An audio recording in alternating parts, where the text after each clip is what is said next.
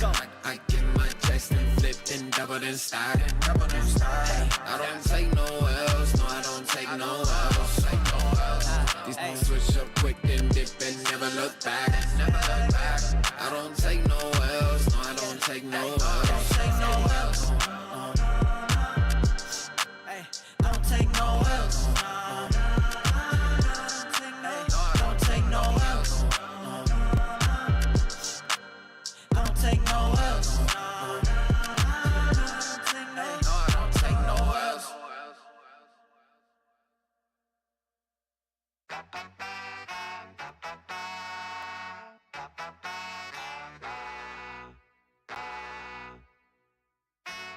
I know I'm dope, going hard on the beat, sound unique, going ape shit with the flow, ain't tryna compete with a fool in the street, I'm out tryna make this dough, this game ain't sweet, better move your feet if you not what you came here for, I'm around the elite, y'all way buck tweets, that shit sounds so loco, like a top athlete, my skills concrete, moving up your head, honcho, to a high ride suite, on the throne, have a seat back, feeling me, mango, being obsolete, you don't grind, you don't eat, y'all already know the motto. My life a beat, never on deplete, but it don't repeat. My life a beat, never on deplete, but it don't repeat. What's the dealio? Snapping like this for a minute though. Poet they know with no Angelo. Rookie no rookie, I let him know. Gotta get my dough.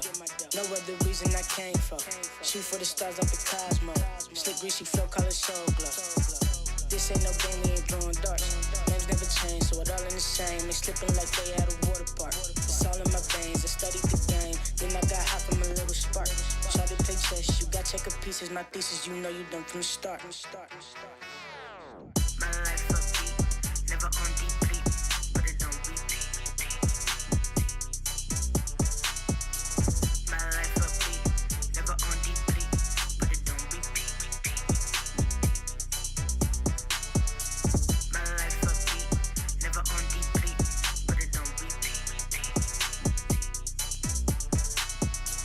My life a beat, never on deplete, but it don't repeat.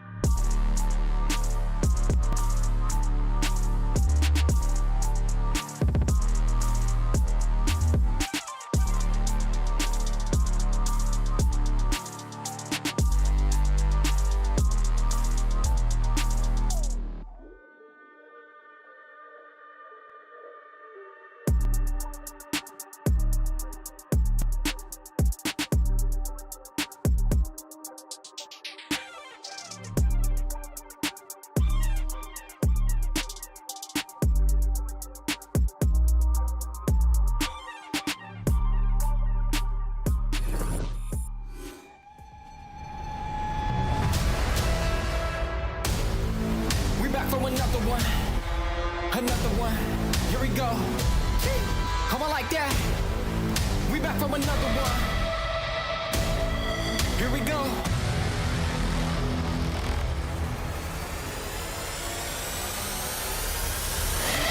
We back on the scene like we never left. Time to go put them back on the shelf. No, we do not need permission. We came in alone, now we leaving you by ourselves. Now nobody wanna play me. Everybody think I'm crazy. Guess I gotta live up to it. Nothing but to do it. Hear me? It's on serious. It's literally on serious. They know we done been there before. They know I done been there before. We gon' do it again. I think we gon' do it again. I'm ready to go for the win. Tell them let's do it again. Let's do it again. You know what we doing. Do it again. Tell them I'm back from another one. Let's win. Let's do it again. What shot? You know what we doing. I want like that. Let's do it again. You know what we doing. I want like that. Do it again. Tell them I'm back from another one.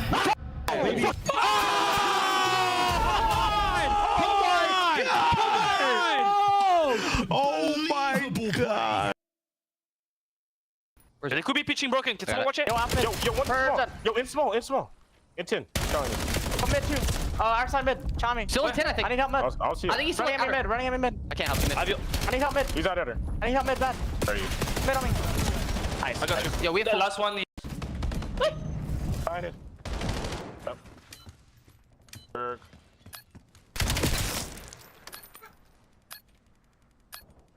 Yes, that's a KD boost. That's a KD. That's a bump up. Yes. That's a bump up. I got my KD up. Yeah, come on. I just slammed these kids, bro. Holy sh. He ended 33 and 23. We're going the distance. Call of Duty timing for every single kill that Mamba just got. Oh my god! Oh my! What's good this? Only one. Should we have a chance to cut it on its down? In equal 3. Exceed! That is a devastating round. It's gonna be the man on the back line and the shots. Get out! Oh my god, get out! Oh, you're so good, bro. Oh my god, they're so good, Ant. Oh my god, they're dropping it. Fuse now from You're so good, Ant. Are you kidding me? Oh my god, Oh my god! that was disgusting. Shotzi's winning on this map by himself. Oh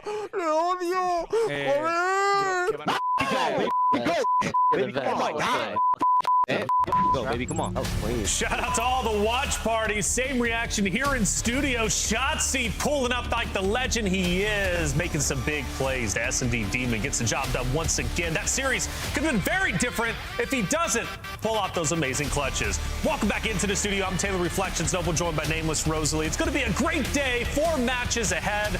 Let's get it started. Let's take a look at our standings because, man, things have been getting pretty good in chat. By the way, shout out USA. Yes. Getting gold. We got gold, baby. We got gold. LA Thieves also got gold. Let's know, gentlemen, it's an optic. Biggest takeaway from yesterday, Rosalie, we had a switch up in the bottom 2. A reminder, bottom 2 will not be going to Major 2. Toronto Koi finally get their first win. Yeah, this is a special couple of 6 weeks where we're going to have everybody play everybody.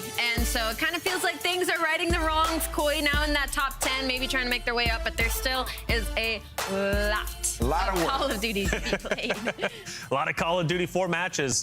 Speaking of which, let us know which one is your favorite a little bit later. Been a lot of improvements across the board, though Optic one of them, especially when it comes to their S&D. Nameless, what have they been up to in the workshop? Yeah, you know, in the interview, Dashy was talking about chasing another ring, and this team has a good chance to do it. You know, when we watched the grand final, to me, the biggest issue was the post-plant situations and specifically their attacking rounds in general. And they have just continuously evolved, and their search is getting so much better only a couple weeks after the tournament. So this is the 5-5 in the final. versus the Gentlemates. We're going to talk about Optic strategy here and how they approach this. So basically, it's going to be a quick plant. We'll zoom into the mini-map, and let's draw and talk to you guys a little bit. So Shotzzy, he's going to get the bomb down here, and then he's going to retreat back into ring, like over here with a smoke grenade, right? And he has a little bit of assistance from Dashy. But the problem with this is, so Mercules is the guy that has to watch mid, right? He has Hook helping him over towards water. Now, when the pressure comes in from these players that are going to push towards ring, he has to now back up and help his team if you're Mercules and give up mid, right? So it's a situation where, like, you want to use your number advantage, but you have to give up a gap. So if a player tries to get through mid, he's going to be able to make an impact play. And then for Hook, he's kind of playing the clutch in no man's land. So watch how this plays out. You see Shotzzy, he pushes over towards bomb, he gets it down, and now it's like, oh crap, they're all laundry, I got to get a smoke down. So he stays inside of the ring, which is something that they're going to address, and we'll talk about that as well. But you see how this plays out. 8, Envoy gets all the way through, makes a huge play, and if you're Optic, you didn't use your post-plant situation in your numbers to secure easy kills, and it leads to heartbreak, which ultimately could have been the difference in that grand final. But now let's go to stage 2 and talk about how they adjust this. So same exact thought, but different font. So let's zoom into the minimap and talk about it. Dashy, same guy in the situation, throws the trophy for his team. And what you guys need to understand here, the key thing, you beat them to mid when you're on offense, so Shotzzy's gonna take this right through pillars. Same thing, get the quick plant down. This is Hook over here on the right side. Same player holding this, right? And he's just playing for somebody to push off the rip. Now, the key difference here, though, is that Mercules now, instead of sitting inside a zigzag, he's gonna push up mid, right? And Shotzzy's gonna go here. So if there was pressure mid, or if there was pressure coming from water, he'd be ready to help Hook or Shotzzy on that push, right? So you have the instant help. But then, let's go back, let's zoom the mini-map back out so you guys can see how it plays out. Mercules up mid, watching inside a kitchen. Hook pushed up, so you're gonna use numbers. If there's any player there, you'll be able to fight it. But the key difference here is Shotzzy gets that bomb down and goes back to mid-map to help out Mercules, and Hook drops all the way back into garage. So when Hook gets back here, he's just gonna be watching Mercules flank. This guy can do whatever he wants. He can watch mid, he can wrap back and help Dashy. He's got cross through pillars here if somebody tries to take a weird route. They have everything covered here. Just a way better setup early round to mitigate early pressure through water or through kitchen. And then in the post-plant situation, you're set up everywhere for all the information. If somebody goes to ring, Dashy can fight it. Here, Hook gets the quick flank onto Mercules, and now Mercules can help anybody. And at this point, if you're G2, you're still looking for people mid. You're like, where'd Mercules go? Where water stairs? Where's Hook, the guy that plays water? We're in the base. There's 15 seconds left. This round is an absolute win by Optic already. And one of my favorite things about that example, Ant, is that it's kind of like showing how you can take advantage of information and your situation without necessarily giving up your position or the play that you're making. And that's certainly something that separates the really good teams, the championship caliber teams, from the rest of the league. You just give yourself options, right? So it's like if we go mid, if they decide to fight kitchen or water stairs and we get one, we can go right down to being planet. Hook's set up for it. If they don't, then we know they're playing like a default spread, get the quick bomb down, and we have everything covered. Just well executed by Optic. And that's why, if we could pull up the graphic, the situations. Let's take a look at the numbers. Let's see what we're looking at. They're a world-class team. Obviously, sometimes even a world-class team has to go back to the workshop. We take a deeper look at the stats. What do we look? Yeah, you know, kind of what we talked about in the grand final. Post-plant situations were terrible, and then the attacking record 1-5, right? So had to get better at it. 100%. And what's interesting about this as well is, like, most teams struggle at attack and search and destroy in general, whether you're a top team or not. So it's something that, regardless of the situation, it's going to give you an edge against the rest of the league. And Optic Texas is what they're doing right now, right? We interviewed Dashy. He's like, I want to be a world champion again. Like, all right, Bruce, in case the back-to-back wasn't enough, you want to be a 3-time, totally get it. And these are the kind of micro adjustments that you have to make to reach that level, to reach that caliber of play. Well, they clearly are the best in the world. You know, one of the things that I mentioned to Dashy yesterday is, like, look, every single team that plays against Optic, they want to beat them. They want to beat. It doesn't matter if Optic is in last place. It doesn't matter if they're in first place. Everybody wants to beat Optic because naturally the fan base is the biggest fan base out there. So they're always getting the most elite competition they possibly can, which means they have to bring their A game like they did against Miami Heretics. This series was incredible, but more importantly, this surge was unbelievable. Shotzzy was pulling off 2 pieces like he's going out of style. Yeah, he was. I mean, that kid's a special player.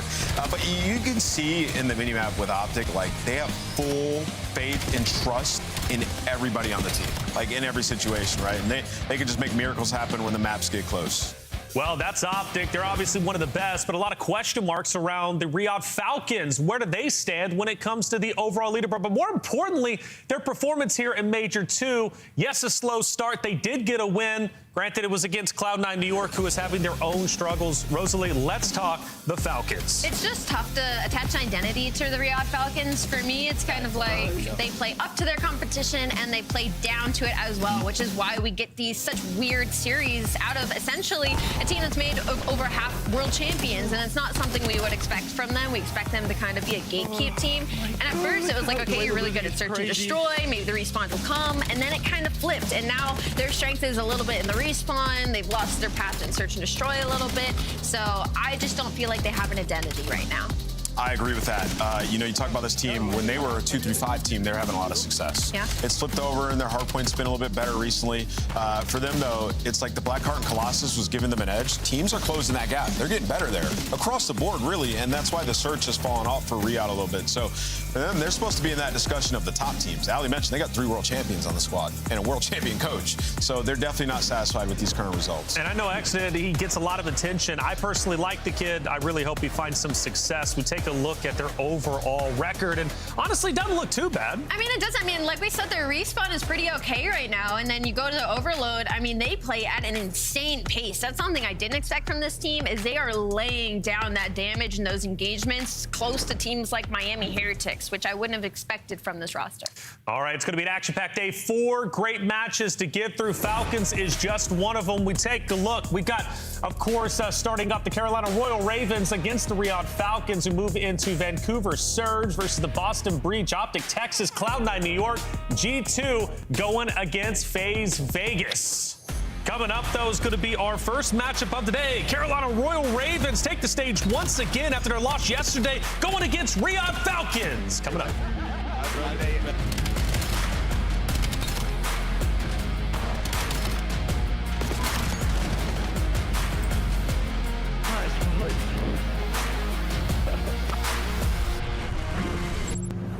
COD Champs tickets are on sale now. Come see the best teams lock in for this season's grand finale in fabulous Las Vegas. All 4-day passes come with early venue access. Head to FazeVegas.com or scan the QR code to get your tickets now. Look like the pros to play like the pros. The CDL team skins are available now. Scan the QR code or check out the in-game store now. Scuff, official controller of the CDL.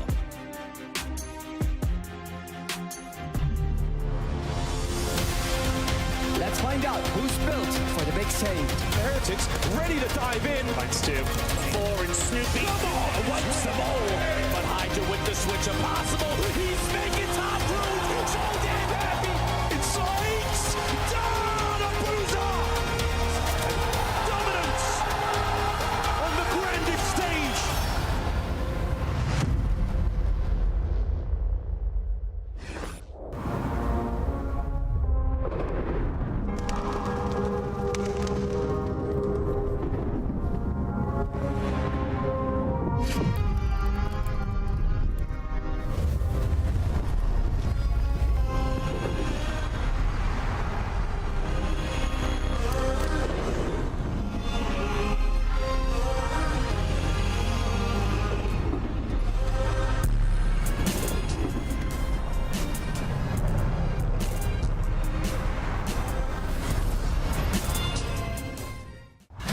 It's time for our first matchup of the day. Riyadh Falcons against the Carolina Royal Ravens. They take the stage once again. That loss yesterday was heartbreaking for sure. Granted, it was expected against Paris Shadowmates, but let's face it, that hardpoint was messy. Outslaying them by 30-plus eliminations, 32, and still getting the L. Let's start breaking it down a little bit further. First, starting off the Carolina Royal Ravens. This roster kind of been on the struggle bus at times. It's hard to pinpoint where they're at. I hear a lot of the watch parties. What do they think about them? Hard to decide. Nameless, let's start. Yeah, diving into it and watching this team, they need better kill efficiency. I mean, especially you watch that Colossus, so many mistakes were being made. But on top of that, the trend of the squad is like, they've been solid at search and overload. Their hardpoint has not been great. And in terms of their hardpoint, I think the problem is the kill efficiency, but they're also 11th in points per hold, right? So that is when you're in control, when you have a good situation, they are scamming. Take a second, reel it back in a little bit and try to, execute what you guys talk about in practice. I think in game, whether it's nerves or somebody getting a little bit of frantic on the team, it just gets a bit chaotic and the situations just aren't replicable, right? These plays that they're making. So, yeah, they need to calm down.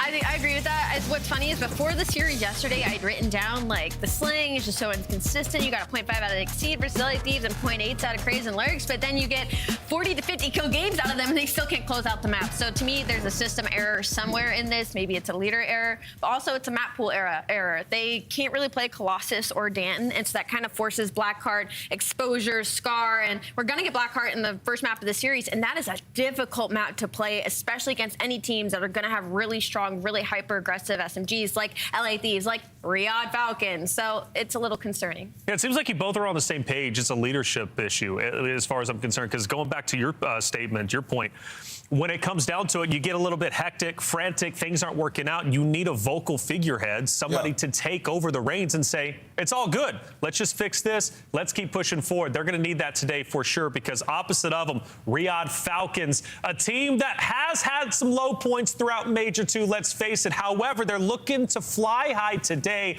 A win against Carolina Royal Ravens would be big. Yeah, I mean, for the Falcons, me and Ali have talked about it a lot. When they were finding success, it was 2-3-5s. The search was looking good. They have a problem with the first bloods in search right now. Exit's dying a lot. 32% opening duel rate. The only players worse than that are Kenny and Nedra. Kenny's not on the team anymore, and Nedra's only played 2 matches. He's 9-19 there, so he has to be better there. That would immediately make their search better. And then also, maybe find a sniper player. Kismet has 7 snipes, and you're talking, his opposition, the better teams in the world.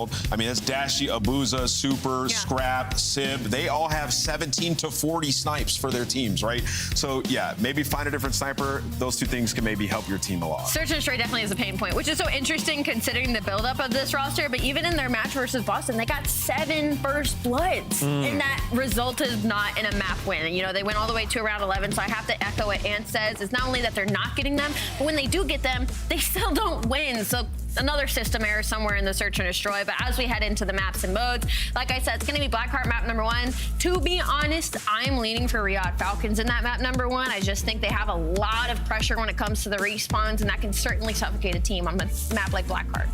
All right, there's your maps and modes. Chat, what are you thinking? Get your predictions in, because we're going to be going in hot with our Scuff Pick'ems. 2 great teams to choose from. Rosalie, we're starting off with you, because you've been on fire. I can't lie. You're beating that. You're crushing everybody. Who you going with? This is tough. Listen, if Carolina didn't have that map 4 yesterday, I might have picked them. I'm going to go with Riyadh, actually, in this one. Riyadh, okay. Nameless. You following suit? I think the Blackheart is, good for both teams. I feel like Carolina's going to win it today. I mean, their guns were hot. Need to. And then we get to that Scar. We just kind of talked about the sniper issue. I think Exceed's going to have a field day. I got Carolina taking it. I have to agree with you. I'm going Royal Ravens. The reason why that loss yesterday, they were feeling it. They were angry. They're mad. They're going back to the workshop. They want to win today. I don't see them letting this slip through their fingertips. They're taking down the Falcons. That's my prediction. Let's see it. Fans, though, going with the Falcons. Rosalie, you 2 are on the same page. Let's get it started. Shift and Study, take it away. Thank you, friends. Yeah, this should be an interesting one, and I think that's just kind of a proving point in time now for this Riyadh team, because the caliber of wins that they've gotten outside of maybe the win that they had versus Paris have largely been on the lower half of the league. Carolina's looking to kind of reestablish identity after not having a great major, and Jay, I just kind of want to know what your thoughts are, especially considering the dynamic nature of this best of 5 map set. Yeah, I think this is going to be a very fun series. When you take a look at the maps, it's basically a square up, especially in the first 2-3 maps in a row. But I think for both of these teams, they're sitting around the middle of the pack when you talk about everyone in the league. And they just want to create some space between that. The way that Carolina played yesterday versus the Mace, you could have been able to force that game number 5, but you outslay them by 32 kills, and we're just playing 3 steps ahead. Sometimes when you're getting 4 dead, it's cool to just play a setup before you decide to execute a push out, because every time they go for that push out, they left the last guy standing and he always made the play. So Carolina, like you said, they're going to be thinking about that match yesterday, but versus Falcons, they're one of those teams that if you force them to be uncomfortable, then they look like they can easily break down. So 2 teams that have a lot of breaking potential. Did you gain any motivation or confidence in the Carolina team just knowing that they played Paris as well as they did in the respawns yesterday? I think that's often kind of a metric test in terms of, is the team really still hanging? Yeah, play one of the best teams in the game on one of their best overall modes, and to be able to come close in both the hard points and take the den overload, I would say it's pretty confidence boosting if you're Carolina. Yeah, but like if you saw what they were doing in their teamwork aspect, it was just all out of sync versus that caliber of team. Like even in the search and destroy, there's certain rounds where Craze is gaining information, puts down shots get out with his life, and no one is watching his cross. So I think like for Ravens, it's just time that's going to be their best friend to truly mold themselves into the position that they want to be. And the same thing could be said for the Falcons on the other side, because Falcons, they are fantastic when the momentum is going their way. But when things aren't going their way, they somehow, some way are still able to throw away situations. Like yesterday in the search and destroy, you have a 1v3, you let it go. You have multiple rounds where you get the first blood and you let it go on your best search and destroy map. So S&D has been a struggle for this team. That's what they're looking to improve here, and I think Nameless hit it on the head perfectly. Kismet being their only sniper with 7 kills. Now search and destroy, you need someone else to pull out the booms that can get a couple extra. Yeah, I like that call a lot. I think just in the nature of how the search and destroy map set has been determined by what the scopes have been able to bring to the table, not even just on one particular map or another, but just the simple fact that it just continues to be an influence over and over again, especially by the best teams that are out there. Speaking of the best teams that are out there, here are our major 2 qualifier standings to this point. What a start it's been for the LA Thieves. Bringing Neum into the mix, they are perfect 4-0. They have not dropped a hard point yet. They've looked really, really solid. Paris and Optic still doing what they're doing, mostly just looking at, when do they match up again, because that was an epic grand finals at Major 1. FaZe still hanging, and then everyone else is kind of still fighting for positioning right now. So our top 4, I won't say as expected as it would be, just based on how successful the Thieves have been, but I would say for a lot of people out there, that's the 4 that we would have expected, kind of looking at the rosters at the beginning of the year and now seeing the change with Neum in and what that's done to the Thieves. So let's see what you can get from these 2 squads trying to boost themselves up the rankings. It's Blackheart Hardpoint to get us kicked off here, Jay, and we have to assume that again this is going to be one of those fast and furious maps. You gotta try to get the trends, the narrative set up early for who's going to be able to dictate the tempo of this map. Yeah, and I feel like if you're Carolina, this is just one of those instant potential bounce back maps for them, because you ended yesterday on a Colossus HP where it's usually about the same amount of aggression, but Blackheart tends to have that similar play style. Just we cannot scam in certain situations, and we have to clear out everything on the proper side. But already into the P1, the Ravens are flying and frying. 8 seconds secured, trying to get your trades. They don't, and Falcons get an early break. Yeah, really nice stuff from Riyadh to this moment. 3 for Celium will have them locking down not just early time, but getting an early feel out across the map. Late nade from Kismet also lands. Pick up on the pinch is good by Pred. So everything really turning up nicely in terms of how Riyadh have not just broken through this hard point, but how they're setting up themselves to just get time and potentially, with the 18 seconds remaining now, possibly push things out.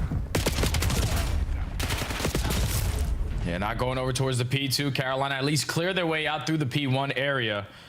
So now have an easier approach to just not hit the fundamental routes, try to go right through the front door, but exit here, cutting them off, has Narrow knocked down to 38 HP in the Dream, not able to get that kill onto Celium. The AR's firing for the Falcons early on, win them the rotation to P2. Yeah, and then now they've got Ravens trying to work around this OE. It's just not now for Carolina. 2-2 split. Need to find an opener. Pred gives away his life there. Exceed also finds one from the front. So an opportunity starting to brew here for Carolina as they win back the hard point. Exnit trying to block spawns. Not going to be successful. So a nice break here early for Carolina. They'll get this thing back to within single digits and now have to receive the next opportunity for Riyadh to try to break. Yeah, and that's good finesse right there out of Craze. Reads the pressure going around the backside. Tries to set up his teammate for a free couple of kills.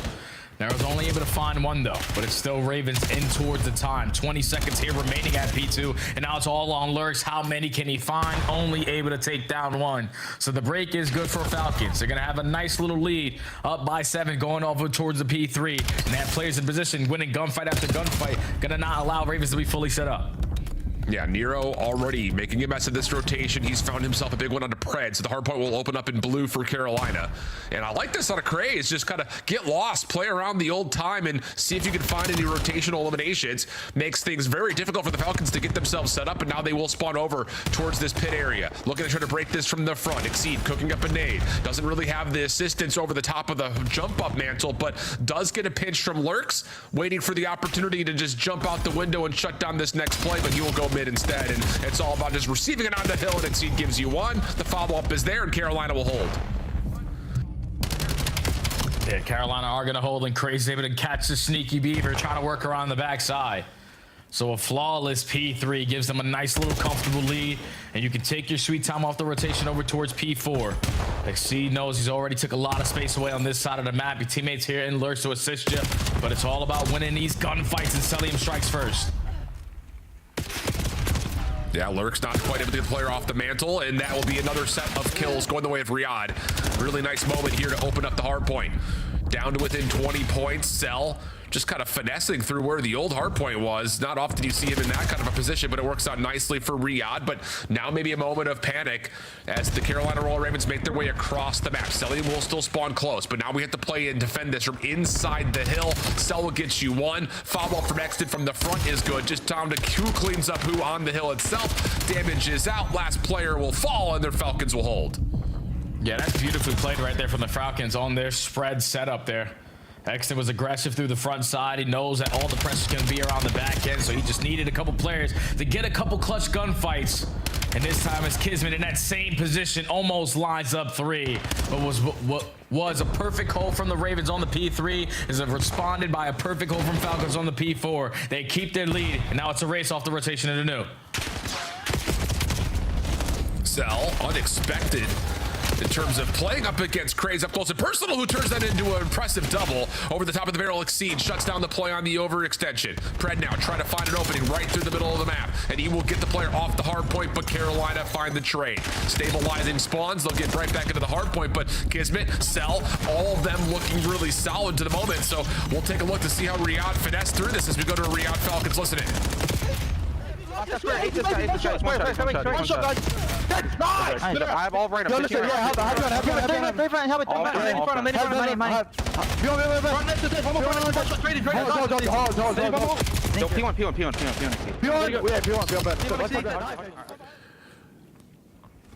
Just a quick listen in there as we jump back over into the actual action. 127 plays 94, and now as we rotate back over to P1, it's just Pred inside the hardpoint check. Yeah, this is perfect, though, from Falcons on the last 2 HPs. You basically get 100 points and give up absolutely nothing to the Ravens. You're just chaining hardpoint after hardpoint, just like you're chaining in the kill feed. Another 4 dead. Celium trying to create an extra layer to work over towards this P3 side to set up a dirty pinch. But Falcons have flipped the switch, and they are not letting the Ravens breathe at all. Well, Exton right through the middle turbine. Yeah, and that's just again, beautiful man. Stuff. Yeah, dude, they are absolutely frying. And now Carolina are just having a hard time even figuring out what they want to do with 30 seconds remaining. Got to open up space somewhere on the map to try to at least stop some of this time from coming through, but you also don't want to risk getting pushed out of these spawns for P2. So just a tough moment of the game right now for Carolina. Yeah, very tough situation to be in, but they know that they have to fight this time. Can't give up all this to just bank ourselves on a very tight setup at the P2. But every risk that you take contesting this, the more chances you have of spawning all the way across the map. Now it's only going to be on Craze. Single-handedly trying to hold down the spawns, is able to take down one. The finesse good, but not good enough. Falcons win the rotation to P2. Yeah, and the nades will also read that the Ravens are trying to hit this through the jump wall alley. Over the middle, no problems there. Exit almost takes that into a double, but it will be Craze. Last one left alive. Spawns are still close here for Riyadh. And as they deal with it, now we'll take a listen in to see how Riyadh, for real this time, is coming it out. Dead, one more in the corner. Time, dead. Nice shot. Needle bin. Nice, get that. Spawning in the back on you. Spawning in the back. Watch the cross. Attacking guys. Short. I have the cross. Do crossing. You're crossing that. I have your cross. Watch out. Fucking shit on! I have your cross. I'm crossing. Oh my god, one shot. Absolute node. I got you, team. You're dead. Nice, so good fucking shit. Watch out. Nice. I'm gonna flank Dubs MC, you heard? Yeah. Where is he? Talk to me. Yeah, listen. Front. Help. Help front, guys. Help front. I'm helping. No shots. Leave P1 to. I'm getting more runs. Serious. Go on, two front. Nothing, more runs. All front, guys. Nothing. Near front. Front, guys. I have the right. I spawn now. Right, one shot. I'm maybe time. Seed weak. One here. I'm funny if you guys. Run. Nice. One more front, Nero dead. Do everything, get your emblem. I don't see anything front. One shot, P1. I'm pushing. You're fine. I'm laying down. I better. Well, close first rotation, but since that point, Jay, it has been all Riyadh, and really it's been all Exnit. He has been all over these last couple of hills, and the Falcons will not be able to win here, but wow, this has been a huge set of 3 hills in a row. Oh yeah, Ravens haven't been able to do anything since the first set. You go from the P1, Falcons dominate, chain it to the P2, again win a rotation to P3. This is what happens when you're doing the fundamental part correctly. You're just always in the driver's seat, never playing from the back foot. And now you only need 16 points to close out this game if you are the Falcons. Exit finessing around P4, is able to line up a double, create the extra layer, finds kill number 4 in a row. This is GG. The last 3 seconds gonna come through casually, and the passion, the energy from the Riyadh Falcons put together just an absolute masterclass in that second set of hills. Legitimately, I don't know if you can point to one thing they did wrong. Everything felt so calm, so in control, and it just was everyone pulling more than their 25% weight. I mean, we even saw Cell with a sub out try to hit little routes when he's got himself the opportunity to do so. So the really good stuff for the Falcons, and what started off as a bit of a back and forth affair ends up being a blowout. Yeah, they just controlled the game after that first go around at the P3. Like Carolina got a full 60 there, but everything after that was all Falcons. I'm pretty sure at the end of that P3 out, they ended with like 84 points. They closed out the game with 100. So they got steamrolled. The rest of that game, due to just the pressure that the Falcons had. Everyone was whipping out an SMG at certain points. You could hear it when we jumped into the listening. AG was firing. He was letting Saud know. Good stuff, duo. That's how we get it done. And they were just setting pitch after pitch up for free kills all over the map. And that's just a dominant Blackheart from a really good Blackheart team. Yeah, they really are. I mean, 2-1 on the map. Their only loss was to face Vegas by 17 points. Everything else has been nail biters through and through. So, yeah, for Riyadh, this one definitely feels like it's cooked and it's cooked well. I mean, realistically, you look at just kind of how they've played across all the hard points. You can say the same thing about their Colossus. Like, they're just good on these mixy maps, these kind of more bang-out maps. And it's not even the fact that they just, like, brute force their way through some of the setups. They're manipulating the spawns and getting reads on them very quickly. And I feel like they have an upper hand in a lot of teams that are out there right now in terms of how, when, why, like all the different things that you need to do to move spawns around and string hills together on a small map. It's just not easy to do, and Riyadh have done a really nice job of showcasing the best way of doing it. Yeah, it's good that they also have players who can win individual gunfights, who are just roaring with confidence. Exton and Brett were setting the tone early on. Kisman and MC, it's just your job to just stabilize on the map. Make sure you hit a hard block once or twice, because when those SMGs are firing the way that they were, communicating the way they were, and how synced they were in that map, number one, the game is just that easy. So when you take a look at this game flow out, look at that. You see that? That is an absolute blowout in the second half of the game. Carolina just flatlined all of the second half. I mean, we just don't ever see rotation win after rotation win after rotation win on this map like that from Riyadh. And then again, like you go up to the first set of hills, it wasn't like Carolina was playing poorly. They were even up at one point in time. But it's just the simple fact that once you get into that blender and you're trying to make tough decisions with like 25 seconds remaining on a hard point, do we hit again with scattered spawns? Do we chalk and rotate? It's never really felt like the Ravens had a good idea of what they needed to do or what they even wanted to do in the first place. So good stuff from the Falcons to get themselves a hot start. Now the Scar Search and Destroy comes up next, a map that is another run back from when they played Cloud9, if you're talking about Riyadh in particular, and they had a good start but just could not quite close out Cloud9. They dropped a handful in a row and lost 6-3, whereas for Carolina, haven't played it in a while. It's all the way back to Major 1 qualifiers where they beat Optic Texas here 6-3. Yeah, so they should have similar understanding to like how they played Den. The same thing for Scar. Like we need XC to be the early tone setter, to force them to be a little bit scared of the boomstick on your side, because Exceed, one of the best snipers that we have so far throughout this season, he's gonna hit his shots, and when he hits his shots, it makes the game pretty easy for the Ravens. On the opposite side though, for the Falcons, this used to be their bread and butter search and destroy until we watched them versus Cloud9. A majority of those rounds, they're finding first blood and they're letting them slip. They had got 1v3 by the young gun and Nezra, and I think a lot of that is just due to the success that they usually find on attack. They couldn't find it versus Cloud9, even off of the first blood. So got to be a little more tight, team oriented here for the Falcons if they want to try to go up 2-0.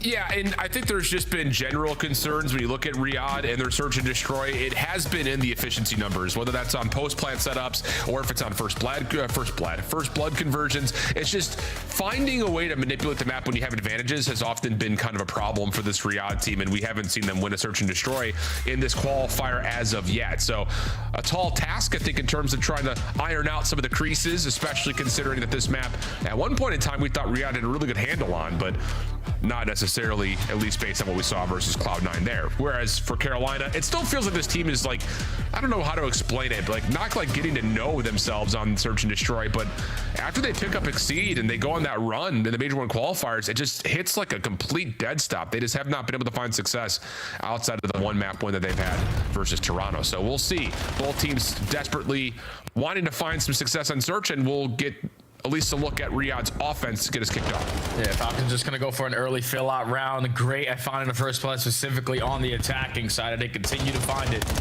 This time on the crazing towards Delhi, you have the man-up advantage of shooting through the wall to make sure no one's going to be a rat towards the top side of Motel. But the play is bound to start to go down today. And it will successfully come down, even though there's a lot of nades in front of Kismet, but he cannot get away from that damage. Nero is able to find first blood, but Pred finds Nero on the other side of the map, and Xdid catches Lurks over the top of the smoke. Exceed, scope out, that was seen, easy follow-up, and, well, I'm surprised that's the way that post plant broke down like that, because it looked like Carolina was about to just hit the gas pedal and flood him, but Riyadh was perfectly prepared. Yeah, it's just like once they got that blood onto the guy that got the bomb down, you turn it into a 3v3, and instead of committing on a team push, you still play very slow on your side of Motel. Rely on a spread setup, and then that's when you allow Pred, the island player on the opposite side of the map, to win a one-on-one. Once that kill goes down, it forces you to turn around, and you're just not prepared for the gunfights over towards Red. So on the back of the first blood there for Falcons, don't waste any time to get the objective down, and just have individual players able to clutch them on one-on-one gunfights to take the first round. They'll Exceed back with the scope in hand. A little bit of a double setup here for Riyadh. We've seen this before. Try to run around the outside of the wall, and Nero may have just missed timing, as Selim will gain the angle and push Nero off. So now an opportunity for Riyadh to determine what they want to do with this flank. Whereas for the Ravens, they feel the urgency, and they're going to go for the plant while Kismet's belly crawling up top of Motel. They just don't want to waste any time. Nero's trying to get isolated potentially on the pinch, but Kismet has been crawling all throughout the top side of Motel. Makes it a 4v2. Lurch is able to find one, still manageable for the Ravens, but now it's a 1v2. Yeah, it exceeds, able to find the pistol for one, but doesn't expect that Celium was there. So yeah, that late flank, that play off the white wall, pushing Nero off top blue, super successful for Riyadh. Yeah. Although initially I think you're looking at like Kismet, he gets the first and then hops down. There wasn't help immediately there. You think maybe a little bit too soon, could have been a little bit more polished, but regardless, Nero getting pushed off top blue was everything for Riyadh on that flank. Yeah, it's just because like that small gap, potentially someone could have pushed through off of me getting back down in this position, forces you to think a little bit more. And that's what allows the Falcons to find the first blood, instantly capitalize for the second, have the man advantage for the retake, and then just leave Exceed, knowing that he has a sniper pistol as the last man standing. We can isolate him. So beautifully played so far from the Falcons here on Scar. Yeah, really good. Exnid's 5-1 start, and he's been having a really good season to this point. Kismet sniping up top of Motel. Pred will once again watch over towards B field. And the bomb carrier of Exnid is considering pushing beyond this range of the scope, but we'll have to be cautious, especially considering that there are so many Ravens mid-map, but Lurks over peaks and gets picked. Yeah, there's just no need for Lurks to over-peak there because your teammates down low are covering the bomb site. They haven't worked the objective yet, but you give them the first blood. Now you're looking to make up for, you're trapping yourself on towards the site, but Exceed with the sniper. Heglix in the bomb finds a kill, 3v3. Yeah. Cell drops that mid-map, so now all of a sudden Riyadh, without the bomb, have to try to create something out of nothing. But with a scope and a sub, you could try to do some damage here at mid. Problem is, Carolina, I think, are pretty aware of that and have just backed up and said, we will just play this one in a retake if we have to. Watch for crosses to A, set up around B. Kismet. Oh, the timing here is exquisite. Finds the first, picks up a weapon. Does he get the second? Oh my goodness, from Kismet. And then the third. No way. What a piece of COD timing for Kismet. Picks up the rifle, John Wick style midair, turns it into 2, and then Pred's got your back for the final. It's just like, I don't understand why Craze is taking the risk of potentially getting bad timing when everything else is being watched. Like, Kismet single-handedly gets this done off of great Call of Duty timing. This is Craze's cut, but just goes back and forth, drops him in them 15, and he's prepared for the second gunfight. And Exceed only has a Jaeger to work with, so Kismet gets it done, and then Pred the closer in the one-on-one. Falcons steal that round away. Unbelievable. What a play from Kiz and Pred. That'll get this Sunday started. Carolina need a response, down 0-3. Craze mid-map. First look that we've seen something like this, and he will find Pred for first blood. That was Celium looking maybe like he wanted to try to push up to white wall, but now has to read at mid, and Kismet is there to pick up the pieces. We'll go 3v3 early. This shouldn't turn into a one-on-one gunfight at all when you find an early first blood. But bomb is still going to get planted here for the Ravens. They're just going to be trapped over towards the motel side because Exnet is already on the pinch. Waiting to see someone by Sat. Catches Lurks with the timing of Nero challenging that leads to a 2-piece for him. Goodness gracious. So now it's just down to Cell, 1v3. Lurks is right above him. And, well, Cell's got to read on the other two, but I think that's Nero who gets everything there at the end. So, yeah, just another piece of timing. This time goes the way of Carolina. Exted had an opportunity, but as he pulls his scope up, it's Nero who chowls low. And, yeah, Nero does get this last kill. So, what, 3 in the round for him, I believe. Yeah, and it's all off the bait and switch out of his teammates. Just being in the right spot at the right time. He's able to secure 3 to close out the round there for the Ravens. Craze strikes for the first blood. Gets a little aggressive, too much in towards yellow. Still makes it a 3v3, but you don't waste any time. You get the bomb down. You're more than willing to play your trap setup over towards motel. And Narrow, able to find 3, secures the first for Ravens.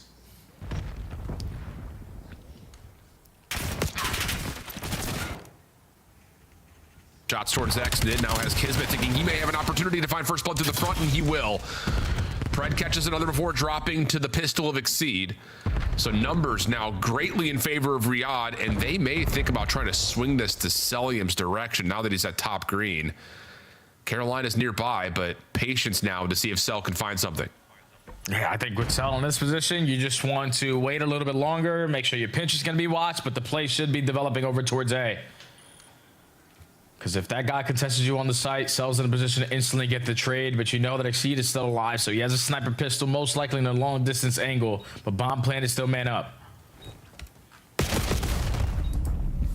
On Exceed. A little caught. Pistol almost able to track, but Cell falls a little bit too fast, and that's enough for the elimination to come through now onto Lurks for a 1v3.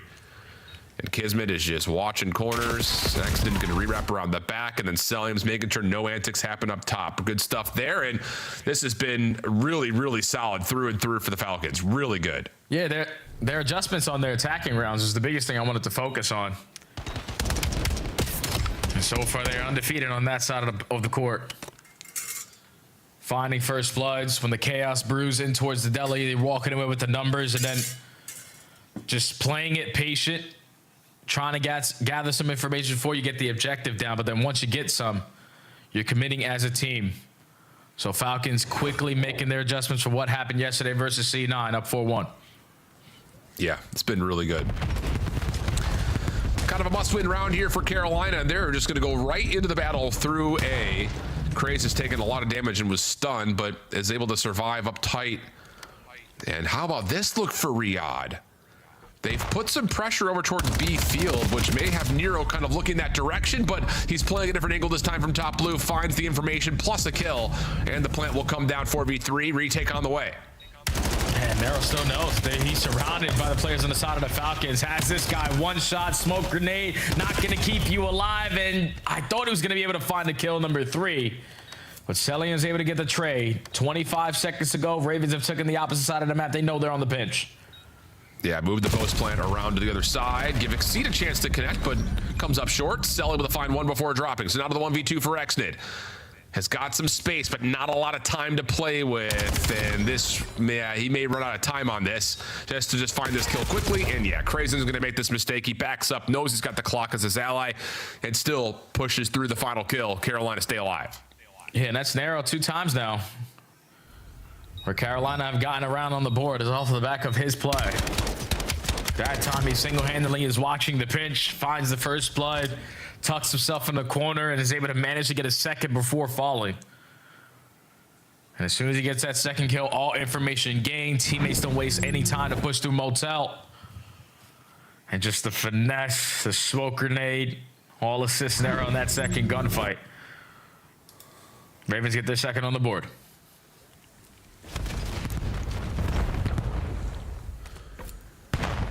Kismet trying to feel things out up top. Not going to get any connections with the stun, so we'll have this potential sniper battle, depending on how far either of these two decide to go. And Exceed is wiggling.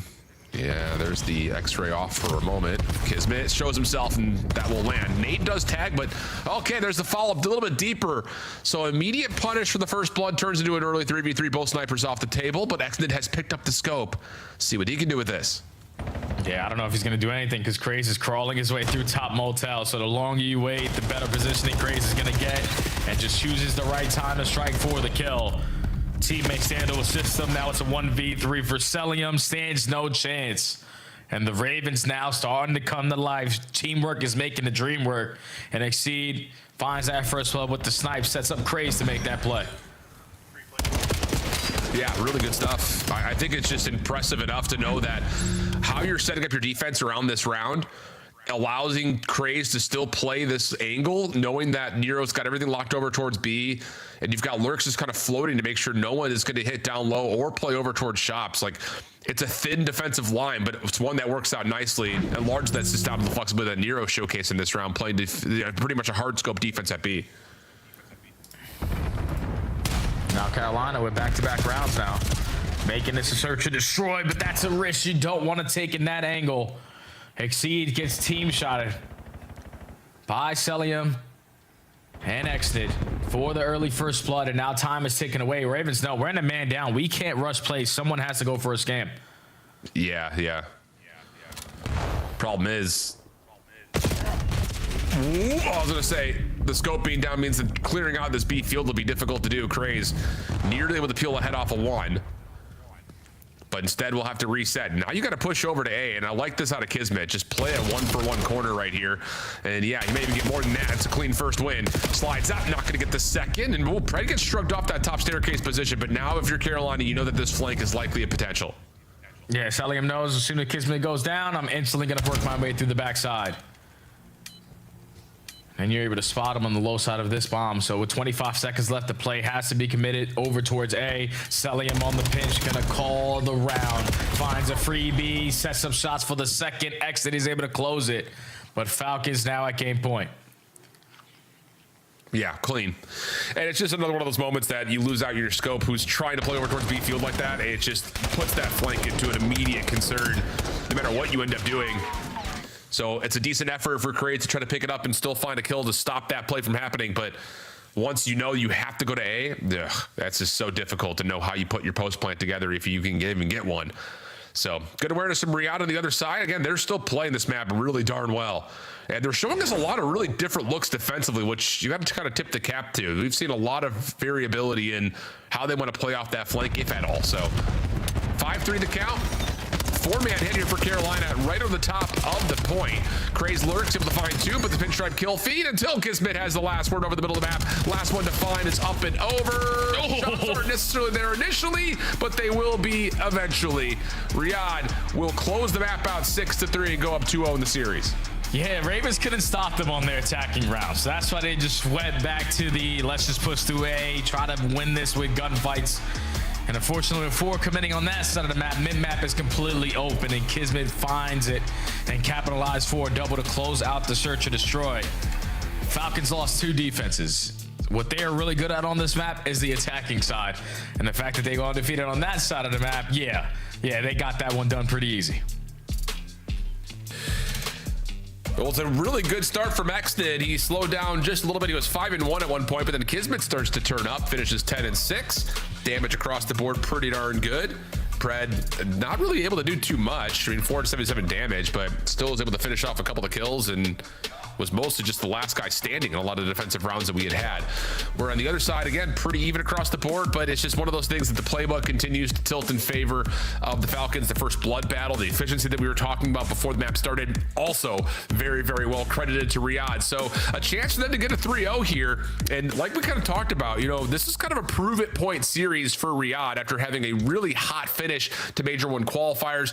Didn't show up necessarily with the same effect on LAN, but now we're starting to wonder, do these guys just beat up on the bottom 4 teams? Because outside of the 1 win versus Paris, they really haven't found much success anywhere else. So we'll find out if they can kind of keep that trend moving and get a swift 3-0. Otherwise, for Carolina, can they bounce back on the exposure overload? We'll find out when we come back after the break.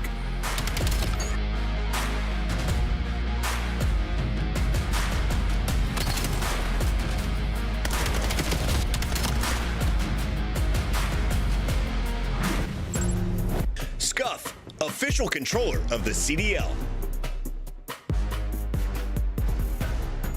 Monster Energy, the official energy drink of the CDL. COD Champs tickets are on sale now. Come see the best teams lock in for this season's grand finale in fabulous Las Vegas. All 4-day passes come with early venue access. Head to phasevegas.com or scan the QR code to get your tickets now.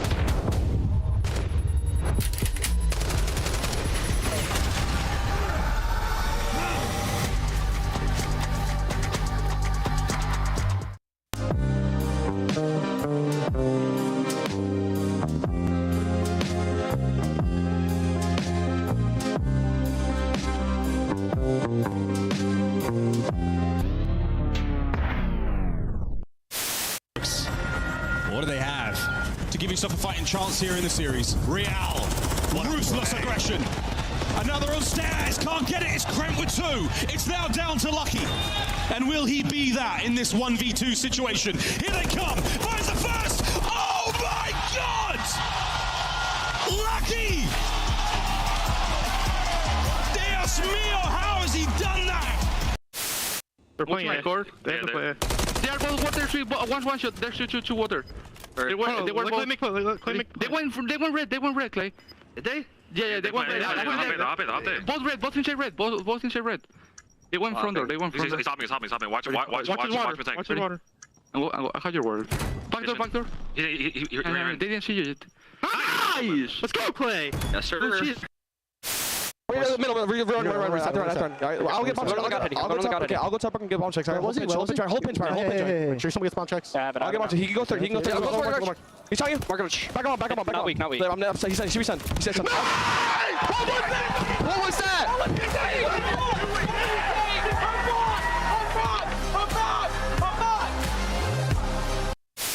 Impossible situation. They've done it. The first points of the season for the Vegas Falcons. Series win. Vindication. We got effects and everything. We got effects and everything. This guy Alex, unbelievable. First series win for the Vegas Falcons. Vindication. For all 4 of those I can't believe it. Oh my God. Unloved champions across the board. They have only done it. Welcome back there, friends. We are in match number 1 here on our Super Sunday 4 in total today. Long slate worth of games for Major 2 qualifiers. And so far, it has been all Falcons all the time. It was a close first rotation on Blackheart, Jay, and then it was not. After that, 6-3 in the search. Everything's just feeling really nice and comfortable right now for Riyadh. Oh, yeah, without question, man. They are out teamworking Carolina without question, man. We're talking about the fundamental aspect of the game, just beating them to the punch on the hard points makes it look easy. Offense, we're finding first bloods, we're not throwing around situations. And now you're going into exposure overload, where Celium is the #1 KD of the entire season. So this is going to be tough for Carolina, yeah. Yeah, but Nero's right behind him. Hey, they've got that going for you. It's just that Cell's got nearly double the kills. So, yeah, I think it's been an interesting storyline for Riyadh looking at their overload overall, because they looked miserable in December on this game mode. To be fair, they also played LA and Optic on Den, which we would later know is probably their best map mode combo for both those two teams.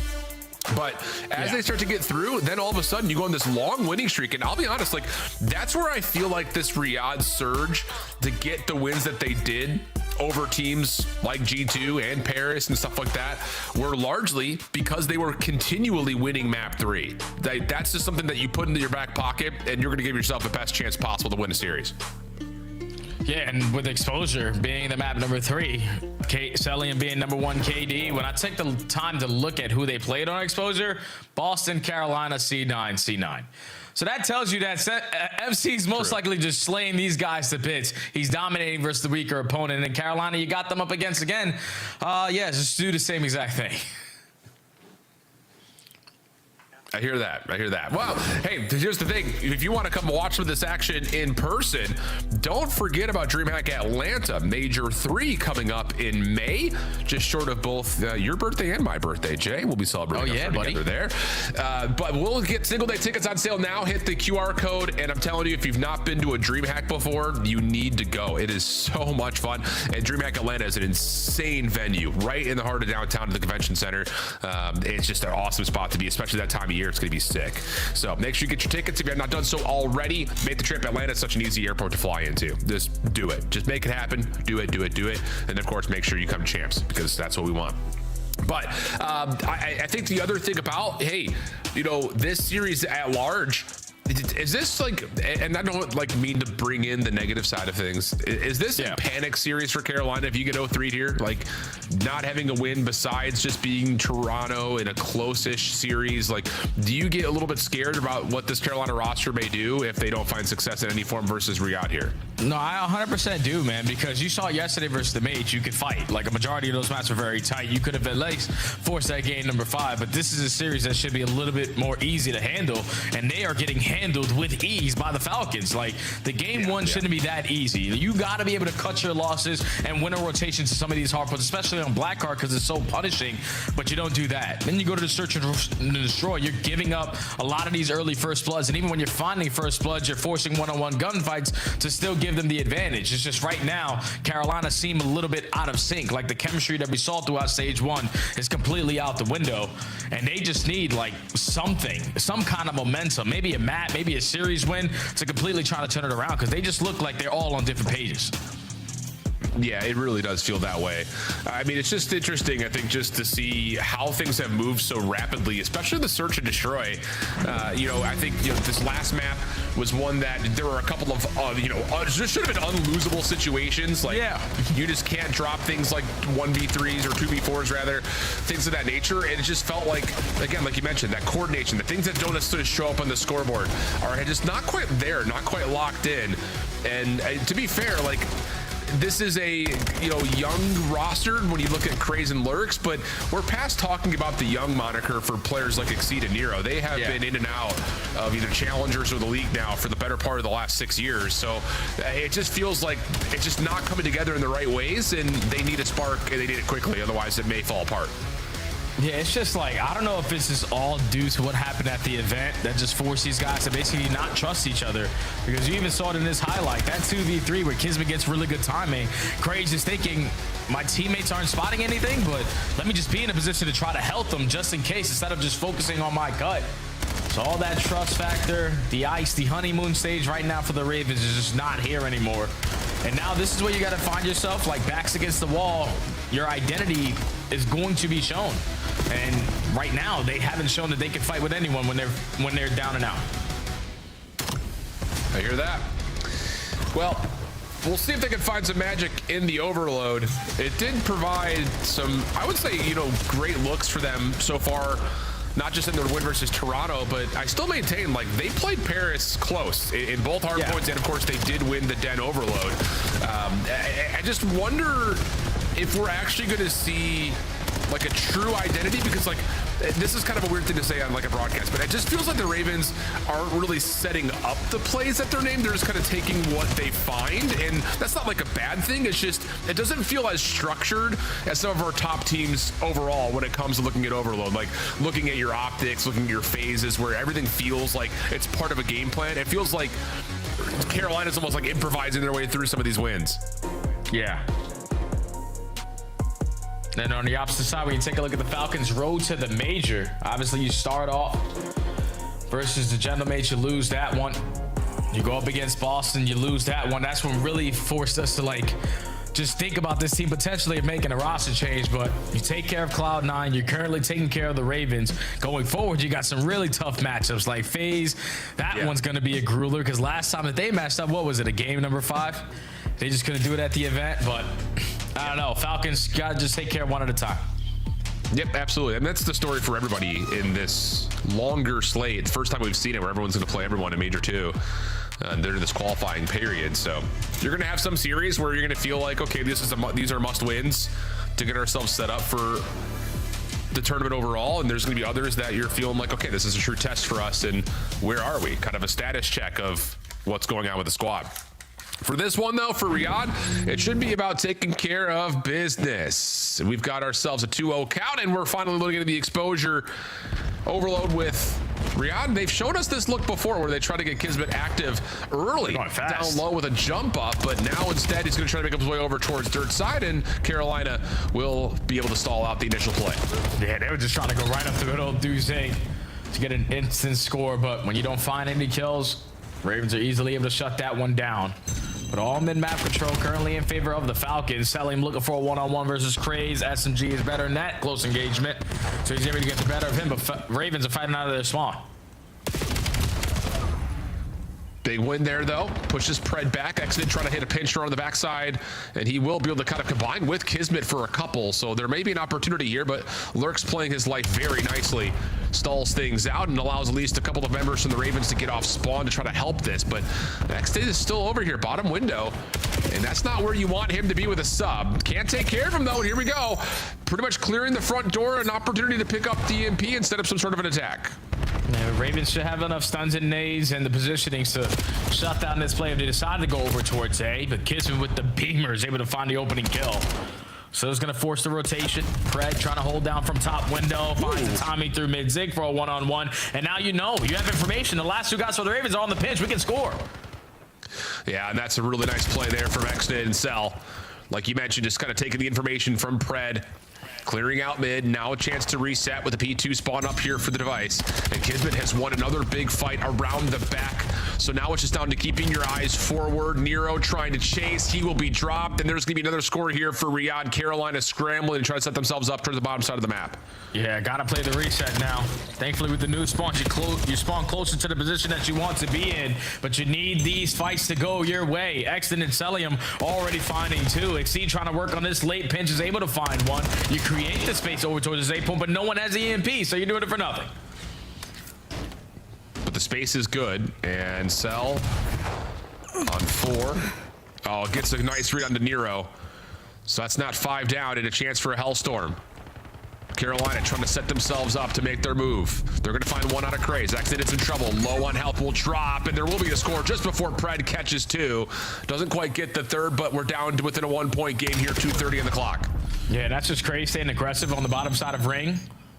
He's able to catch Falcons more on the defensive side. Just sitting in their spawn and just finds an opening double to get their first score on the board. So now the EMP back to the middle of the map. It's all about the early mid-map control, and Craze is winning one-on-one after one-on-one to try to get some teammates in the position that they want to be in, but now Celium just playing keep away. Yeah, he's just got to play his life here and see if he can just do some damage to the device carrier, which he does, but Carolina still have some good pressure on the map. Let's see how they're coming through the moment here with the listen in with the Royal Ravens. They're on point B. They're on point B. I take it right. I'm gonna read. One's Hummer, outer. Come right. Kismet's back before. They spawn back before. There's two back before. I'm throwing a nade straight up. I'm nading deep, guys. I'm nading deep. I'm every confident. They could be flanking. Yeah, I got it. Nothing con. I got naded here. Still got me deep. Need it? I'm so one shot. I'm gonna hit out con. Go for it. Oh, he's gone. Left side con. AG. Top floor. There's two. All four. They're shaping right. I shot. I full son of matter. Weak. I'm waiting. One's our weak on point, guys. Two on point. They're both one shot. One's close right and one's like back like outer starter. He's full out now. Stun. I fake stun him. Inner one shot, guys. On the jail. One shot. One more top. All top. Top dead. Spawns mid. Yeah. One left. Could be low. Zig is running that. He's only left. Zig shot. He reshot me mid. Just try to deny ball. Zig running at ball, running at the point. Go, he's out mid. Point dead. That's good shit. Ball's 8 Whatever. dead. Could be Zig. Weak X net. Zig. He's ironing. Still Zig. One more two below. Hard stun. There you go. Nice Zig dead. Taking a left. Heard you. Oh, he's already Zig. Or L, sorry. Short, Kismet. Looking short. I'm nading dirt in front of us. Chow dirt. I'm nading dirt. I'm nading their barrel. I'm yellow. I'm covering, guys. Top ring truck. I need you. One great. I heard you. Top ring. I'm trying. Still top ring, MC. A really solid defensive stand right there for Carolina, and maybe a chance to do some damage here late, Jay. I mean, they've got to set up a little bit further forward. They just need the wave of kills to get this final score through. Yeah, and Lurk was the lead blocker. He's at least able to take that one before falling, but Celium is still alive. Able to have a stop there for the Falcons. Now we are in the overtime. If Celium dies, the round is going to end, and that's exactly how it's going to go down. So Falcons come out the gates swinging quickly, find back-to-back caps. Then once the game starts to slow on down, the Ravens start to shoot a little bit better. They start to manage to maintain a little bit better in the map control aspect, get one on the board, and don't allow Falcons to completely run away with this game. Yeah, I mean, there was a moment there, especially right at the tail end of the Royal Ravens listed in, that it looked like Riyadh were going to get a third. I mean, you kind of heard that call that Kismet was playing inside of Zig, somehow gets away with 2, but that last second hold from Exceed keeps this game tight. In a half that, until really the end there, once more, was kind of determined and dominated by what Riyadh was doing. But good bounce back from Carolina, keeps them in the game. We'll swap the sides around, try again for this opening break-off. And we've seen a lot of teams from the left-hand side that Carolina are on right now use that bottom dirt position as a way to open up space. This time Carolina instead going to play through P2 steps. And next did good read on the timing, or is it? Just looks away at the exact wrong moment, leaving Pred by himself. He will drop. Cell is at least able to get one back though, and that will keep things a little bit more stable. Has to do a little bit of a dance though inside of P3. And wow, Cell is trying to finesse, but Lurks eventually shuts him down. And here's a moment for Carolina. Oh, yeah, their lead blocker, though, and Exceed was looking desperately for that second kill. And unfortunately, you only got a pistol in your hand if you're narrow. Get taken care of by Kismet. Now that forces Craze to get that trade and then wrap back to retrieve the EMP. Got to slow down your approach over towards this B point, though. Someone needs to be the lead blocker and find an opening. Stun's going to land over towards B, but you're right. It's all about who can get forward here if you're Carolina. Well, Nero gives you one up top towards window. So that might be an opportunity for Craze to use that position, but just as he tries to swing it down towards A, he will drop. Follow up back for Nero on the trade is good, but Pred once more stops Carolina from finding any success through the defensive setup. So we set up and we go again. Riyadh trying to get back to the middle of the map, and Pred will find you the opener. Yeah, Pred finds the opener, and now, you know, if you're the Ravens, everyone has to slow down because they basically have him trapped over towards his A side, but Exceed rips MC off the backside of the railing. They find a kill as well through top mid, so it's all on Exit. How long can he try to stall time here? No stuns, no nades, the score's in. Ravens side of the game. Careful though, you've got Kismet already hitting a route through the B side of the map up top. Craze finds a couple on the backside, but you got to try to get over to this EMP. Kismet playing on one side of Solar, Exnid the other, but Lurk's almost able to get the shut down there. That may have been an opportunity for a quick rebuttal and score, but instead he finds Pred through the spawn, and Exceed will take his time, walk this one in, and take a look at the minimap. Ravens are set up around the new point as well. Yeah, Kismet has no idea what he's supposed to do right now. Like, he was the lead blocker, his teammates go dead, trying to ride back to get the stop, get nothing done. But now he's back into the play. Ravens with 2 minutes and 45 seconds up by 1. Everyone coming off the respawn. The only one trying to work the pinch is going to be Lurks, but everyone is winning their one-on-ones besides Exceed. Kismet and Celium combined for 3 tie game.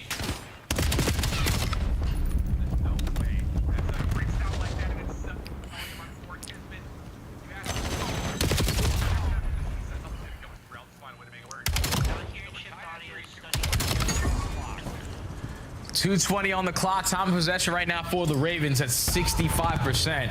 But now with 2 minutes left, this is where you drastically slow down. No one wants to make a mistake. Celium still on 4 in a row, sitting at top ring. He's just looking for 1 kill to potentially earn himself the Hellstorm, but he's just finessing his life. He's forcing the Ravens to keep on thinking. He's able to locate Narrow. Hellstorm earn. Xnit finds another kill. Someone grab the EMP. This should be a score.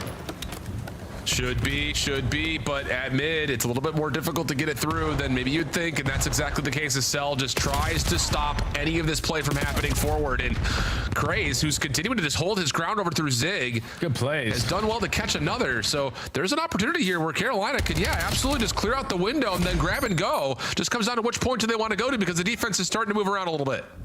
Yeah, Craze continues to just break him down. He single-handedly is the reason why they didn't get another score there. Now you have a chance to put one on the board on your own side. Finds kill number 6. Still knows that there's pressure around Zig, but your teammates are dropping like flies. You're turning left and right, can't figure it out, and the stop is in for the Falcons. He had a chance to possibly counter until Exceed through mid. Knocks that down. I was about to say this would be a prime time to open things up with a Hellstorm, but as the EMP device carrier grab the EMP out. No one can drop it. That's right. Nobody can grab it, rather, I should say. So Cell will catch a couple eliminations, but the defense is going to spawn close to A. Pred working on the pitch. Kismet's able to find the opener. Xnit another. Is there enough to get the EMP through, though? No, as Cell, the last one standing, tries to get it through, but not going to happen. 40 seconds to reset. You're so happy that is when they decided to use the Hellstorm if you were the Ravens, because you usually want to save Hellstorms to call game. But they get the goal line stop. Now they have an opportunity to potentially not try to force the overtime if they can get the score on the board. Narrow is able to find 2. Lurks finds kill number 3. MC, your job is to just stay alive. Looking like it very well may be overtime, but hold on a second. Carolina have possession. Defense for the Falcons trying to scramble back over, but Carolina may miss their window. Fred shuts the door quickly, and Cell will clean things up. Last one to grab would be Nero. 2 seconds on the clock. Nero drops, but just before overtime, so he will respawn and we'll go 4v4 sudden death. And look at how aggressive Pred is over towards that dirt side. He's going to be able to find a free first kill, and now this forces the Ravens to be a lot more aggressive. No one in a position to even think about the ball. They're all thinking about the gunfights, and they are getting ripped to shreds. 1v4 for Exceed. Not gonna happen. Absolutely not. Oh man, what a fiery overload that was, though. And initially you start to think like, okay, if the Falcons get that kill onto Nero right as overtime connects, it's like that's going to be an easy 4v3, but you're absolutely right. Pred gets through at dirt. No one expects him to be there, including, of course, Carolina, who get picked apart, and from there, it's just all action. You pick up the pinch nicely. It's just none of the play coming together for Carolina there at the end as they try to get themselves through that final score, which was right at the finish line, just could not quite get it through the threshold. So all in all, a tight map, but it will be a Riyadh Falcons 3-0 in the series. And looking at the statistics, another big map from Celium. We highlighted him as the KD leader in the mode, 27-16. 5 is his highest streak. 24 though non-traded is what really stands out with the 3,700 damage. That's insane. Yeah, Celium is just a hard guy to take down on the map, especially with the way that he was finessing his life. He earns himself a Hellstorm, doesn't really have a big impact on the map because of how good his M15 was. But Falcons successfully complete the 3-0. This is exactly what you wanted to do. Just walk into the building, take care of business. Map number 1 was dominant. You make the adjustments on the search and destroy, and then a grueler of an exposure overload is able to put the nail in the coffin on Carolina. And if you're the Ravens now, now, like, I truly don't know what to think about this team anymore. They used to have Search and Destroy pretty much on lock with Exceed Sniper. Overload was great because they used to put up the most scores, but right now everything is just out of the window for Carolina. Teamwork is not making the dream work. They're challenging one-on-one gunfights, and they just don't look like a team that's going to compete with the best in the world. I hear that. I mean, a lot of the scores and the maps have been close, but I think the big issues have been, again, how do you go from good to great? Has not quite been there, or at least not through this stage of the Major 2 qualifiers as we head back to the desk to give us their thoughts. And Allie, nice job. Good prediction. Thank you. On fire. Just what you do. Fire. You know what I mean? You've literally gained, what, two points over not only Chat, but also Nameless. And, of course, Bucket, man. Now you're killing it. What made you want to go with Falcons, though? Because, I mean, that pick, obviously, it could go either which way. We went Royal Ravens. Why were you firmly believing in the Falcons? Oh, it's just a system diff for me. Like, when I look back at the series with Carolina Royal Ravens, it's like, yes, they have had moments of light, but it's usually off of individual plays and that momentum that then affects the rest of the team. Where when I look at a team like Riyadh, especially with the players and the talent that are on it, it's much more structured. You can tell that they want to get better, that when they're in these situationals, they're trying to make different decisions. So for me, it's just the system of Riyadh Falcons that I have more faith in than in Carolina Royal Ravens. Well, taking a look at the highlights, a lot of great moments clearly throughout the series, but it was here that it started gaining our attention, the closest that we had throughout the series as a whole, finishing 4-3. Nameless, I know at a couple points you were losing your mind. Yeah, this got pretty crazy. And, you know, for Royal Ravens, talking from their perspective, it just feels like, you know, when there's a little bit of adversity and it just comes down to individuals, right? Like the only time this map looked good was when Craze was making plays top window by himself. Right. You know what I mean? And then even at the end, like every time the moment gets a little tense, they crumble. They had the ball, they had an opportunity to maybe score the very end. They're a little bit too slow. B looked to be wide open, at least for a scoring opportunity. Rather than that, they decided to go through mid. So I thought Falcons did a good job of just kind of dealing with that at the end there. And then we get to the sudden death situation. They have lost 2 sudden deaths so far this split if you're Falcons. So clearly they had the reps there and they had the discussions because this sudden death was way better. Yeah, learn from your mistakes. So the sudden death approach, a lot better. Didn't immediately grab the ball, kind of played for information. Pred got loose. Right? So they learned from those 2 mistakes. And I thought today, at least, Riyadh, super consistent. On fire. Yeah, on fire. This team never shows up the same day in and day out. You know, the thing is, though, Carolina Royal Ravens, I was hoping they would snap back after that loss yesterday, but clearly not the case. I mean, you can even see it in the player cams between maps and between rounds. Like, dude, these guys are just booked at the moment.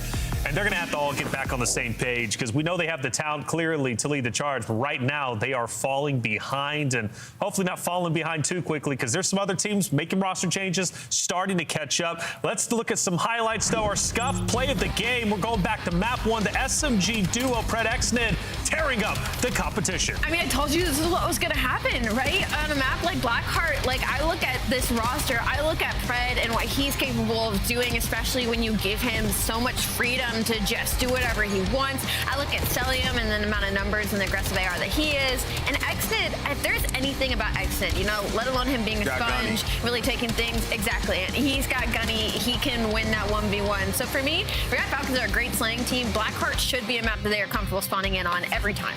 Yeah, on that map, the second rotation was all Riyadh. Like literally every hill, they out-rotated and, you know, set up, pushing all the way out, like not checking corners if you're Carolina. Just so many things going wrong for them. But today, Riyadh, unbelievable. Unbelievable indeed. Let's go ahead and talk to one of the players for our Monster Winner Spotlight. We got Kismet the Bulldog. What's going on, man? How you feeling? Big win. Feeling good, man. A 2-0 weekend this weekend after the last weekend is big for us, especially with 2 teams not going. So feeling confident. Yeah, let's talk about it, man, because inconsistencies. That's been one of the storylines when it comes to your roster specifically. Sometimes we don't know what we're going to get. You know, an emotional team, I guess you could say. I don't know if you agree with that, but, you know, when things are going well, things are great. When things start going bad, it's hard to get on the same page. What could you add to that, right? The inconsistencies. How does your team or how has your team been working on becoming a more consistent roster? I mean, I think the biggest thing that we're working on is trying to find that footing when things aren't going perfect, right? I mean, you got to think, like, I'm on a new role. You know, we have players that have never played with each other before. So it's a lot of new stuff that we have to work out. I mean, it's still early, you know what I mean? And I think there's a lot of good things that show. And I mean, we're just ironing out the bad. And I mean, we keep it within our camp, and we're doing a good job with that, and just going to keep grinding through, the bads and, have these goods as well. And how's Clay helping out with all that, man? How's he been an impact for your roster? Clay's good, man. Clay's good. I really like him as a coach. He's I've always had a lot of respect for Clay, and I think him being an ex-pro like helps a lot whenever he's talking a lot about, the situations. And even me as an AR, I'm asking him a lot of times, I'm like, this is all new to me, man. Like, what worked for you? What, how did you get so good? And then, he's trying to, help me with that, but also still letting me be me. So shout out, Clay. Yeah, absolutely. And it's important. You did change roles when evaluating your performance throughout the year. I want to ask you today, specifically in the S&D, you're one of the best search players we've had in the CDL, and specifically an in-game leader. Today, it looked like you got a little bit more loose with the sniper early on, and then after with advantages taking space. Was that something you guys watched in film and you thought like, hey, there's opportunity here? How did you get to that play style today?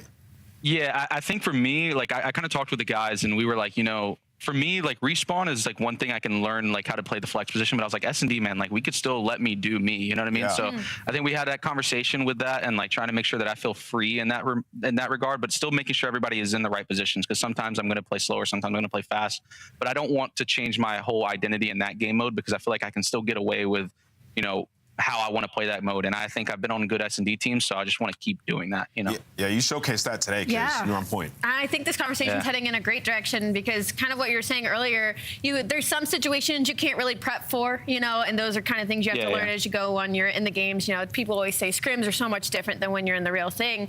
Going off of search and destroy, you've been the main sniper for this team, and today, I mean, you were hitting the shots. It was like night and day. What is practicing with that like, and then kind of adding that to your role? How do you even get better at that? Is it just something you have to pull out in scrims? Do you have to do some outside work on your own? Talk to me through that. Yeah, I mean, as far as a sniper, like I like sniping, but I still want to like have a, flexible with it. Like sometimes I want to snipe, sometimes I want to use a sub. Like I want to give you different looks. As far as practicing with a sniper, I mean, it's a little weird in scrims, because sometimes people, just take egregious chows, and then sometimes they don't. So like, I think a good way for me practicing is like, because of the aim assist thing, like honestly just going in pubs and sniping pub kids without aim assist and just practicing with that. Right. Just hop in a rank, bro. Those guys are demons. I play rank too. I mean, I love rank play. I've been slamming. My boy Colt, shout out. Hell yeah. Have you ran across him yet in rank play? No, I haven't played him yet. I haven't played the Bulldog yet. He's always bragging about the pros and everything he goes against, man. He did beat Exnid, though. He's coming at you next. Hey, Kismet, big win. Good job, man. We'll see you next week. Yeah, appreciate it, guys. Take it easy. All right, huge. Trying to cue snipe. Hey, bro, I just want to see. I remember casting over you back in the day, man. I just want to see you go against the pros once again. There it is, first series out of the way, but it doesn't mean we're done for the day. 3 more to go. Coming up next, it's going to be Vancouver Surge going against Boston Breach. You don't want to miss it. We'll be right back.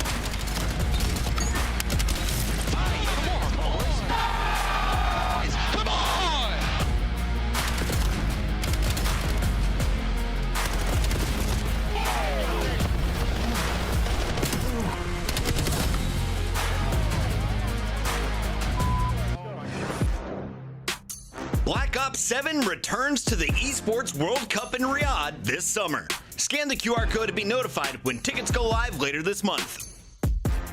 Start the season strong with the 2026 Call of Duty League Pack. Grab yourself the CDL operator by scanning the QR code on screen, or check it out in the Call of Duty store in-game now. Scuff, official controller of the CDL.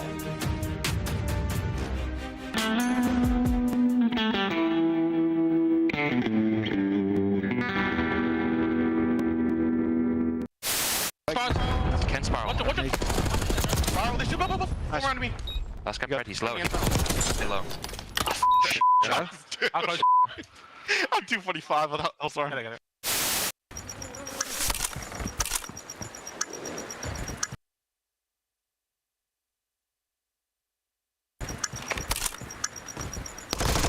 He just pushed you out. Push you out. To your right. Oh my god. He jumped right in front of you, my boy. That was unlucky. He literally jumped on in front of you. That's him. Bro. Happy birthday to you. Oh my god. Happy birthday. Standy will get free info here onto Assault. Quickly finds the kill. Whoa! He's gone for the assassination.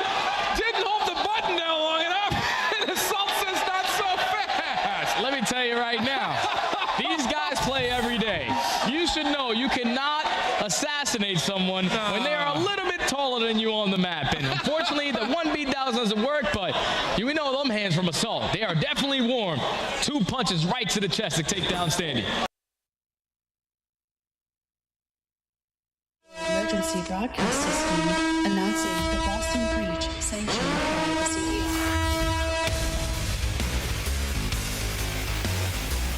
All weapons have been authorized for use during the breach.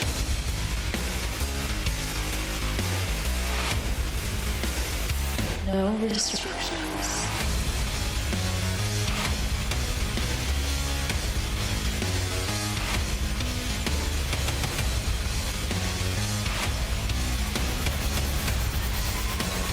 This is breach, not a test.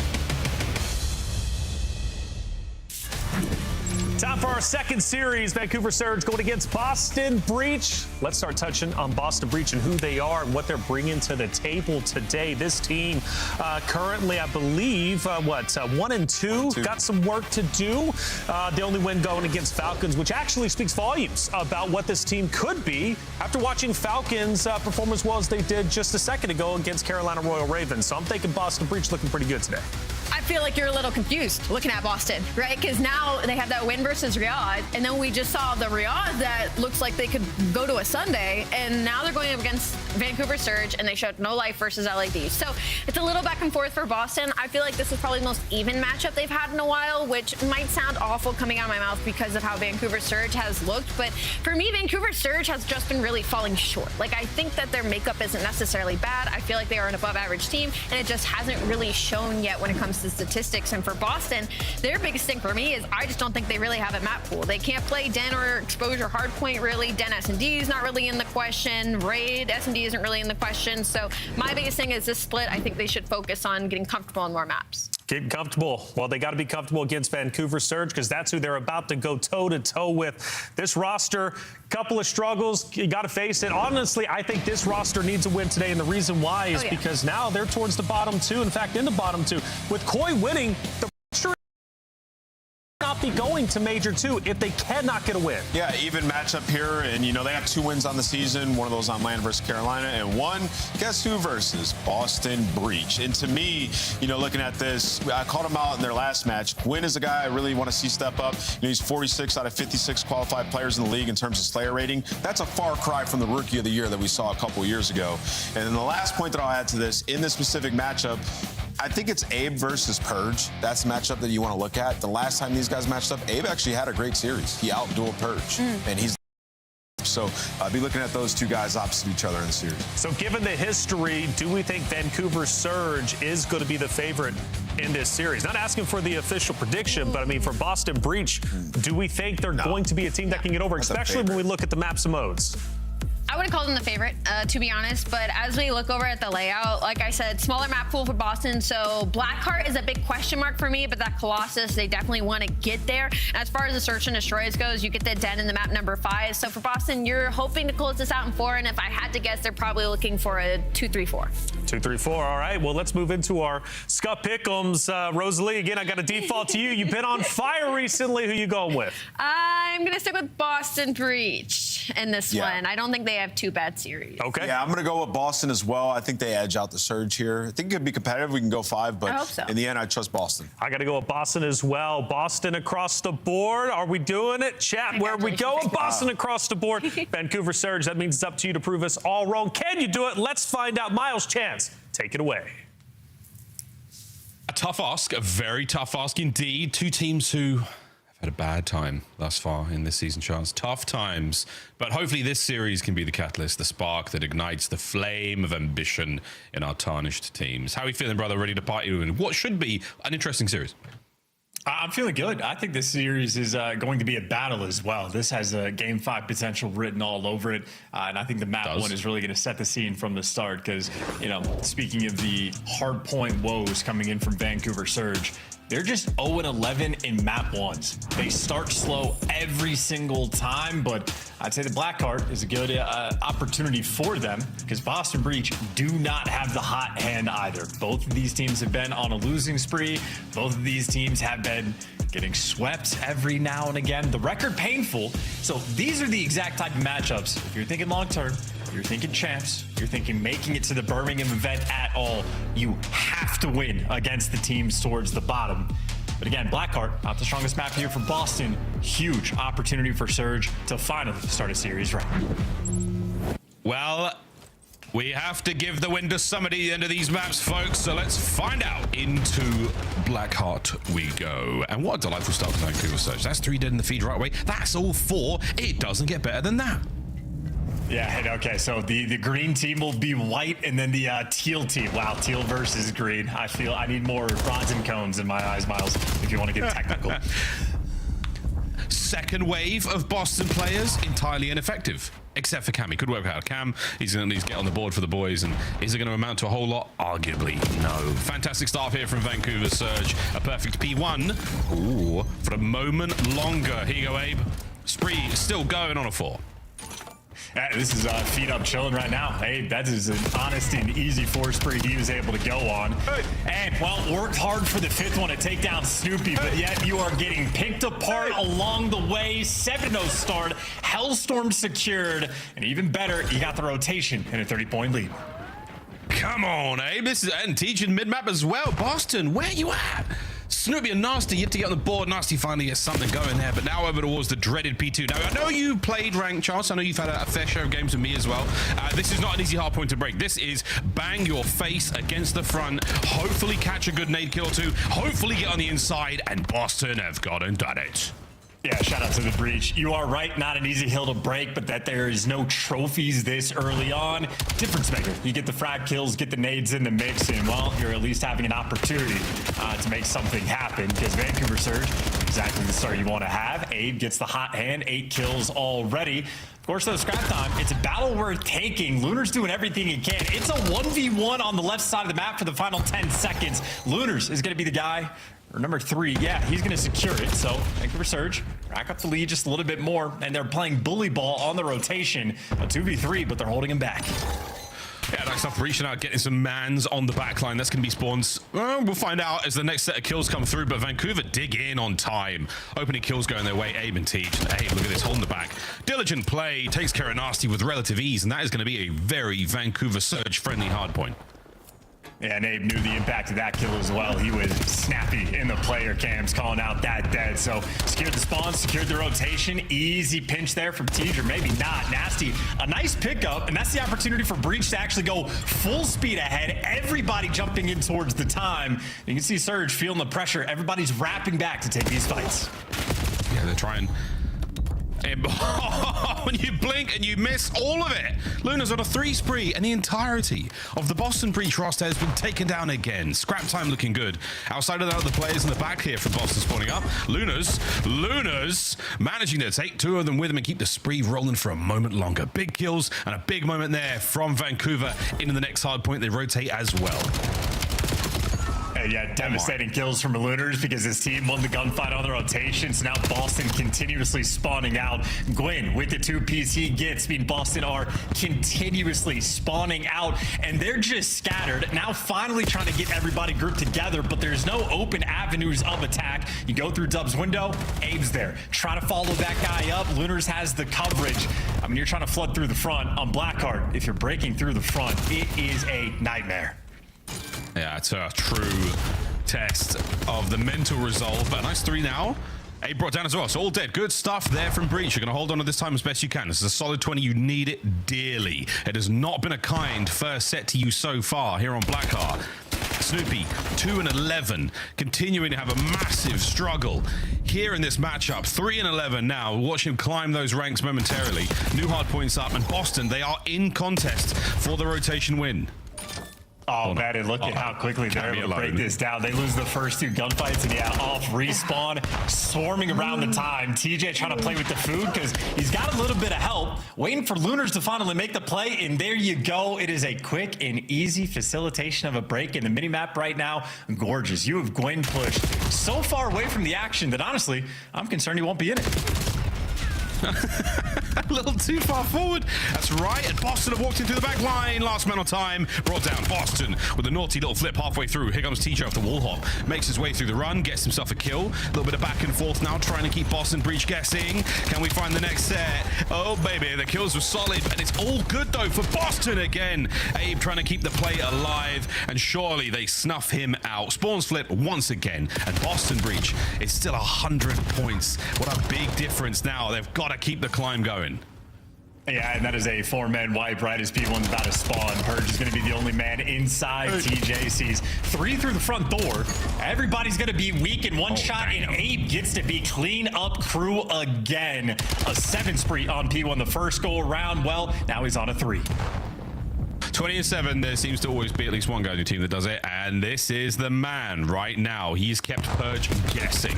Abe, just a bullet away. Still has a whole storm in the back pocket. That's going to be very handy indeed, as his teammates are soaking away wonderfully here on P1 of the second set. Vancouver Surge, absolutely a come to play. Dude, this P1 is a nightmare as well, trying to keep track of players when they're jumping, dancing in around the pillars. Boston finally get the break. Gwyn, good muscle up, bad gunfight. So Boston maybe secure for these final 20 seconds, but Vancouver staying ahead of the rotation. It's going to be a 3v4, so they're actually playing it passive, letting the gunfights come to them. I love the idea. Have to execute and get the kills, and indeed they do. Perfectly played on the rotation. Snoopy wiped out Vancouver, nice and secure. That's fantastic work. Players now making their way through P1. Watching Avon trying to catch players through dubs, but nasty. Nice work to take care of that. So here we go. A full strength Boston Breach on the attack towards time. Contest is on. Reinforcements narrowing through the rear from Vancouver Surge. To the front, it's going to be Lunas on a 4. It's going to be Lunas on a 5. And Vancouver survive. Yeah, that is the easiest soak job you're ever going to get out of Lunars as well. Just waiting for the gunfights to fall into his lap. And Surge, they've handled the game. 0-11 in map 1s is this team, and they're about to get their first one in emphatic fashion. Breach falling off the map. They fear TJ. They look him in the eyes. They'd rather just die themselves. Hey, this is insane, man.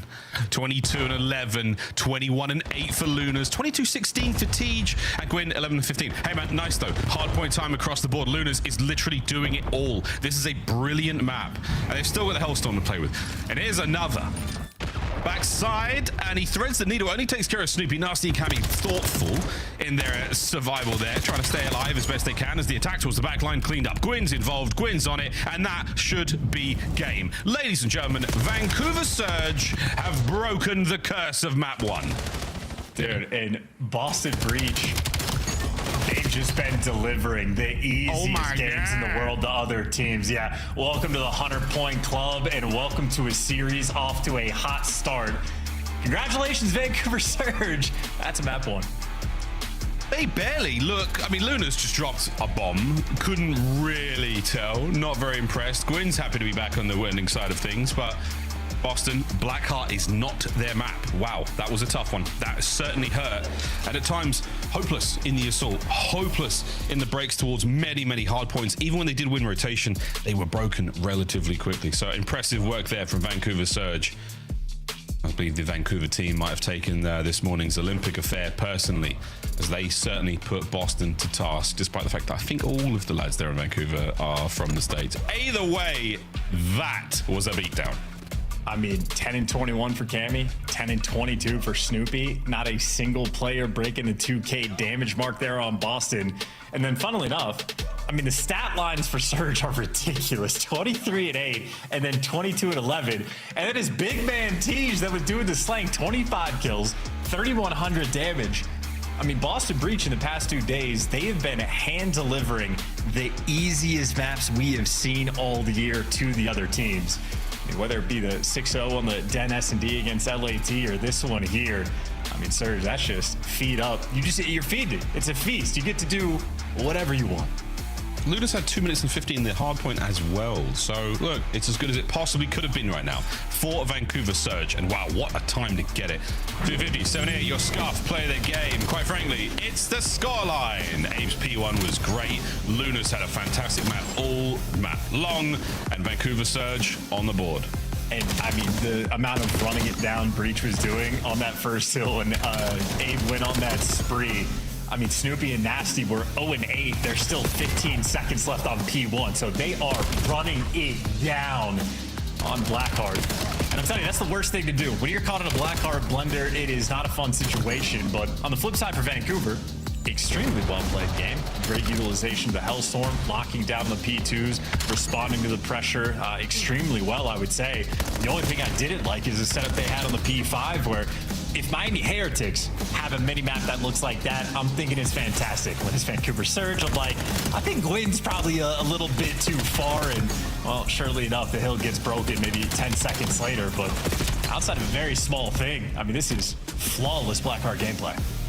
Yeah, really, really good. Very aggressive, lovely submachine gun prowess displayed there by the Surge lads. And a GG's in the chat. Very, very strong. Boston, avoid that one. Or at least get back to work in the lab, because, damn, that was a brutal, brutal display there. Tough one for the Boston Breach boys. We'll see if the Boston Breach boys can bounce back in a search and destroy in a moment's time, but pretty flat.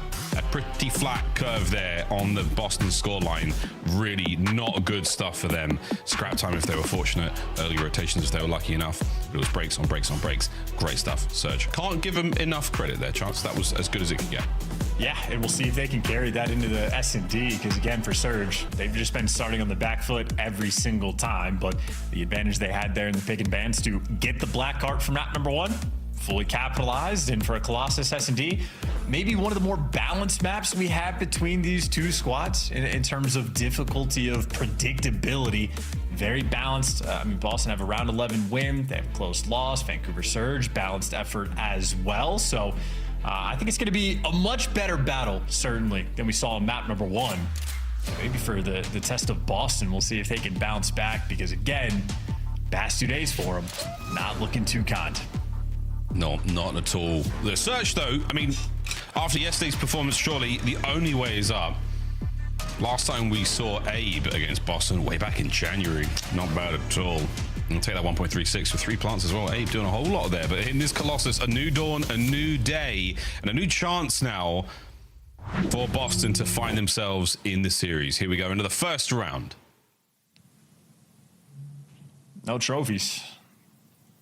And no nade connections. You have TJ actually taking quite a bit of space. He is aggressive in tunnel already. So Vancouver Surge, good looking minimap on the defensive end. Boston testing their luck towards A. Yeah, they've got to get there a little faster. They've got eyes everywhere right now.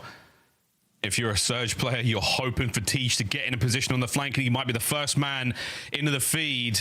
Here he goes. Teach lines up one, damage into the second. Not good enough for the kill. Enough in the battle, though, to pinch his way forward, and that is a clean dispatch. Surge, early game plan pays off. Absolutely. I mean, again, for TJ, no time wasted. Exactly how you want to play aggressive there with an SMG. And for Boston, that is now at minimum 7 rounds in a row that they have lost, and many of these rounds have not been close. Only a single player there from Surge falling, and, well, everybody getting involved in the kills column. Looking good, Mouse, on that momentum staying good. That's looking good. That's like, hey, this is what we're going to do. And we respond to a couple of moves there that Boston make seconds into the round, but really not a whole lot. Let's see what they look like on the attack here for Vancouver Surge. It's going to be old Gwyn with a big gun. VS Recon in hand, and he's going for the big hops. Doesn't see a whole lot there except for the pieces of shrapnel and fragmentation flying across the side of that A-bomb site. But at this point in time, not a whole lot to show. And it is going to be enough to give the boys credence to move forward. There's Cammy. And there is the whole squad. Howdy, boys. Gwyn can't hit it yet. Pressure's now on. They're down a man. Good teamwork as well. Now they're going to be falling out of the sky, though, for looters. Well, trades him out, and it is the sniper, last one standing. And Boston, no, he's got the boomstick. Don't have to overpeak, don't have to overchow. Just wait for the intel. Yeah, they're going to play real slow. Or not. Nasty's gone. That was a sniper now there for Boston eliminated. Gwyn from a 1v3 to a 1v2, and here come the lads. Oh boy, good luck with your pistol here, mate. They're going to check that corner. Instant, checks it, guns it. He may walk away with one. It's enough to take the round, and a slightly dejected Cammy there. He did get left hanging by the boys. That's not a fantastic sign. That is yet far and away the worst fist bumps I've ever seen from a pro team. That is not ideal. But hey, good play call. You get the man advantage 3v1. You find out there's a sniper over towards P4. Nasty's death delivers that information. So make the play call, double hit him. As long as you don't line up, he's not going to get us both. Thank goodness they didn't, but in a crazy alternate timeline, he doesn't have the Jaeger out and he has a sniper out and he catches them both. And we're screaming our lungs out right now over a 1v3 collab. A new round though, and back to reality. We get deeper into this one. Big push there out of the Surge boys. Oh, big push out of Tej, finds two. An even bigger attack there from Gwyn. And now all down to Cammy. Can he catch timing on one of these players to maybe get at least one out of that life? That's good enough for now. And your boy is going to back up. How much fight has Cammy got in him here? Not enough. Surge again. Lightning rounds. Taking care of business. TJ there to lead the charge for the execution. He's able to pick up two. And as you say, for Cammy trying to fight, seemingly Boston don't have a ton of fight in them. Yeah, just dejection the entire way through. This is a level of demoralization that I think I am unaccustomed to seeing. I know, especially from players of this caliber. They're solid. I mean, it's been a tough year for Boston already. A series like this is an essential win just to get one under the belt. And right now, we're only 3 rounds in. It's 4th. Let's see how it goes for them. Nasty to get himself up on the board. Oh, and a perfect lineup there for Gwyn. Unfortunate to walk away with only 1 there. They were so close.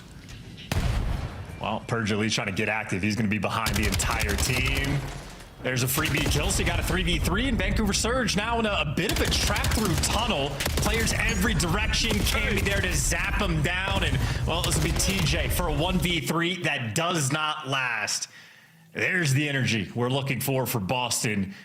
You get first blooded, but Purge stays active on the map. Everybody swarms around over towards tunnel, and those 3 players, everybody getting involved. Yeah, again, a dynamic play there from Purge. Nice pinch, sticking to it, and I love the hit and run. Doesn't have to get greedy, doesn't have to go for 2, take a gunfight that is a 50-50 at that point in time. Lovely stuff. The tunnel coverage as well. So Boston playing Vancouver Surge very well there. Find the equalizer. We now roll on 5th round. Headbutt towards A. Numbers now for Surge. We'll see if the nades connect. We're going. Trophy there. We are full sending into hell. And Vancouver Surge come out on top 3v2. Welcome to hell, population. Boston. Oh, that round is gone. A big commitment, but they don't stick it out. They just go for a couple of fights, try to hit the tactical retreat, and you find Gwyn watching that P1 position with Snipe. You fall right into it, and this is Tej on the last kill. Oh, hit and run. Gwyn hits a good one. Not a huge amount of effort needed here. I mean, he's going to be watching this top spot. A couple of players make their way across. Again, a miracle he doesn't hit both. I mean, he's doing what he can, but for Boston, that's a great round 1 strat. If they don't have trophies, you hit the nades, you bully out P2, but unlucky for them that I think just 3 Vancouver Surge players playing at the P2 section. The perfect counter to the hit attempted, and well, Nasty, the perfect counter to the snipe. This time he gets the first blood on TJ. Yeah, nice. Gets away with his life as well. A with a tiny bit of intel there, but again, a nice line here from Boston. Drawn in the sands of Colossus. There's no sand, it's just water. But you know what I'm talking about, Chan. Pensive moment now from Surge. Down a man, hoping for a mistake out of Boston, but they are resolute in this defense. Yeah, well, no dice on the mistake, so get grouped up together. All 3 players here for Vancouver working the A site. Here we go. Over the top, Gwyn. Oh, tons of intel. A couple of toes spotted. Not sure if that's his thing or not. He's going to back on up, so there we go. We've learned something new about Gwyn today, folks. Are we going to plant the bomb at A, or are we going to give it over to B? Oh, the call here might be bad. Boston have got the numbers, but there we go. A-bomb plant. It's on Abe. Good luck, have fun. Well, quick on the resurgence as well. You know, the guy left the site, chase, and no kill. Abe fries them, and now it's a desperation defuse.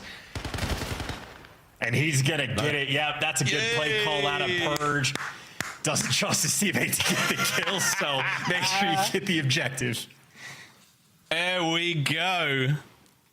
Hop it. And Boston again. Each round, it does feel like quite a lot. We are looking for the turnaround. We're looking for that win here for Boston. They sorely need it. It's 3-3. Typically, we see a pretty rapid counterattack here from the Surge boys, and that's what you want. Another big first blood there from Nasty. No, just hold it, please. Teach is there. I promise you he's there. Uh-oh. He's so sneaky. TJ Haley. He's still there. A bomb site's about to pop. Nasty can't quite make the mark. But that's fine. Backs him down. Over the way. Well, over at A, it's a 3v3 though. Nasty's out of the picture right now with the snipe, so Vancouver Surge active. They have P1 control, an opportunity for the clutch. Oh, good damage into TJ. Can we try to stay alive? 2 HP. In comes Purge. Up over the top. Snoopy's there to pick up his as well, and it all comes down to Luna's. Backs away, and they can't even cut to him in time. He's already gone. Boston take the lead. Huge, and great patience as well. Nobody overcommits if Nasty's not in the action. Do not be the ones to force the issue. They play the response game, and I like the idea coming in through P1, but ultimately just Purge with a nice response. Snoopy there for the follow-up, and obviously Nasty kicks it off right. Just a little bit quicker on the angle. Got the best of Gwyn there. Gwyn, hot early on with the snipe, but Nasty, that's a few first bloods he's been able to collect as a response. And that'll have Boston with the 4-3 lead. Not everyone's cut out for the opening hit. The first blood style of snipe, we've seen a couple of players very effective. That super springs to mind. Abuza. Gwyn, not necessarily in that same conversation. Nasty, though, absolutely has been. Oh, boy. Purge is, I mean, he is hopping. Look at him go. Just pure information right now from Boston on the defense. This is exactly, well, very similar setup to the round they had prior. And you're giving nothing to Surge. Nothing. Surge, they got TJ in tunnel again. That's sort of like the impact player in this moment. And he's just clearing space, making sure nobody's going to pinch. Vancouver Surge a lot more comfortable now to work the A site. Oh, and they're working the B as well. But Boston, now we've got through tunnel. Gwen is absolutely aware of this. He's definitely aware that something could be happening on the flank, and that is indeed it. Oh my God, Purge has walked through. He's walked through. Snoopy springs to life, and Boston, what an explosive retake. And finally, someone has fist bumped Cammy. Thank God. I heard that one as well. Thank God. Oh, I needed that. I needed it. Who's sitting next to him? Is it Purge? Yes, Purge. Good man, Purge. Nice round. A very nice round. This commentator tries to will the life back into this squad. I mean, what? I mean, there it is. Purge, it was cool. It was very calm, but connection was made. Boston might just be back. And the real winners are the people that make friends along the way, Miles. What the f are you talking about? Here we go. Map point, Boston breach. 2-2 split on the attack, a hard stack on the A site there for Vancouver. You got tunnel control in the hands of Purge. He'll be cheeky over here in this angle, see if he can set a little trap to work with, but Boston right now, you're up 5-3. You can see if the other team is going to make that mistake first. Purge has the timing, moving in. First blood delivers, and out people back turn, shooting in front of him. Gwyn somehow gives you 3. Nasty L-triggered last man standing dancers in front of him. Oh, hold me closer, tiny dancer. How did Gwyn get 3? That was unbelievably impressive. It might have been the white monster. I can't lie. And that's what they call him in prison as well. I'm sorry, I'll show myself out. 10-5 though, Gwyn. Strong stuff to keep the boys in it. Yeah, and great damage. I mean, lucky number right there, 777. And we forgot about that ever important statue, Hetty. We were so dialed in on those tunnel gunfights. Well, Gwyn just gets to play the absolute cleanup crew. Double-digit game, and he's got the lucky hand today. Beautiful stuff. Well, again, a 1 round separating Boston from the win for a showdown in round 11. Surge, A bomb site. We're feeling the love. We're going for it. And Gwyn, that force spree looks very attractive, and that stun must have hit all 3 of those players. That's intel, if ever we've seen it. He's just showing himself a little bit here towards the A bomb site, trying to worry about the nades upstairs, and walks away with no damage. Snoop with a first blood, and he's out. He's gone. Here come Boston on the attack towards P1. Well, they cleared the close corner, so you're safe about planting the bomb, except for Snoopy is still running worlds behind you. Now you're getting pinched, and it is looking like a breakdown. Boston Breach trying to bounce back. Final 2 players in P1. Cleanup crew for Purge. And there's the fist bumps we're mostly looking for Cammy. We got a tied up series 1-1. And that is about as strong as it could have been in that final round. I mean, you get the advantage. They spread out across the map. It was a glorious run from Boston there. And again, a lot of frustration. They definitely feel like they shouldn't be in a situation like this, but you are, team. 1-1. Opportunity to find the special source in Search and Destroy on Colossus. It was done. Good stuff, Boston. There we go. Looking across the stats, Snoopy, huge amount of damage. Huge amount there. TJ, the only player on the other side to really join him in the 1K department, and lucky 7s for Gwyn. There's a bit of magic he found. Not so much luck as it was magnificent timing. Beautiful stuff there. 6-4 final score as we are tied up 1-1, brother, going into the overload. Yep, clean and cool plays through and through for Boston as well, making the adjustment, dealing with the sniper Gwyn, trying to go for the no-show. So got a bit of a battle on hands. And again, that mapped the expectation, a closely contested fight. 6-4, I think, delivers. And I still think for these two teams, we might end up seeing a game 5. Very good chance. Very, very good chance. Chance, thank you for that. We're going to go to a quick break on the other side. Den Overload. Someone's taking the lead after this one here. Vancouver Surge, Boston Breach here in the Call of Duty League.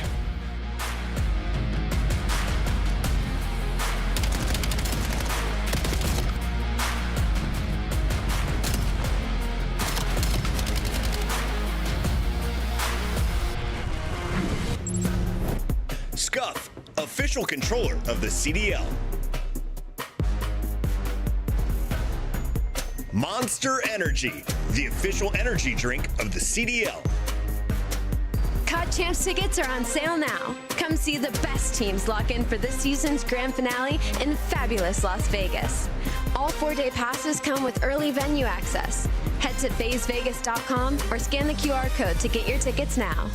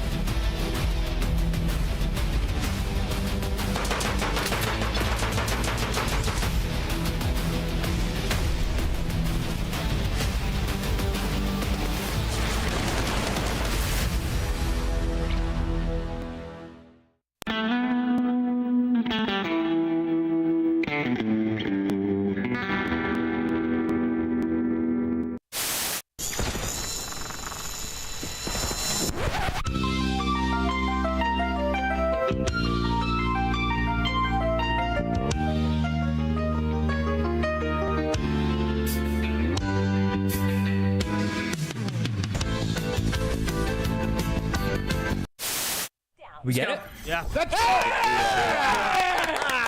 GG! Boom, let's go. I want to say that I was not trying to curse us. I did not. I thought it was 250 kills. So when we were up 70 kills, I was like, there's no way we can lose. Yeah. Now it makes Whichever bomb site they choose to go to, 30 seconds on the clock, and well, if Easy's been seen, he will drop off the map.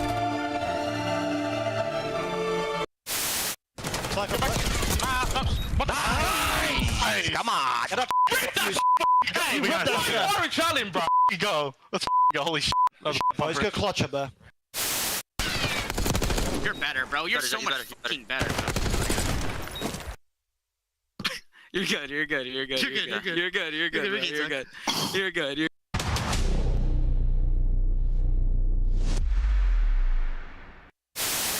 Listen, be careful with this one, all right, buddy? You guys shouldn't have. It's not double wrapped, you know. You should be able to get it in one go. Well, this is more for Chris or for the people at home. Oh, here we go. Young Christopher Puckett. 20-year-old relic. Can I draw some conclusions for y'all? I know some of you are about to take your senior pictures. I highly suggest the gamer stance. Put the elbows right there on the power thigh. Yeah, I mean, distant, 90-degree angles. The girls, it drives them wild. All right, we have one more for you.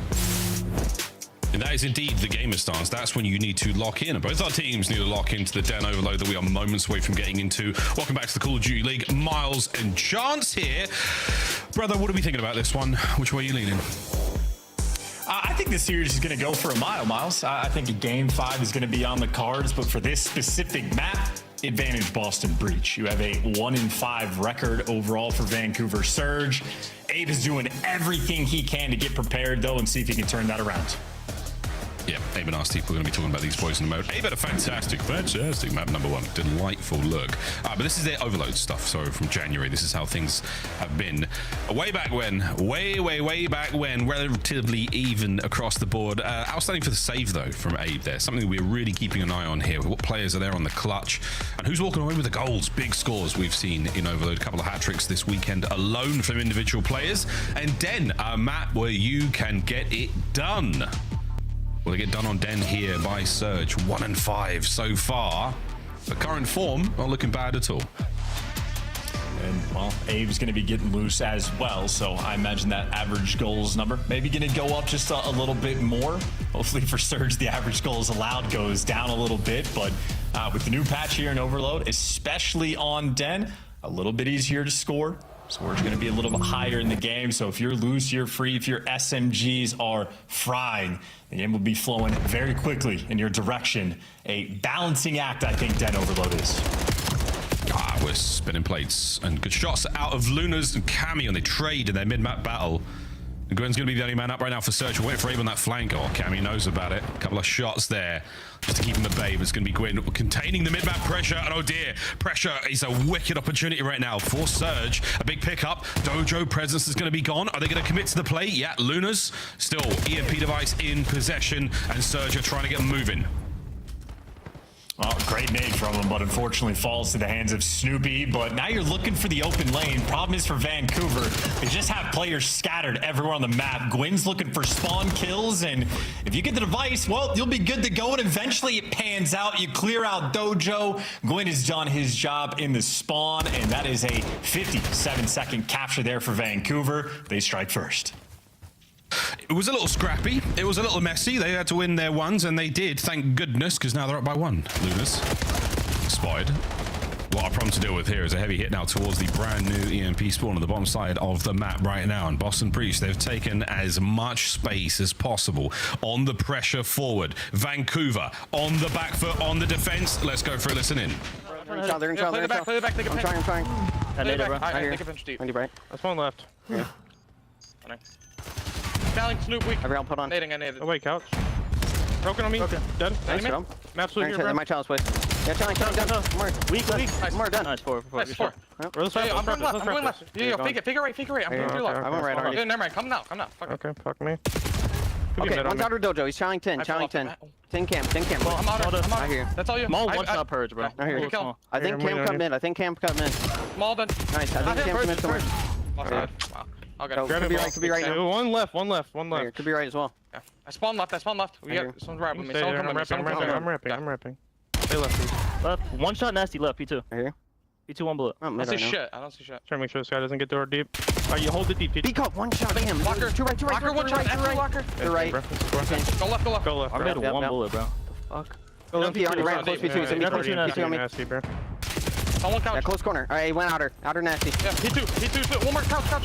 Couch half. Oh, outer left. P2. So. Nice. P2 even the back. I got it. Oh, on it. Nice job. More couch. Back couch then. Nice job. They're gonna be close. Here. Yep. Getting mid, bro. Okay. Yeah.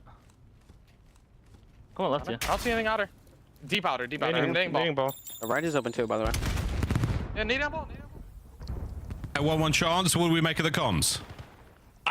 Not a fan. No, not good. But hey, you're winning the game, so it's all good. I know TJ right now is struggling to get kills just a little bit, but you know, only a 1-1 game. Get the gun hot, you'll be good to go as the battle around the new device commences. Gwen gives you 2. Vancouver have the edge.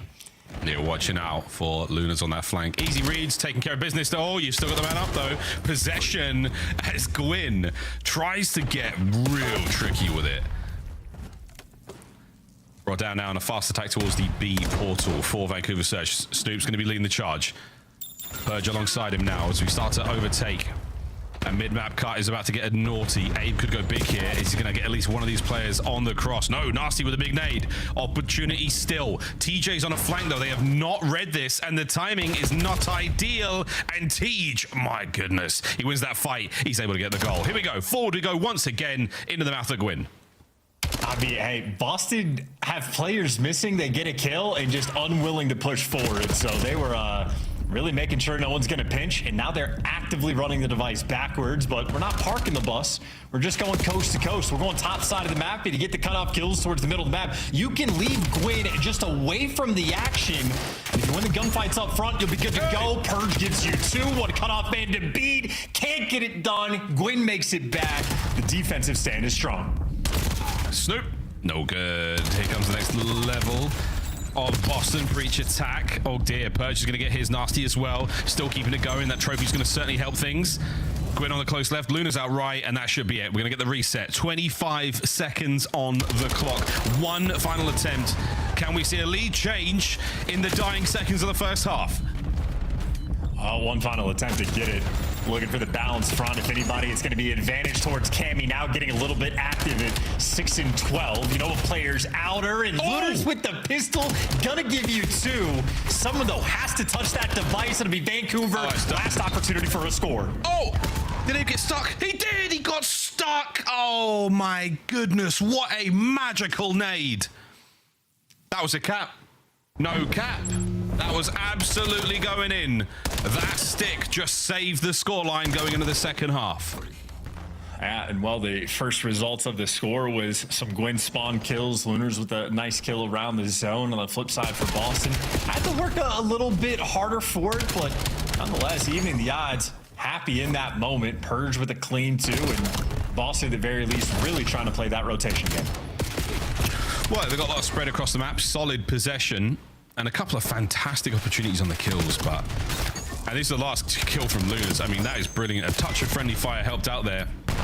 And this was the stick. Oh, brilliant work. Abe, he was there for the damage. And again, if he doesn't get stuck there, opportunity now to see Surge up. But either way, we go to the second half now. Hearts full. A lot of possession there from Boston. Strong stuff from them. And they're trying desperately to overwhelm the Vancouver side of the map. Yeah, Vancouver watching the long pinch first, not the short one. Didn't have the timings dialed in, but TJ does. Gives you 3 over towards the mid-cut. He's the lead blocker, has all the clearance in the world past mid-cut. Eyes on one, knows they're hitting the back, and hey, at least gives you 1. Should be a cap if you can make it the final one through, or Gwyn. Wait. Juke it out. He actually has the glitch going on. He's got the Dravik. He's got his Dravik out. And it's no good. Nasty. What a save. Quick pickup. TJ got a big hit. TJ. Looking for one more. TJ and Abe. Oh, and they haven't managed to get it out. But wait, they run into A, and it's a detonation just even with the spawners up close and personal. TJ, what a moment for Surge. Yeah, I love that. That's a ball don't lie moment as well, because I think with it, I don't want to explain it actually, because I don't want it to happen in ranked, but yeah, Gwyn not shooting the Dravik, if that visualization was correct. So he's keeping the game honest, and his team now has the lead, so respectable. Now you're trying to get the movement going. It's going to be a long-term P2 hit, though. It's where his entire team is trying to move through couches. We are holding the liner right now for Vancouver Surge. Lovely patient play out of them. Desperately trying to give away too much. TJ once again. Oh, TJ once again. He can't get another, but it's an opportunity now to run it towards A. Gwyn, man of the moment. 21 and 10. Can he get himself his 4th capture? Damage on the Snoop, and his teammates are still trying to back him up, but Boston hold the line. Now, to the rooftops we fly.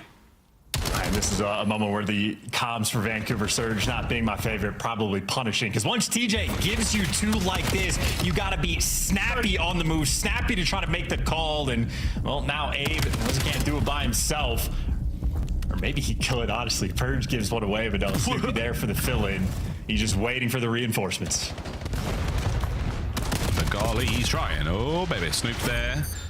Buying a bit of space. Gwyn, he's still up.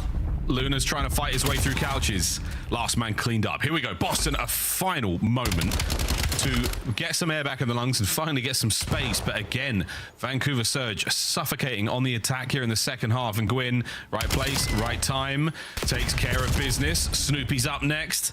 That's Nasty's pinch though. Still an opportunity for Surge to keep this play alive. They're going to be going on the pinch as well. TJ, once again, the lead man, but he is isolated. The more he can give you, the better. And hey, he gives you something extra. Maybe Lunars instead of Tej. Good luck with the numbers on this one, but 2-minute lead, or 2 minutes left on the game clock. Excuse me, 1-score lead. All the kills that go towards Vancouver, the better. They're happy to keep the Vice neutral. For Boston, though, it is still plenty of time. It's solid. And for Vancouver again, we're not parking no bus.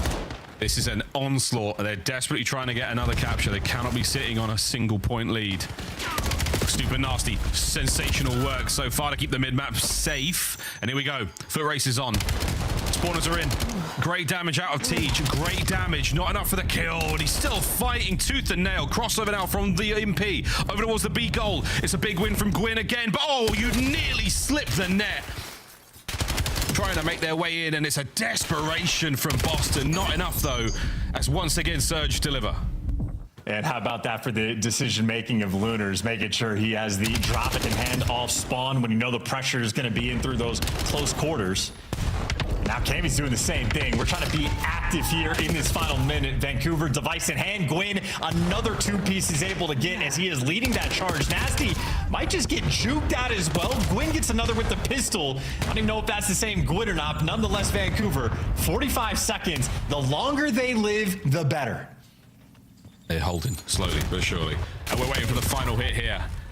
They're back on up towards mid. Your side of the map is totally safe, Boston. If you can find that kill, you're looking at a fast run. A big flank right now from Nasty might be the deciding moment. Luna's trying to get forward. Not going to happen. Can they drive the front line forward? No, it's another from Gwyn. It's another from Gwyn. He's done it. That's going to be 3, and that should be it. The final 15 seconds. Boston, surely impossible for them to tie it up. Surely, Chuds. One man to beat. It is one man to beat. What? It's another! It's Nasty! He gets it in on 0.1! It's an impossible feat for sudden death now, down 2 men. Boston, you've been given a lifeline. Snoop, oh no! Burge does his very best Super Mario off the top of the head of a Surge player, but it is done. A miraculous goal. A sigh of relief from Surge as they take the lead in the series. Yeah, for their second Den Overload win on the year. Boston trying to give them as much confidence as possible. Dejected on one end and overtime rules that continue to be brutal. So tricky to play around, and I mean, it's just such a tough situation. The moment you get the capture, the instant sudden death hits once you get that score tied up at 2-2. So that is 2 sets of overtime rules kicking in a split second there for Boston. And that is just a blink and you miss it. They are in a 2 versus 4, but that's just the story for the end of the game. Ultimately, the story of the entire game is Gwyn more or less just got to farm them. 27 non-traded at his feet up the entire time. And I mean, TJ doing the exact same thing on the damage front. Lethal output they had. And keep in mind for TJ, started off the game 3-10. That is one hell of a turnaround once his team got the lead. Sensational. Wow, quick look at the highlights. A couple of brilliant plays. And a lot of multis. A real lot of multis there for the Vancouver boys. Showing certainly have the goods when it comes to this series in Respawn. Gwyn having a couple of massive pieces. Again, the sort of second half piece there that he got. That little 3 spree really made it tough, but not impossible for Boston to get that last goal through. Couple of nice plays there. Charleston and Spawn of Boston. That save. Nasty picking up the damage there from Purge's perspective. That was as close as it could have possibly been. Great stuff. Strong game of Den there out of Surge, and they will take the lead after that sudden death victory. And of course, as nice as the save was, didn't matter because the teamwork just didn't exist after the fact. I mean, how many pieces were Gwen and TJ able to pick up? Just multi-kill after multi-kill. Lunar's getting involved, doing it with the pistol as we saw, but Gwen that entire map, virtually a guarantee. I mean, he traded himself nearly as many times as every single Boston player did after getting a kill. So, yeah, Den, one of the most lethal things we have in the league. Den is honestly more lethal now that I think about it compared to the exploding propane tanks Pyrrise. Wow. That is an unbelievable thing to say. That's an unbelievable stat, and I believe it, even if it's not necessarily 100% accurate. Frustration once again for Boston Breach, as they do indeed fall again in a respawn mode. And Vancouver Surge, oh, look at Lit Teachers. He is off the scale right now. Look at him go. One of the only pros to, I think, have a cam for, what, 2 or 3 series his entire career. Insane. Colossus hardpoint coming up after this. We will see it. And again, this was, as Ali was talking about on the desk, you want to get a little deeper into the series if you are Boston. Not like this, though. 250 to 78 on the Blackheart. That was a tough one. How are we feeling about Colossus, Mr. Ashworth? You know, before the series start, if you're just looking on paper, this is the hard point map where you have higher expectations for Boston to be able to take down Surge. That being said, I think the momentum game is just an interesting question because Boston Breach, I know I'm not an armchair psychologist, but like in the cams, they do genuinely look so dejected. And it seems like their gameplay, the level of energy they have in or out of game are just matching each other. On the flip side for Vancouver Surge, this is a team 0-11 they were in map number 1s. They have never had the experience of having an advantage in a series. So this is novel territory for them. You know, you lose the S&D in a bit of a difficult fashion. They bounce right back in the den. And of course, Gwyn, maybe the expectation for him to be a superstar player of this roster delivers. So Vancouver Surge now have an advantage in the series. I mean, look at how comfortable they look by comparison. Arms posted to the back. That could be a day at the beach there for Gwyn. And the beach may be emanating from Lunar's screen. Well, we talked about the first map. This was how it went. This was how it went. Map 1 for Abe and Luna's was about as good as it could have got. Hilltime as well for Luna's. Massive scoreline there. All 8 rotations won. It was their Blackheart. And they ripped it clean away from Boston Breach. A very different look though on Colossus chance we've seen from the Colossus gameplay. Obviously Boston finding the win there on the S&D. Can they force the game 5? Now, does a game 5 loss hurt even more than just getting 3-0'd? That's the question I have in a series like this. As I am feeling a Boston Breach severely deflated. Morale low. As they listen to Coach Shawnee there in the background, it has got to be some super stuff to get them through this and get them into the game 5. Well, we'll see if you can pull it off. That is definitely a man that I would be paying a great deal of attention to, listening with a open ear, as it were. But we'll see if that Blackheart inertia can carry him through. I know it's all those guys know how to do. I just love that we got the 2 bang out hard point maps as well. It's going to be a fun time. Yeah, it is going to be a fun one. My hands hurt after a few games of ranked. I'm getting old. It's not easy to keep up with you whippersnappers. 4-2 on Colossus so far. Again, the numbers, Mason, tell us that Boston should be happy here. However, the player cams, the current form, the body language doesn't suggest just that. Is it going to be back to old faithful for Boston to get them in the game 5? Or will it be a surprise? Shocking victory here for Vancouver Surge. Let's find out. Here we go, folks, in a map number 4. We'll see. I think the SMG battle is going to be a key feature as well, whether it be Abe or TJ. They've taken turns bringing the goods in the respawns. Looking at Snoopy and Purge to try to be able to match him. And hey, first blood to set the tone. Nice little one pump, easy drop there from Tej. That's how this game is going to go. That's how it's going to go. That's it. Over to Cam. Tej sends it. He gets his, and he's keeping that pressure. Oh, what a catch! Purge stuck.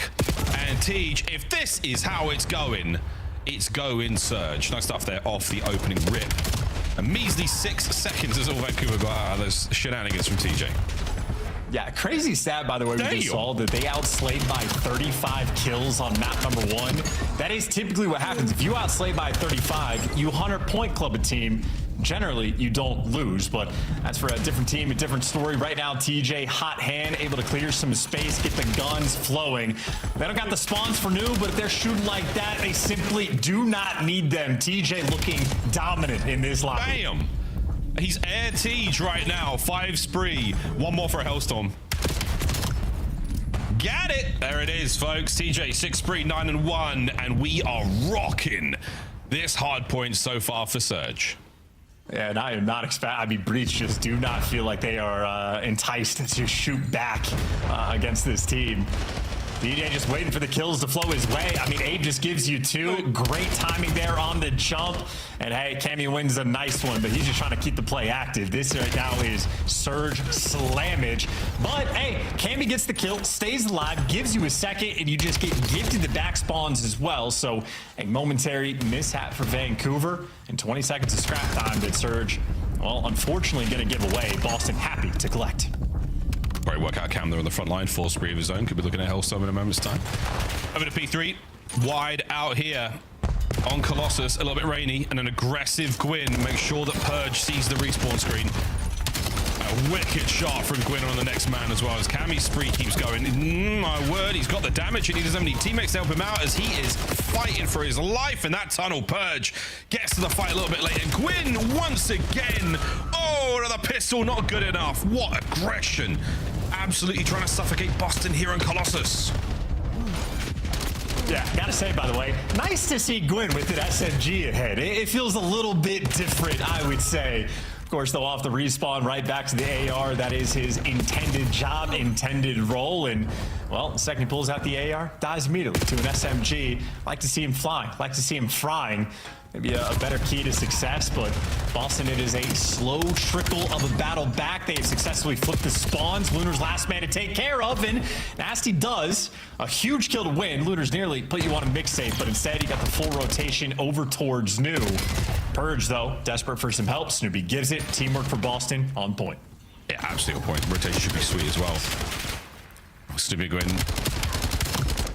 find each other in the feed. Abe, lovely shots onto an airborne Purge. Now straight towards time he's going to go. Try to get some damage in, try to find any of these players, but they're not going to show face there on the pie as he makes his way through that broken hole on the wall. Oh, and he's brought down Tej Gwyn. It's a clean break from Surge. And Gwyn's got that Dravik in hand. Always a good sight to see. Get the trophies out if you got them, but if no trophies, got to be very careful in the hill. Gwyn gonna have to do the dance, but you see the nades missing around the time. The bullets, though, not. Gwyn now isolated. 3 men to beat. Can't quite do enough. Boston battle back, and they might be fighting the old scrap time battle throughout this Colossus. Losing the rotations, but trying to keep it interesting. I mean, we're keeping it as close as we possibly can. Well, first set, explosive. Tej with a nice stat line, but Nasty. This one's personal. 17 and 9. We are keeping it all afloat. Back in a P1 we now go. It's anybody's hard point, but right now it's Gwyn's. And Dravik Gwyn as well. All right, I'll stop jinxing it. Nasty there to take him down. Nasty right now, the leading man for his team at 19 and 9. Hey, it's what it's going to be. The M15 can shoot as well. I will offer no commentary on OP weapons in this game. They're honestly equal guns. It's disgusting work. Well, 19 and 10 there out of Nasty. On the tee, still trying to dance his way through time. Great work out of the Lethals. An explosive hardpoint, possibly the most explosive hardpoint in COD history. It has to be up there. This P1, a nade fest indeed. Pressure here from Vancouver Surge, desperately trying to keep Boston Breach on the yellow side of the map, this side that they're on right now. And Gwyn, oh God, Gwyn can't get a second. Breaks in from Boston, a little bit of time there on P1, and they are flying for P2. Can Lunas get his gun up already? Slow down the Boston attack. Oh, he's completely back down. He's going to be turtled up in spawn. Good nades and tack and everything usage there coming through Abe and Tej. Clean up crew and all the effort and momentum that you just had. Or they'll give up the back spawns immediately. So not playing a controlled game. Nasty gets given the gift towards the back end. Needs to try to see if he can strike some gold or maybe not. Those are just spawns of hell rolling through. Everybody tucked to the back line. Nasty does indeed deliver. And a chaotic P2 that Boston come out on top. We are in for a battle. Oh, so still a battle. And Boston are holding it. Boston are holding it. Gwyn trying to get tricky with the nades here, trying to find some splash damage to those players who are close by, but they're nowhere to be found. Here comes Gwyn, one step at a time, but he's been soaking away this entire hardpoint. Boston, the quick poke in and out, trades are great. The backline nasty, still good. Hellstorm to work with for the next hill as well. So this is a good look. We should be calling this one in potentially on the next live because you've won the rotation, Vancouver Surge. Purge in position to hit from tunnel. This is shaping up to be a game of whoever makes the fewer stakes is going to get that win. Well, on this rotation, Vancouver Surge win the initial gunfights, lose the one that's actually out by time, and can be the player trying to keep it interesting.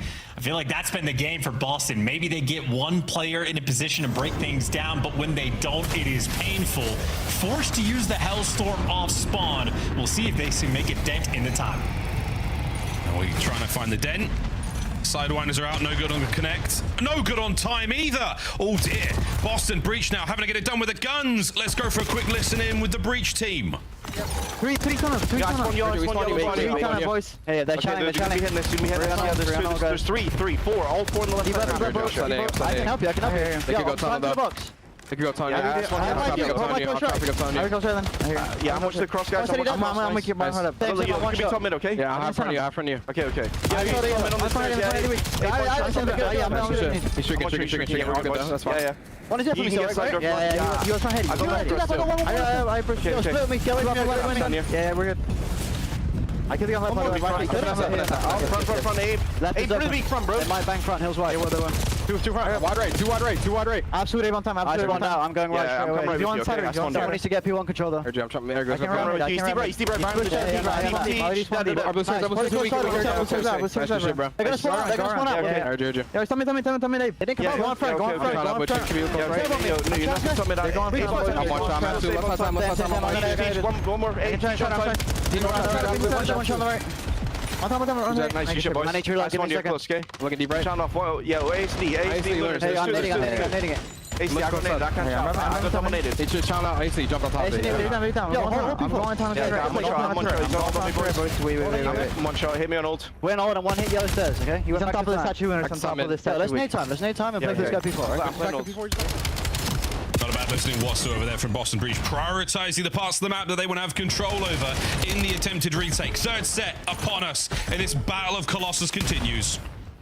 And Purge kicking things off, right? He was sitting around that double neg territory, but got the 2 kills over towards Statue and has continued to fry. There's about a 70-point deficit that right now Boston trying to dig themselves out of, but a comfortable P1.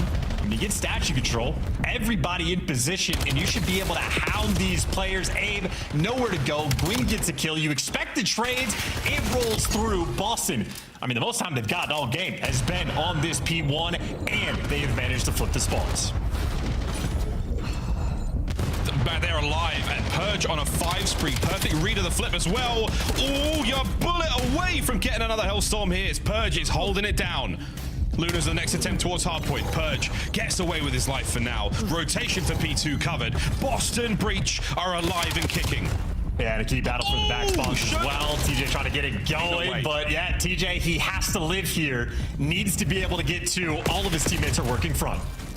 No, it's all front, and they don't get anything done. Abe, he wins the gunfight. Abe wins it on time. The nade now to keep the boys at bay. And you've got the back spawn still for Boston. They have to now try to fight their way through. Abe holding it down. Abe keeping it together. Boston, oh, they can't get out. The pinch is there. Purge red from the back, and now all guns front. Vancouver have hold. Thriving in the mixiness. That was multiple players stacked in around the time, trying to figure out where those spawns are going to be coming from. But finally, a moment of stasis. Boston want to give it one final last-ditch attempt to break over towards New, but they're not going to get anything. It is going to be 240, 193 as the new time pops. Boston Breach staring down the barrel of a Vancouver Surge loss. That is a devastating L. They got to make something happen here. It's not happened yet. Nasty, safe in tunnel. Pinch is on through the blue crate. The Vancouver boys will make their attack. The Godheady in a moment for Abe. Have they read the play on the Godheady? No, they haven't. Purge saves it. So now one flank is completely safe. It's a war on one front right now. And Snoopy, he's the man on the hold. So far, so good. And Vancouver Surge, I mean, this would be a great time to take a route or call in the Hellstorm. Abe is motionless on the map. So either his controller is not, or there's a Hellstorm. Finally, it's rolling through. That took forever to actually get to, but hey, clean 4-man wipe, and that might just be the game. And that's how you do it. That is how you streak a P3 on Colossus. A worthy investment. 10 CDL points, and about damn time, Vancouver Surge. Yeah, what a game. And at least finally some teamwork for the Boston players, both right arms to the back of the head. They had that coordination in game, could have done a little bit more, but Vancouver Surge in the hard points on the Mixie Max, picking them apart. That Blackheart inertia carried them all the way through a 3-1 victory. Finally get the map 1 woes out of the way. I'd say you just had a series for Vancouver Surge where all 4 players at different points in time able to have those pop-off moments, able to throw a strong performance and maybe a little bit more confidence towards the end. I mean, that's roughly 3.5K damage. Every single player down the line having the contribution. Great assist coming through from Lunars, who once again, king of the hill. I mean, that's basically 2 minutes of time he was able to get on each map, thriving in that environment. 12 objective kills as well. Thoroughly enjoying Luna's objective work. First hard point was great as well. That one doing what they can. A lovely back and forth. Close, but no cigar. There we go. Vancouver Surge have the edge over Boston in the respawns, and that leads to a 3-1 victory. More than enough there to carry them forward. The Blackheart inertia chance is no joke. 250 to 78. That really did set the tone. The Colossus, not enough in the tank there for Boston Breach. Commiserations, lads. They are definitely going through it. As we say, a tough one for Boston. A very, very difficult stretch in the qualifiers towards the Birmingham Major. Well, that is that, folks. That is that. A big win for Surge. Heartbreak for Boston. It's back to the desk. Vancouver Surge finally get their first win. Good job. And look, man, they did so in phenomenal fashion. That map 1. That's what we got to kind of hone in on. The 100-point club, 250-78. What a way to open the series up. They didn't really slow down too much, maybe, I guess you can argue, on the Surge, but overall, pretty much in control the entire series. Yeah, you know, we highlighted before, like, in this series, they beat them before, right? And it was Abe out-dueling Purge on the other side. Well, today, everybody on the side of Vancouver Surge played well. And I think that's the difference, right? Like, when you get contributions from Abe, the game's going to be that much easier. You started off there. And then Gwyn got activated. Best series team from him in a while. You know, I floated that stat that we talked about where he's 46 to 56 in Slayer rating. 2 years ago, Scott was Rookie of the Year. He could take over games. And we saw that from the Search and Destroy on. Gwyn just had such an impact. And your Chance talking about it, particularly when he has the Drovic in hand. He can get loose. He can find a 2-piece, and yeah, Boston looked defeated. I was gonna say that was a really good point to be made. Of like Gwyn, we just have such high expectations for him from what we've seen in the past. I mean, he was considered one of the best ARs in the game at one point in the past couple of years. So it was kind of like why we've been, I feel like, I don't want to say easy, but like belief in this Vancouver Surge squad, right? Like each of these players fit their roles incredibly well. It was just about if they can do it well together. And for me, this whole series, I think you guys made a great point. Everybody kind of had their moment. Lunars had really good moments. Gwyn obviously take over map number 1. TJ in the middle of this map, I don't think I'd ever want to spawn against him. He or the start too. He was shooting. He's been unbelievable. Yeah, and you know, there's on this map, you know, I see teams make the mistake so many times, right? Like, about where do you want to put your focus? And we get down to like the final P3. You know, you're watching Boston and they're in control. Purge spawns up, another player with them. One guy can go to the back and like block your yellow, but you have to get tunnel control. Especially in desperate moments, people are going to start flying out. You don't double the back there, right? And then hit a late pinch. So some mistakes on the side of Boston, but capitalized on by Surge. And one man in particular, I think we're about to interview. Yeah, Monster Winter Spotlight. Let's bring Gwyn in. Gwyn, congratulations, brother, on your big win, the first win of this split. How you feeling? Feeling good. Just taking a day at a time, getting better. Getting better every day, baby. Boston Breach, though, it seems like you have their number pretty consistently. What is it about Boston Breach? You guys go toe-to-toe pretty often. Why do you think you have your number so well? I don't think it's anything about that. It's just our team showed up today, and it was good showing out. Well, more importantly, I guess you do get your first win. You know, how do you think that I don't know, betters your chances this split because we've been waiting a good while. One of the narratives we kind of said at the start, Toronto Koi, they got their first win. You're obviously battling for a spot in Major 2, so this win has to feel pretty good and potentially sets you up to not be one of the bottom 2 teams. Yeah, I mean, none of us believe we're the bottom 2 teams. We play pretty good in scrims. Not the best, but we play pretty good. We're getting better. Just had to see one go through the net, to be honest. We've been choking so many map ones and everything else. We just had to see one go through the net. Yeah, you saw one go through, and that was nothing but net, brother. You were balling today, Gwen. Yo, so talk to me, man. You switched roles. Obviously, you're SMG for so long, and you got an AR in your hand. What's that been like for you, transitioning coming into this game? I mean, to be honest, before Challengers, I was in AR, like, playing S&D and all this stuff the whole time. I kind of just switched to a sub because I was told that's the easiest way to get in the league. So, like, honestly, like, AR is not that much harder. Like, honestly, I've just been trying to focus on myself. I don't know why I've been playing slow and, not slow, but, like, starting slow in matches and stuff because I feel like in scrims I've been playing pretty good with AR. I guess just had to see one go through the net finally. trying to get that to translate scrims to matches. That's always something players talk about, right? Of like how difficult it can be to be doing well in scrims and then it not really showing. So yeah, shout out on the first win today. You have a unique perspective where you guys aren't just struggling in one area. It's kind of like a back and forth of like sometimes you show strengths here, sometimes you show weaknesses here. What is y'all's approach to fixing those problems? Have you picked out a mode? Have you picked out roles, situations? Like how are you guys approaching getting kind of out of this rut? Yeah, a big part of our hard point at first was our breaks. Yeah. So then we worked really hard on breaks, and then holding started becoming a little bit of trouble. Right. So we've been taking it one step at a time every day, just working on something. The little building especially blocks. Our S&D, yeah, especially our S&D. Like we have Tej. Like Tej is the Go pioneer, so like us losing S&Ds is just unacceptable for us. Like got better. All right, Gwen, well, good job on your first win. Like you said, you're not bottom 2, at least as of right now, so you're killing it for sure. Can't wait to see what you look like at the end of Split 2. Thank you. Appreciate it. All right, big win. Got the first one. Hey, this week, Toronto Koi, Vancouver Surge. It's the week for first. Dude, Taylor, you're drilling in the bottom 2. Hey, I'm sorry. It's what I do, baby. It's what I do. And speaking of bottom teams, coming up next is going to be Optic Texas going against Cloud9 New York. This is going to be a tough one for the C9 boys. Let's see if they can get the job done after the break.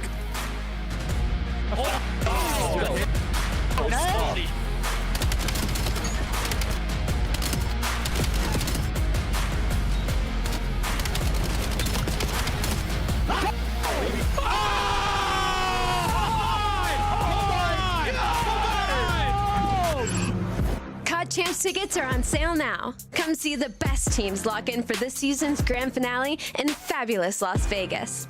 All 4-day passes come with early venue access. Head to phasevegas.com or scan the QR code to get your tickets now.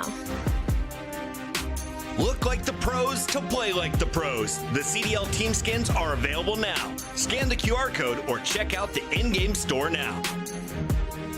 Scuff, official controller of the CDL.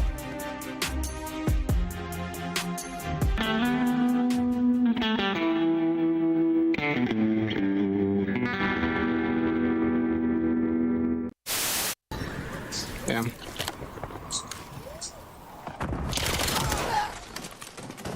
Hostiles are setting the device. You're our last chance. Think smart, move fast.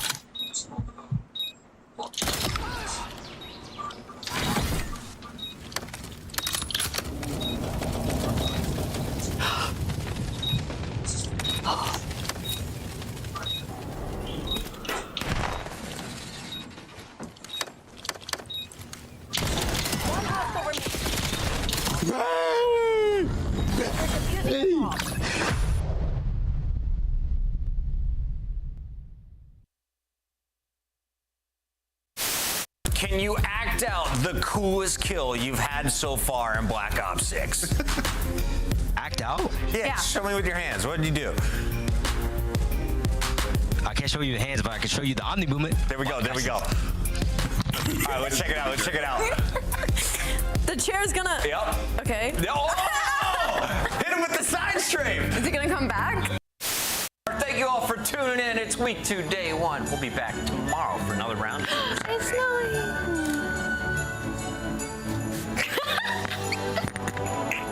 It's vibey in here, man. Down to 3 for either side. This is going to be it. Last-ditch attempt. Flying on the point. Joe Deceives gets his. But 3 seconds to go. You've got to get on the zone, lad. Fresh mag. Send it. Wins it. Oh, my God. It's a 2v1.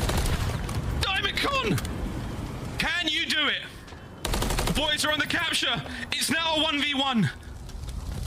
What a round of control. Diamond Con, if you win this, God damn, what a round. It's going to be the man on the back line. And the shots. Get out. Oh my God, get out. Oh, you're so good, bro. Oh my God, you're so good, Ant. Oh my God, they're dropping it. Fuse now from You're so good, Ant. Are you kidding me?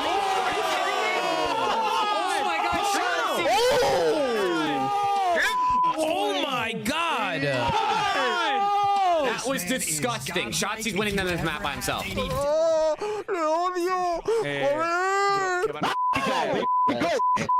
my God. Go, baby, come on. That was clean. Mate, absolutely disgusting. Shotzi, the S&D demon, bro, making it happen. We keep going back to the watch party clips. We have to. Explosive moment. Shotzi makes it happen. Looking to do it again today, by the way. Obviously opposite of no Cloud9 New York. It's going to be a lot of fun to see how this series is going to end up unfolding. More importantly, though, let's highlight Cloud9 if we can. Nezra clutching up S&D. They do get a map win. Look, let's take the victories when we can. Absolutely. I like that. A big play, too. Like, it's a tough situation. Bomb's going to get down at B. He has to 1v3, and he rips Cell, Pred, and then clutches versus Extend. No, that's crazy, especially for players that are kind of coming up without a whole lot of hype around them. You know what? Take your wins where you get them. I like when Taylor says that. I mean, riding an 8-series losing streak since December, this is kind of to be expected. However, stage 2, first in roto win percentage, so they got their fundamentals down. And when you have a team like this, the most they're going to find success is typically in the respawn. As S&D takes a little bit more time, a little bit more conversation, a little bit more planning. So for Cloud9, it's just taking small steps in the right direction. I feel like this roster, though, may give us something today. Again, this week has been all... Really? Hold up a second, because it's been the week of first. Okay, we've had 2 teams break the losing streak. Now, against Optic, I don't think it's going to happen. However, I do think, hopefully, Copium, we'll see a little bit of a better performance from Cloud9 New York. I'm really at least hoping the case. But opposite of them are the Titans, and we've got to talk about them. It's Optic Texas. And this team is on fire. Everything they do is correct. The only downside was losing Major 1, but let's face it, this is still undisputably the second best team in the league. Optic Texas, let's talk about it. Yeah, and, some could argue the best team in the league. With the way you look at, how the Search and Destroys panned out in that final, could have went either way. For Optic, 8 straight overload wins, have an average margin of +2. They're #1 in possession time and runs per game as well, and #1 on defense. So anywhere you want to take them on overload, they're going to beat you.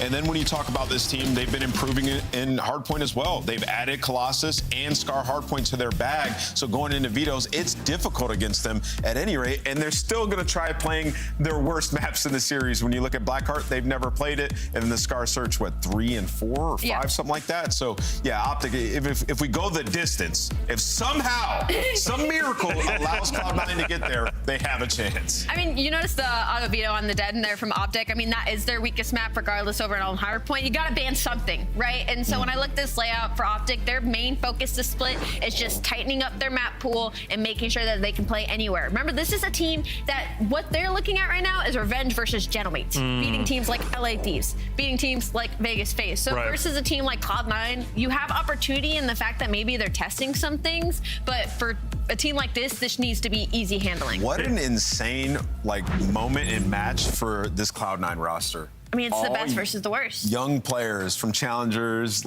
players coming up through rank, player from a different title. Watching them from previous seasons, and now they're going against Optic Texas. Third official matches against Optic Texas is going to be tough. And then they're like, Mercules on the opposite side. We were just where he was, and look at where he's going. That's where we want to be. Scott Pickums, let's talk about it. Where's our predictions going? Let's open it up hot. I'm going Optic. I don't know if that's a surprise, but that's my pick. Nameless, what about you? I think we should just put up the green wall here. I don't even know if we need to go across the board. I agree with you. I think we just brick by brick. Yep. Brick by brick, okay. Optic all the way. Fans going with them too. Check it out. It's going to be a big series for Cloud9. Let's face it, they've got to go absolutely Super Saiyan. But if they want to get the job done, it's up to them to decide their own destiny. Shift study. Let's get it started. Yeah, I mean, What do you say here, Jay? I think we remember this story all too well. It's just down to the fact that you have 2-time world champions back-to-back, EWC champions, team of challenge players that haven't broken past the top 12. It kind of writes itself. Yeah, I don't know what to think about this series. Obviously, you're just hoping that, you prayed to the COD gods last night, especially if you're Okis, to not get as beat up as you did in your last series like you did in Falcons and those respawns, because now you're playing a better respawn team in Optic, Texas. I think if you're Optic, this is one of those series that you wake up 5 minutes beforehand. Like when we go to a listening early on, Dash is going to sound like he's one shot just because of the form that Cloud9 currently find themselves in. Barely any experience, coming from different titles, have only found one map win underneath their belt, and that's because Falcons threw away a lot of those situations. And now you're potentially playing the best team in the game. You just got to show me what you got. Yeah.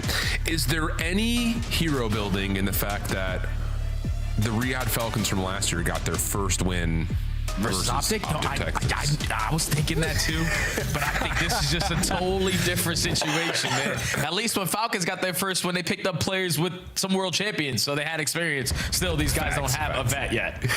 All right, well, let's just get on into it. And hey, what about an opener like this? 3 in the feed already for Cloud9. The only one really left withstanding that battle is Shotzzy, and he is going to play his life because Cloud9 do not get the read that Optic had flipped around the spawns. Good response, though. Encourage and Hide will at least keep Cloud9 to the hard point for now. Optic still swarming, but absent from finding any early time. Okay, all right, C9, guns are hot. Okis off to a 2-1 start, make it 3-1 start. ARs are firing, SMGs are creating space. So far been basically perfect here at the P1 of managing the spawns, because Optic, with specifically out of shots, he just late pitching over towards White Wall. He tried to flip them on the preferred side, but Cloud9 have been able to manage this. So far, so good here at the P1. Indeed, indeed. And they've got a pretty good rotation look over towards 2. Nezra in some trouble will fall. Hook with the trade. At least allows an opportunity for Optic to fight over the top of the time. Okis up top, almost able to lock down one, but no, largely blindsided. And Optic will play a little bit of recovery after largely getting pushed around on P1, and they are set up pretty perfectly here for 2. Okay, so Cloud9, can they get their first break attempt successfully underneath their belt? As they find the opening kill, it's just Hide a little bit too aggressive on the pinch, gives up his life for free. Now you turn it into a 2v2, and Mercules and Hook are able to clean up the rest. Optic so far flawless here at the P2, continue to hold. Yep, really good response to the first wave, and now Shotzzy can play the cutoff man over the middle of the map. Now, though, he does get cut down, so Cloud9, one last flood from the front. You also have Nezra working on the rotation over through the middle of the map. Kills are coming the way of Cloud9. Hook up top, waiting for Dashy to respond, and that is pretty much as perfect as it gets. Optic Texas will take the lead, have the last 10 seconds go their way, and with that win through mid-map, rotate over to 3 first. Yeah, and that's what Cloud9 just have to show drastic improvement very quickly versus some of the best teams in the game. You cannot go one-on-one. When we find the opening kill, we need to overwhelm them with our numbers. But when you force one-on-one gunfights versus players like this, you're most likely not going to lead to a break. And now Optic have an opportunity to chain that ending of P2 to this P3 and blow the game wide open. And this is an identity moment right now. If you're a Cloud9 fan of, does this team have something to show us in terms of what do we do when we need to break? You know, those are the conversations that are still ongoing right now if you're a new team like Cloud9. And they do well to at least contest some of the time and push Optic back to a 50-50 fight after the setup was so convincing, but largely the second hit has not developed. Dashy and the rest of Optic locking things down perfectly, and that little pinch route from Hercules will pretty much guarantee the time and start working on some pressure to new. Yeah, so now a potential chance to chain P2 to P3, and now to P4 if Mercules can find this one-on-one. You're finessing around the backside if you are Nezra, but the stun is able to connect, doesn't impact the gunny on the side of Mercules. So a clean 4 dead off the rotation. The scoreline continues to get worse, and Cloud9 are forced to find another break. Decent idea right there from Shotzzy, going prone outside of the old hill to stay away from that P3 heady. Gives Hook a chance to respond to the play. They do not read Encourage, though, right now around the back. So an opportunity here for Cloud9 to flip things around. Can they win the gunfights, though? That's what's important, as Hide is able to give yourself one. Hook still keeping a play alive towards White Wall. Spawns for Cloud9 are still in, just barely, if that, for one player. Mercules, big gunfight here, able to find the win. On the other side, now it's just out, can you pinch the hill together? And Okis, well, he's not able to do too much from that position. Counter break good for Optic. Yeah, counter great from Optic. Well played out of Mercules and Hook to just find every single kill on so many different angles. But Cloud9 still send one more player at it. And for now, he's soaking up this final 15. Nezra, can he try to hold the line or at least keep him away off the rotation to new? He cannot. And now Optic trying to clear out some space in the middle of the map, but Cloud9 are fully set up. Yep. First points that we've seen since P1, though, for Cloud9 largely. Hyde, nice moment there, wins back to field, and this is a pretty solid setup. If you take a snapshot of it, it's just down to do you get the reads and do you win your gunfights. And Okus is a little bit surprised by the Optic hit around the side. Now the fight going up top, and that is in the first break attempt. A successful break for Optic. The spawns and the hill go their way. Yeah, it's just the first time it works out. Leads to Optic getting a good chunk of time here.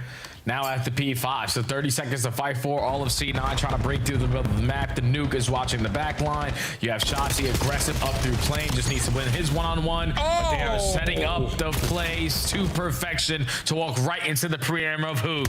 Another 4 dead, a 60-point lead and climbing, and Optic have flipped him to the backside of green. Yeah, the moments where Optic have been bounced out have been very small and very far between. Hook is 17-8. You still have 15-10 out of Merc, 16-11 out of Shotzzy. Everyone is frying. Yeah. It's just been in the moments where Cloud9 do successfully get some sort of a pushback. Optic take their time, they restructure, then they hit you back with a huge left hook. So it's been really good right now for Optic. But back to P1 we go. This is where Cloud9 found the majority of their time, largely up until that last P5. Dashy in some trouble, gonna get some help from Merculus, who's running a sub at the moment, but trades are in. Nezra through mid-map, able to get some damage down, and we'll finish with the pistol, but not enough conviction here for the Cloud9 setup to get much time, if any at all, here on P1. And as Optic try to fight back from the blue side of the map, we'll jump over and see how they're coming with an Optic Texas. Listen in. Top broken. I'm gonna go left. I'm gonna go left. Wait, one could have got away. They're gonna be fighting me right, probably. Yeah, probably. Been needed heavy. Heavy right. No, one guy's on nuke. Oh, 2 on nuke, guys. They're rotating. Hey, top. What is 2? Low nuke. 2 low nuke. 2 low nuke. All right, that's perfect. That's perfect. Let me top. Yeah, we can put in there. One shot at ult. I'm nading him. Set him. I kept him one shot. Yep. I need to come. I'm gonna fight the right. Go there. I'm just gonna be like pushed up our top floor. Inner left side P1.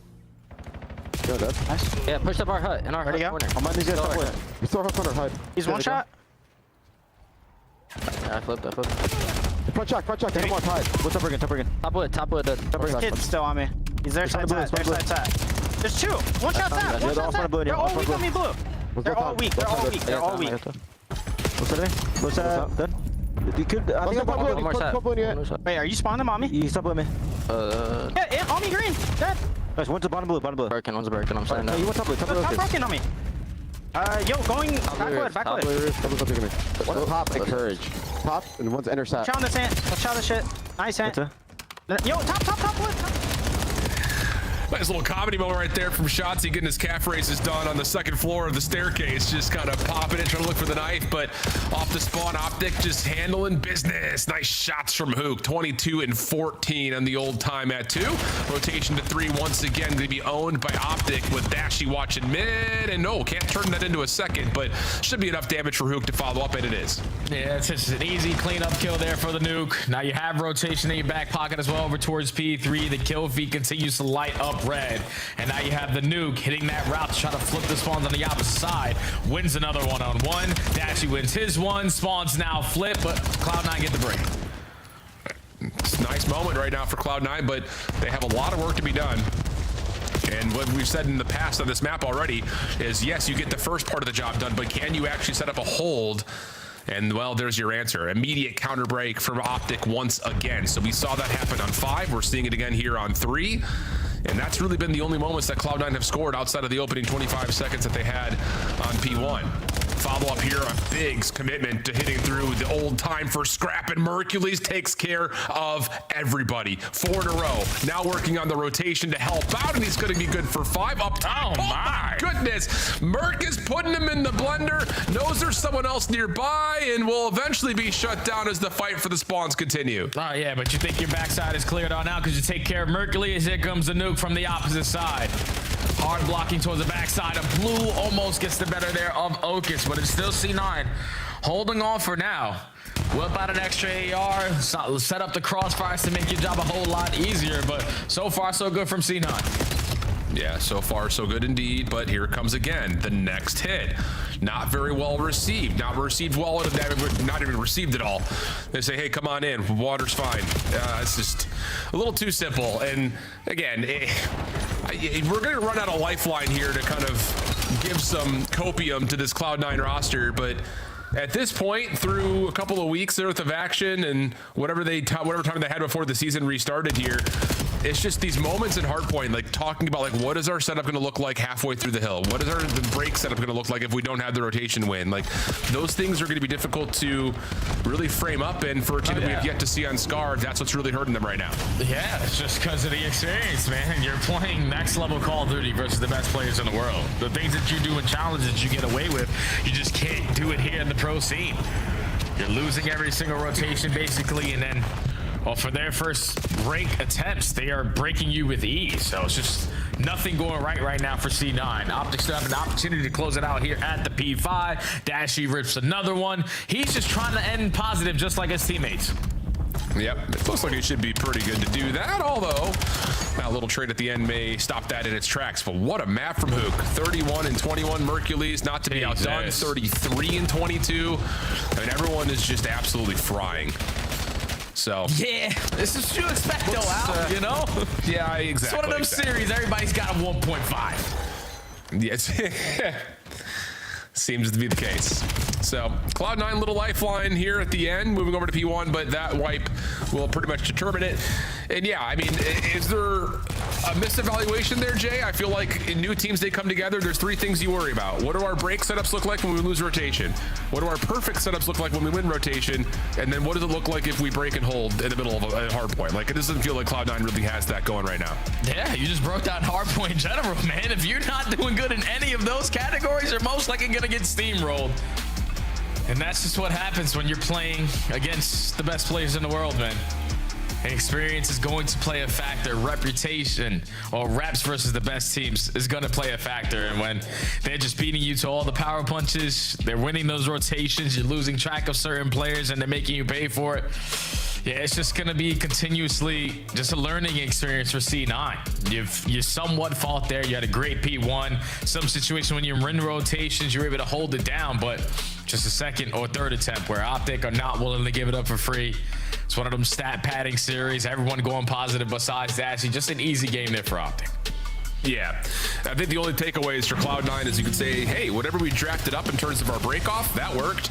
And then we had what? We had two good breaks. I mean, honestly, like break attempt wise, you had the one on 5 in the first rotation and then the other one on 3 in the second. But it's then like after we successfully break, what does the setup look like in low numbers? Like, it just, again, those protocols just are obviously not there yet. And it's difficult. I mean, because when we look at challengers players that get called up, especially younger ones, they're usually 1 or 2 that are matched with a couple of veterans that can lead you through those discussions.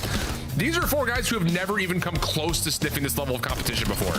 So like you mentioned, they don't have that type of experience running that kind of practice, running that kind of discipline in those protocols. And that's just where I think this team is really going to struggle no matter how good the guns are, which, to be fair, there are moments where it's like these guys are shooting. It's just they're fighting from really tough gunfights. Yeah, we keep on saying, like, stage 2, you have 11 matches. You have a lot of opportunities to, obviously, with time, get better throughout every single series. But just right now, the schedule for them hasn't really been the easiest. You lose that series versus Falcons. You get 3-0'd by G2.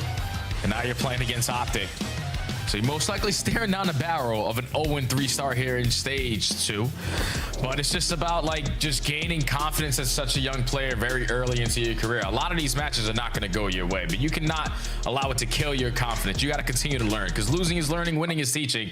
And right now you're doing a lot of the situations where you just need to be whipping out the textbook, writing out a couple notes to realize what's going wrong. Yeah, like pull out the whiteboard on like the screen share and like, all right, let's just draw. Like you go here, you go there.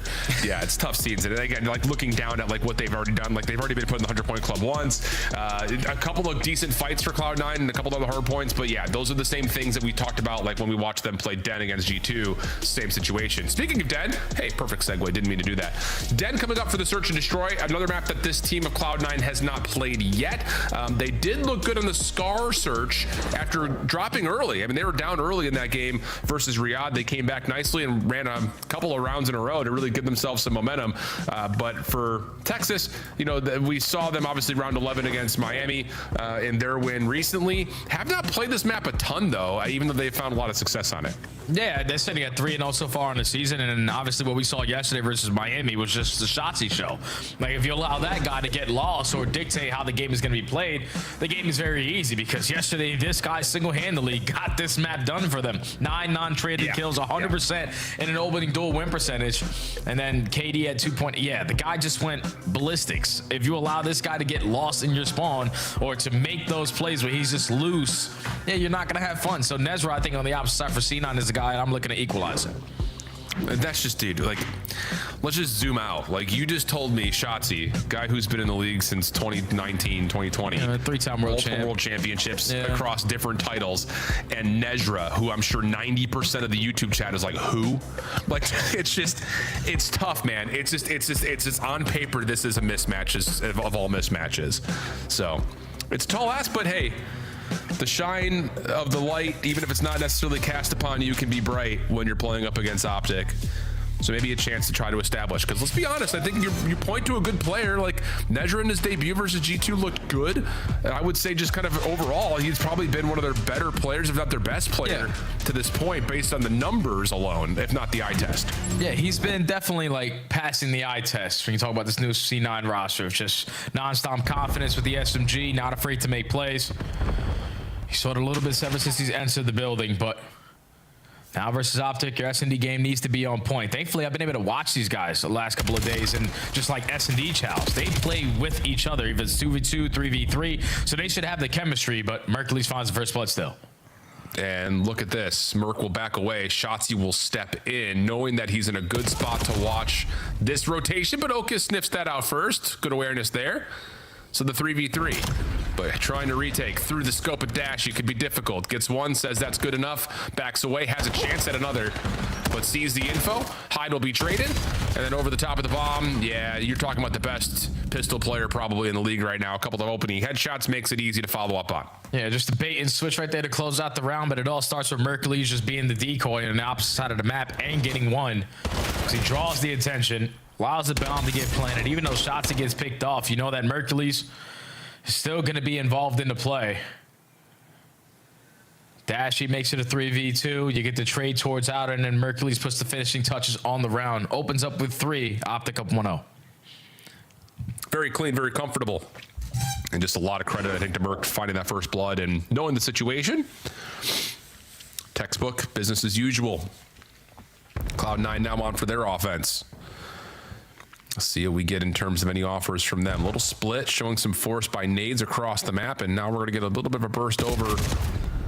Shotzzy just, dude, that is so dirty. Like, between the shingles and like how the sun hits the roof, it puts him in a very obvious yet not obvious spot. Good trade though for Nezra, keeps us 3v3, plus a follow-up here from Okus. We'll have the B-side open. Yeah, now Okus is giving the information to the teammates. This B-side might be open because we got the kill on the opposite side. They most likely rotated back. Whoa. But now that you find that frag all the way in the backside of Dojo, it's a 1v3 for Merc, but he has an angle. And that's going to be the bomb carrier down. Tags are out. Able to get the second. No way! Oh, my! Oh! It can't happen. And even Dashy's looking at him like, bro, what did you just do? You see, like, even with Cloud9 think you start gaining some life. We already got the scuff play of the game in round number 2. You're planning on the angle he's able to see you from. You're challenging without your teammate in the vicinity, or he was, but just doesn't hit any shots. The Golden Child pulls off another 1v3, and all the momentum Cloud9 just gained instantly stripped away. Optic up 2-0.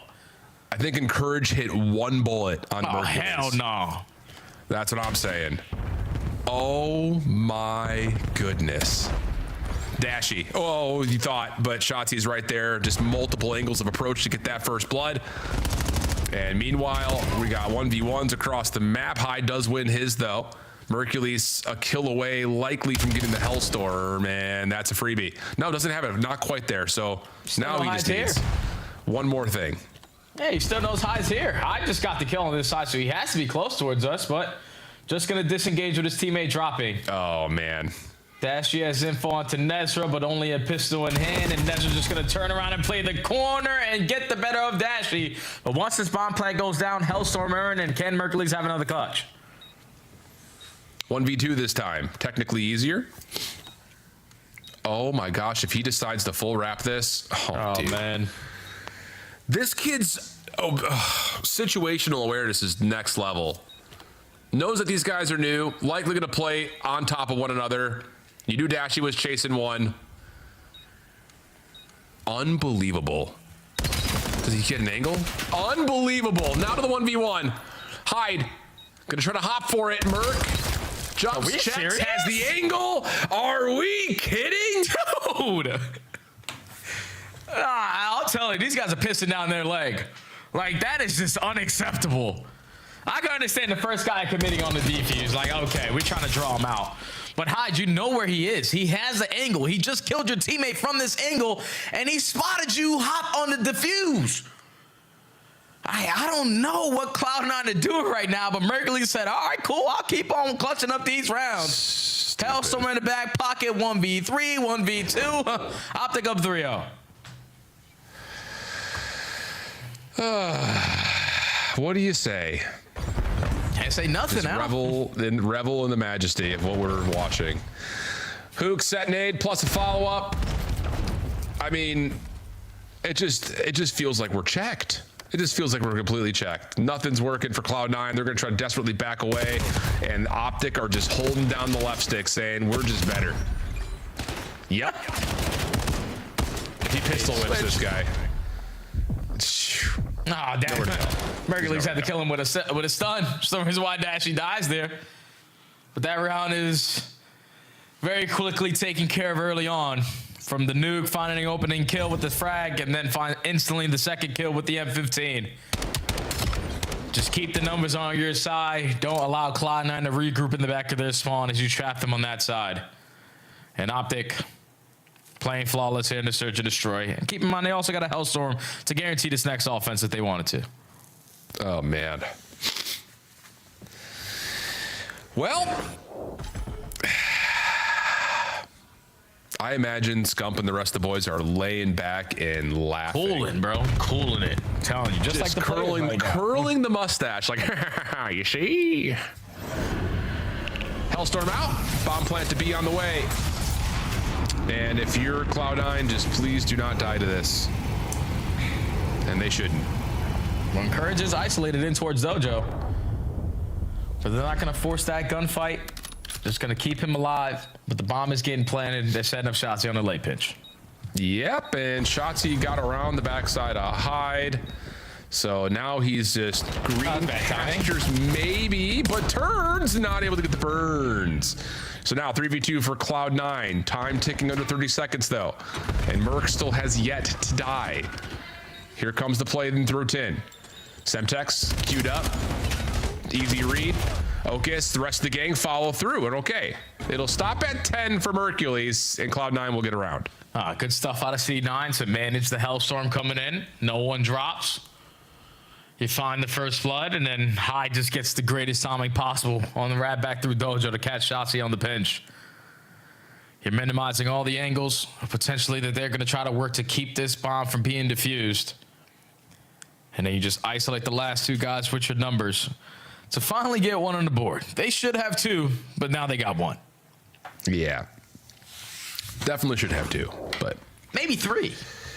Maybe three, true, because the 1v2 afterwards, you know, you're right. Whoa! Okay, we've got set nades on set nades. And that is just the perfect read right there. And that's one of those moments where, like, you walk into a set nade like that, and you're just like, wow, we need to get into some custom games and do some work if you're Cloud9. Now it's a 1v3 for Ocus. Bomb going to be down towards low couches. Dashy shows a shoulder, gets the info, and look how fast Hook and Mercules are reacting to it. Just don't want to allow this guy any space. Don't give him a chance at clutching up this round. And the nuke holding the angle. He's able to clean up house. And Optic now at game point. Oof. Well, we'll take a look at the opening set play. because it is just an opening nade, follow-up gunfight, and of course the scope from Dashy. Everything just built to be prepared for this play over through mid. And this look for Dashy onto Encourage, also pretty darn good. I don't think that was from that last round. Yeah, that was from the previous. Yeah, that was definitely from the previous. But it's all good. Dashy still hits his shots. Doesn't matter. Optic at game point. Merkley's with a 10-0 KD. Trying to one-up it potentially here. As they're getting aggressive. Single-handedly is going to be shots. He gets picked off. So now if you have the numbers of your C9, forced him to beat you by plenty. Yep. Don't get picked by Dashy. Little snap doesn't hit. Hyde playing close onto 10. Merc trying to isolate. And if he gets around the backside and feels like he can clear 10, that would be insane because that would be a freebie. Dashy's watching, waiting for contact. Hook still floating with the bomb behind this play. And it really just comes down to, yep, do they know Hyde's intent? And how they do with Dashy falling. And Hyde is going to be ready for the second gunfight as well. So now the nuke left in a 1v4. Great plays out of the young gun to be trapped between a rock and a hard place and walk out on top. Not going to give the nuke a chance there in C9. Now starting to make some plays. 5-2. Okay. Signs of life in ways. But like you mentioned, it's just like you go back, you take away those two clutches from Merc. This is a totally different game, but the problem is those things didn't happen. So you still have a long way to go here, but you've survived through the Hellstorm, which is fine. It just comes down to how do you modify and mold your playbook to continue to gain advantages against a team like Optic. Yeah, because it's going to be, it's not as easy as just like, oh, just shoot your gun a little bit straighter and better, and then you'll start winning rounds. Like, this map has been controlled by Optic pretty much through and through. Yeah, and Cloud9 are going right back to the strategy that has hurt them, which is just taking the map. Because when you do this, you give up all the opposite sides of the map, and I don't think you're able to take the space, but you're able to find the first blood onto the nuke. Nez was able to get into bottom service, find game number 2, and has all the info here to potentially close this out clean. 1v3 for shots. Yeah, and Shotzzy will fall. So that's like Cloud9 saying, all right, we threw rock in the rock, paper, scissors battle on our last offense, and it got countered by paper. Let's just throw rock again to see if we can get it out. And it works, because this time Optic are not prepared for the mid hit, so it's one of those things like that's maybe astute play calling right there from the IGL. Be like, okay, they just blind countered us there. Like, there's no way they do that again. Let's just try it. And this time it works out nicely. So, hey, okay, that works. Yeah, it's just back-to-back rounds there where Shotzzy and Hook are playing them with no respect. Like, it's a previous round when Shotzzy gets first blooded on their attack, aggressive as hell through mid-cut. That time it's Hook trying to answer. Just gets picked off. This is where Optic usually, though, lock it right back in. A couple rounds they let get away from them. Going to go back to what has been working. Take the space away at B, and let's just get the bomb planted. Yeah, just force the gunfights on your terms. This is a very natural and pretty normal setup towards B. Nades over the top for Cloud9 are decent, but they don't get any kills. Shotzzy tagged, has to hold off for just a moment, and Cloud9 are going to try to re-clear mid and try to hit this post plant retake from 2 points of ingress, but Mercules is watching that hit at mid, meaning now the dojo play needs to start to create something, and Shotzzy gets the green light, but gets hit by Encourage, so it's on to Mercules to rotate back over to the action. Has help inside from Hook, or does he? Now it's just down to Mercules. Pistol out. Off the reload. Nade doesn't tag fully. Time on his side. But the space is not looking good. 8 seconds. Oh, he's got an angle on the bomb diffuser. What are we doing? No way. Yeah, Mercules just broke them down. Yeah, let's just put the headset down. I got to go use the bathroom. Those guys just continue to break. When Mercules is the last player alive. He's isolated. You know exactly where he is. You have to be the aggressor. Don't give him an angle to potentially take down Nezra. Just Encourage chooses wrong. And that allows Mercules to have 3 clutches in this search and destroy for Optic to go up 2-0 in the series. I mean, that has to be the definition of Encourage is nervous. Like, it's Mercules on the other side. My former teammate. I know what he does. I played him with them on Stallions all last year. but to hold the heady when you have Merc at 1 HP and not slide out to protect the only angle you can stop the defuse from happening, that's straight and just nervelessness from Encourage. Yeah, I told you, it's like they're pissing down their legs. Like, whenever Mercury's the last one alive, you have to be able to send him. What does Pred say? One shot, you chase him down like he stole your kid. Guess he must have not saw that video, but now you got to fight back down 0-2 on Exposure Overload. Yikes. That's not good news if you're a Cloud9 fan. Not good news at all. For Optic fans, you're just sitting here loving life. Cool, just like absolutely this. loving it.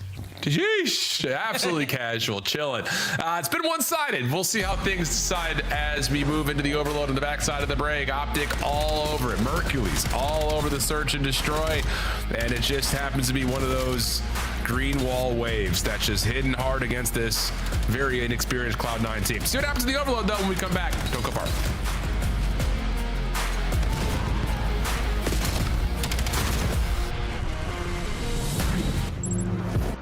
Scuff, official controller of the CDL. Monster Energy, the official energy drink of the CDL. COD Champs tickets are on sale now. Come see the best teams lock in for this season's grand finale in fabulous Las Vegas. All 4-day passes come with early venue access. Head to phasevegas.com or scan the QR code to get your tickets now. In Call of Duty, stars are made while pursuing greatness. They channel legendary performances through the sound of a ticking clock, a high-stakes situation, or an unfavorable scoreboard. One such star is Mason Mercules Ramsey. He's a soft-spoken lad who stands toe-to-toe with the league's very best, but when the time comes, snaps into deadly form. The spawn play in his life, and this man is gone! Behind each player is a story. How did he arrive here? So I started playing challengers, and about halfway through MW3, we made it to the last chance qualifier. We had to win one match to go to champs, and we lost them both. Mercules, the new guy up, looking to earn his way to champs. Stun is out. Assault sends home. Yeah, that kind of sucked, but thankfully BO6 came around. I got to start the season on a better team. Cross from on top of the Lambo. He has a chance at this. Count. Stop takes some space, but Mercules is able to catch him. I'm not sure if we're really bringing this up just yet, but I think Beans is going to be involved. This is a beansless meal here at the major. Man. Is it officially no Beans? I think the circumstances were definitely unexpected going into the Toronto major, but Merc is a slayer, right? He's been getting crazy gas, Chris. Like, he's been going off in challengers, so he's just got to come in and find those kills. Just made the best out of it. Initial gunfights with the young gun. Ultra. What's the shot on the cross? Remember the name. It's Mercules. Storylines like that write themselves, so it's easier for us to sort of follow. But when that kid went on there, and obviously like the amount of people talking about him, immediately had him on my radar and sort of kept my eye open. After a crazy series of events, the rookie finds himself on the roster of Optic Texas, and it is there that his newfound legacy would be cemented. It's history in the making! Back to back! World champions! He understands the game really well. He kind of just does him, honestly. Usually when they're new, like, they have like a little ego, but for him, for whatever reason, like, he just trusts us, and I mean, this kid is a generational talent. From a competition standpoint, his future is bright. From everything else, the ceiling is, who knows.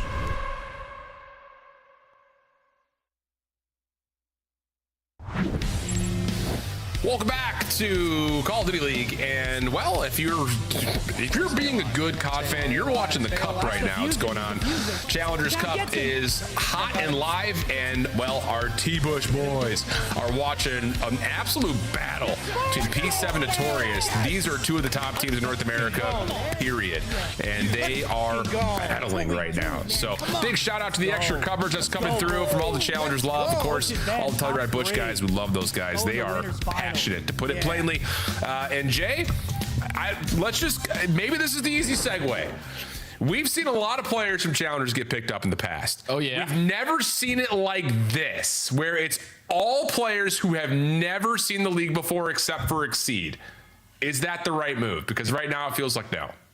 No, I think it's definitely not the right move right now because even some players and challengers are not even accepting offers because they're finding a lot more success in challenges. It's just a mixed fest of a year so far, but I don't know. I think we're only going to have to wait with more time to develop how the game changes, potentially some new maps, bring some new life into the scene, but at least for Cloud9 right now in this matchup, yeah, I don't really know what I was about to say there. Yeah, Optic are the best Overload team in the game. Good luck.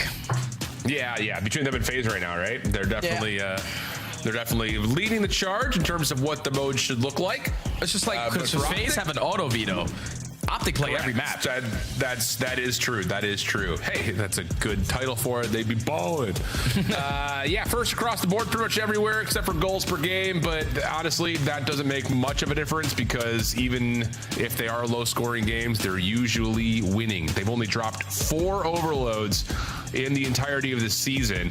And the ones they did were, well, they were pretty much close, I would say, except for like one match that I can remember where it was like they got a little bit beat up. But they, like you said, play everywhere and they play everything, and they're looking disgusting in the map 3s. Oh, yeah. They are on an 8-game win streak in this mode. They are the #1 overall team, KD. They are the best at having the time of possession.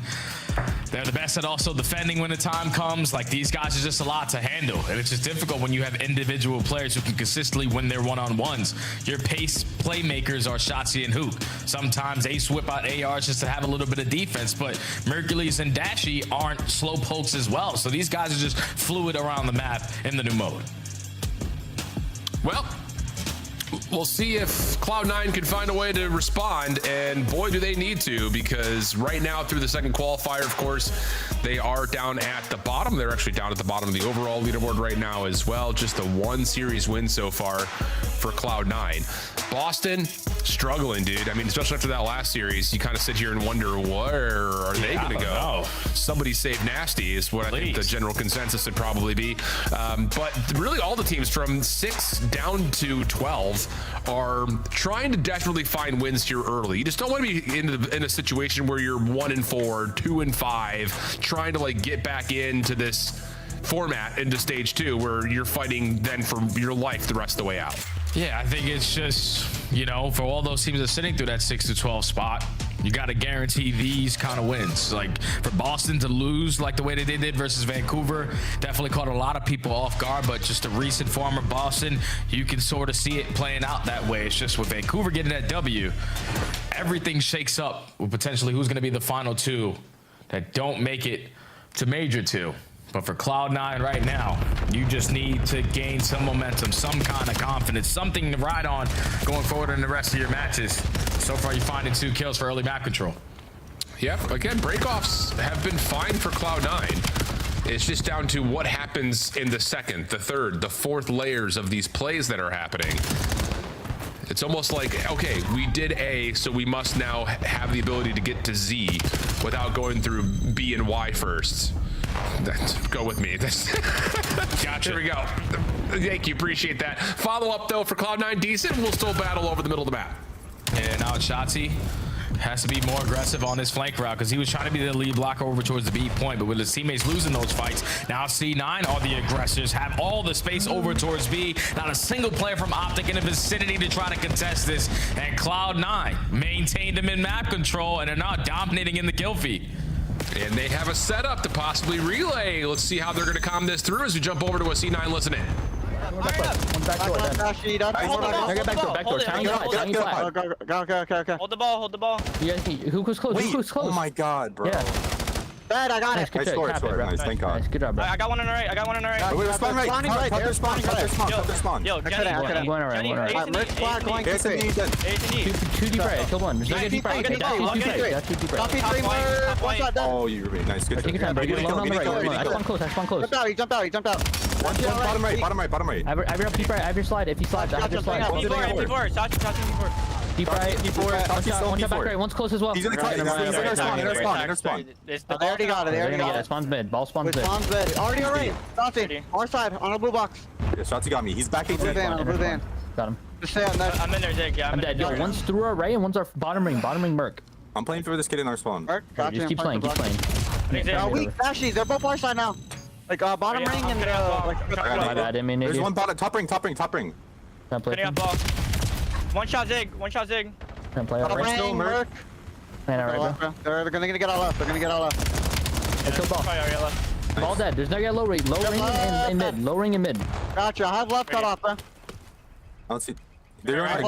They have to go Going right. Close, top to our side. Okay, back right. Kind of weak. Back right. All right, decent moment, kind of looking at that relay, although it got a little scary, just a touch. Optic do respond with one, though, and with 2:15 on the clock, a chance to possess the ball a little longer. Yeah, but they keep on losing their lead blocker, and Mercules has a Hellstorm in the back pocket, but he's carrying the EMP, so he can't call this in and get the score at the same time. But this is where the reinforcements are starting to hit. 2 in favor of Optic. You just need to get this trade under courage, and you potentially have another score, but it's the route from Nezra. Just keep them at bay. Allows your teammates back into play. Well, fortunately, he cannot kill enough time for the EMP to reset, though. So very quickly, 2-2. Mercury's going to drop the Hellstorm in now by playing through mid, but Hook, as the lead blocker, will drop. So now it's just down to, can you actually do anything to control this EMP? Nice route here from Shotzi. Should have at least some sort of an opening through the panels. And that's only gives you the 1, though. So yeah, Hellstorm largely negated once again by Cloud9. Just comes down to, can they actually get a read to set up some sort of an offensive play? Yeah, and they know that Shotzi's roaming in their spawn. But Shotzi isn't worried about the EMP for now. He's just focused on spawn, killing the last 2 guys. Only able to take down Okus. But his teammates are now in the position that they want to be in. You're just not clutching up in these fights. Cloud9 are winning one-on-one after one-on-one, but you need to trade Dashy before he gets anything else, because now everything gets shut down. Shotzi now trying to chase. Interesting. Optic looking just to heavy stack this B lane. It's just going to be Mercules who rotates away. So this is, yeah, Optic choosing to chase from behind here. A lot of trust that Merc is going to be able to hold this while Shotzi tries to get involved in the play, but he's going to be there a little bit too late. Really interesting call there by Optic to not really enforce the middle of the map and just kind of try to play from behind the play. Allows Cloud9 to score, and with 30 seconds left, now it's just down to if they can get their way back over towards the new EMP, and Nezra's double will stop Optic in their tracks. Yeah, they're already in a position to try to get 4 before halftime. It's just that lead blocker, Inokus can't afford to chow at that moment. Before EMP is in your possession, before your team is even up on the map to potentially get the trade, you give up your life, but you still got Nezra here on 5 in a row. Can't predict right which way he needed to look, but ball, EMP over towards B. Opportunity, but stops for a moment. You pick it up right before the overtime, so an extra 30 seconds. And a little bit of motion now over towards this B goal. Merc trying to chase, able to find the first cleanly. Back up top. Nice movement to give himself some elevation to play with. But Hyde off the pitch gets 2. That may not make a difference though, because up and over. Yes! Slam dunks it at the end. Optic able to get the score as we send it to the second. And every time I look at these player cams, Optic are just smiling. Like, it shouldn't be that easy. You turn it into a 2v2 on the complete opposite side of the map. Mercules barely has to shoot his gun for them to add that final score to tie the game going into the half. But Cloud9 came out the gate swinging, man. It gets a little bit scary right here when Hook takes care of Okus. And he comes like, oh my God, what the hell? And then thankfully Hyde in the position to get the trade. For real. But you end the half tied at 3-3. Cloud9 fighting. They are. I'm telling you, man, it's just like, I know the most recent outing from Cloud9, we're all looking at like, whoa, woof. Like, they were getting ran through by the Falcons, which is not great news, but they can shoot. Like, the individual guns are there. And that's never really been an issue, I feel like, with a lot of potential options out of challengers. It's just down to, can you put the right system together? And you're dealing with a team of players that largely don't know each other at all in any form outside of the 2 that played for the Stallions for a couple of weeks at most. So it's just a big challenge to put this group of players together and expect to see results against the opponents that we're dealing with today, as Okus again shows you that this guy could shoot. Just comes down to, can they actually make a play as a group before? They have an opportunity here to try to make the play, but you lose your lead blocker and encourage. So now Nezra has his hands full, has to pop a 3-piece, can only find 1 before falling. And now the EMP off the rotation, because Hyde the entire time was just sitting nice and comfy towards top ring. If you could just get the EMP on his side, you can potentially get a score. But every single time he keeps finding a kill, so do Optic, so they keep slowing it down. Yeah, and they just lose Shotzi there for a moment, who does take care of the EMP carrier. Encourage around the flank, able to at least get the shutdown, but trying to get this to score would be a different story. Yeah, and that's why Mercury is able to take care of both of them. Good team shots in the mix. A little stuck trying to mantle, and Hyde's double actually allows an opportunity just to grab and go and get this over the finish line for a 4-3 tally. So good follow-up from Nezra. Shotzzy trying to do the same thing on the other side, but he's held back. And now Optic have to work their way through Hyde and the rest of the Cloud9 setup over towards the new device location. Yeah, Optic are just getting caught off guard by just the aggression on the side of C9. You're expecting when we find 2 kills in our spawn, we just shut down the EMP guy, like you should be playing for kills. But they were the aggressors through bottom ring and capitalized on that moment to be up by 1. But Optic looking for an instant response. Chauncey already finds 2. Hyde's positioning is already accounted for, and you locate him, you clear out the B point, another tie game. Yep. Pretty comfortable. 3 minutes of the clock now. Shotzzy, mid-map shut down. 2 kills for Cloud9 come through. Dashy kind of has to keep his head in the swivel and watch multiple things at once, and he's missed Okus, who's already played through dirt, but can just guard the device for now. And that will alleviate some of the pressure off this reset that's trying to come through. But encourages double, keeps Cloud9 in map control. Hook stepping up, able to catch Okus off guard, plus another, and a chance for him to possibly just grab and go, especially the kills come through at mid. Tags are out from Shotzzy, and they will get forward, will Optic, but not far enough to threaten the score, you would think, unless Merc can win that last pistol fight, but no, instead it's Nezra and the rest of Cloud9 resetting. And Nezra, their lead blocker, just gets caught. And now Shotzzy has the perfect crossfire setup. EMP carry is going to be 1 shot, and the knife somehow, some way, does not connect onto Okus. But with 2 minutes left to go, Optic now need to lock it on in. They have mid-map control. They have the EMP. They find the opening kill. Where's the lead blocker going to lead? Oh, there it is. Yep, sure is. Should be at least. Encourage. Yeah, shut down by Shotzzy at this push through, and he's doing more. So now 5-4 the count. Cloud9 do have a couple of players that have gotten through the middle of the map, so they could potentially still contest this. But you need to get Shotzzy out of this position from window side, and he just absolutely shotguns 1. Now back over towards the device location. He's going to get another. Follow-up. Is there going to be one? Hyde shows himself. Dashy's covering. And well, Encourage gets the pick, but the focus is towards this play at B. And yeah, very wise. Merculus will back away, not seeing an opportunity there. Oh yeah, Shotzzy has this all cut off. He's giving the information to my teammates. They have to be stacking over towards his B point. I just chooses his timing correctly before he strikes. But Optic are keeping them thinking. A rotation back over to the B point. Everyone is cleared on out. A 2-point lead now for the green wall. Really good awareness even on Merculus right there, kind of cutting back around the boxes, knowing there was a player who could potentially be behind him. Another Hellstorm for Merc. 19 and 17. Shotzi's at 30 and 20. And this has just been chaos. Although, got it though. Cloud9 just pick up the device and run with it. The Hellstorm doesn't really dissuade them at all from making the play, and they're just down 1 with 35 on the clock. Oh, and they take care of Mercury's on the pinch. They already have 2 kills and the mid-map control to go with it. Now can Okus find an opening on the opposite side? He does not. Dashy slows them down again with a double. Make it a triple. Can we get the 4-piece? Yes, I do. Big Brucey. Just being the safety net, the goalie, keeping the EMP right in front of him. Yep, just don't allow Cloud9 to touch it, and you're going to be good to go. Nezra, last one largely left to make a play. He's found 1, but there's the team shots coming through. And Optic will 3-0 Cloud9 New York. Got a little bit tight here in the overload, mostly thanks to the opener that Cloud9 were able to put together with 2 quick goals. But Optic never waver. Quick responses, and yeah, the PJ pants are still on apparently, so back to business. Yep, I told you, fresh out of bed to play Cloud9. Unfortunately for them, that's another 0-3 series. Still have only 1 map win so far in stage 2 with the new lineup. It's been tough with the schedule that they have played. But when you play versus Optic, you cannot afford little mistakes. You got to force yourself to cut your losses in hard point, set up at the new. And when we're not finding breaks, take our time and coordinate it together as a team instead of just going one-on-one after one-on-one. Because the hard point is a blowout. You get to the search and destroy, a couple of those rounds get away from you because we're not playing for the clutch. We're not playing to win these rounds with our advantage in our numbers, and we consistently are throwing them away. You fought here in the overload. But Optic still were able to walk away with the W here. It's just time. Like, that's all Cloud9 are gonna need.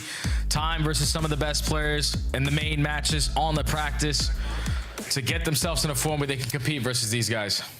Yeah, man, it's just tough because, like, you would have to hope that this group of four have a good understanding of how much time they will have. And we hear this all the time about teams that are like constantly stuck in panic mode of, am I going to have a job tomorrow? Now, if Cloud9 have come through and say, hey, we're trusting you guys through the entirety of the stage, then okay, you give yourself some leeway, some forgiveness. You keep working, you hopefully keep getting better. And then by the time you end up in Birmingham, you can show up and make some results happen to gain a little bit more trust. But for right now, Optic, no problems. Cloud9, same issues, different day. Back to the desk to give us their thoughts. Hey, thank you so much. We're ready. Hey, good series in regards to the overload. Again, we got to take little victories here for the Cloud9 roster. And overload, Optic has been a very dominant overload team. So the fact that Cloud9 takes it the distance, we go 5-6, I take that as a win. Plus, you take their search and destroy into account against Falcons the other day.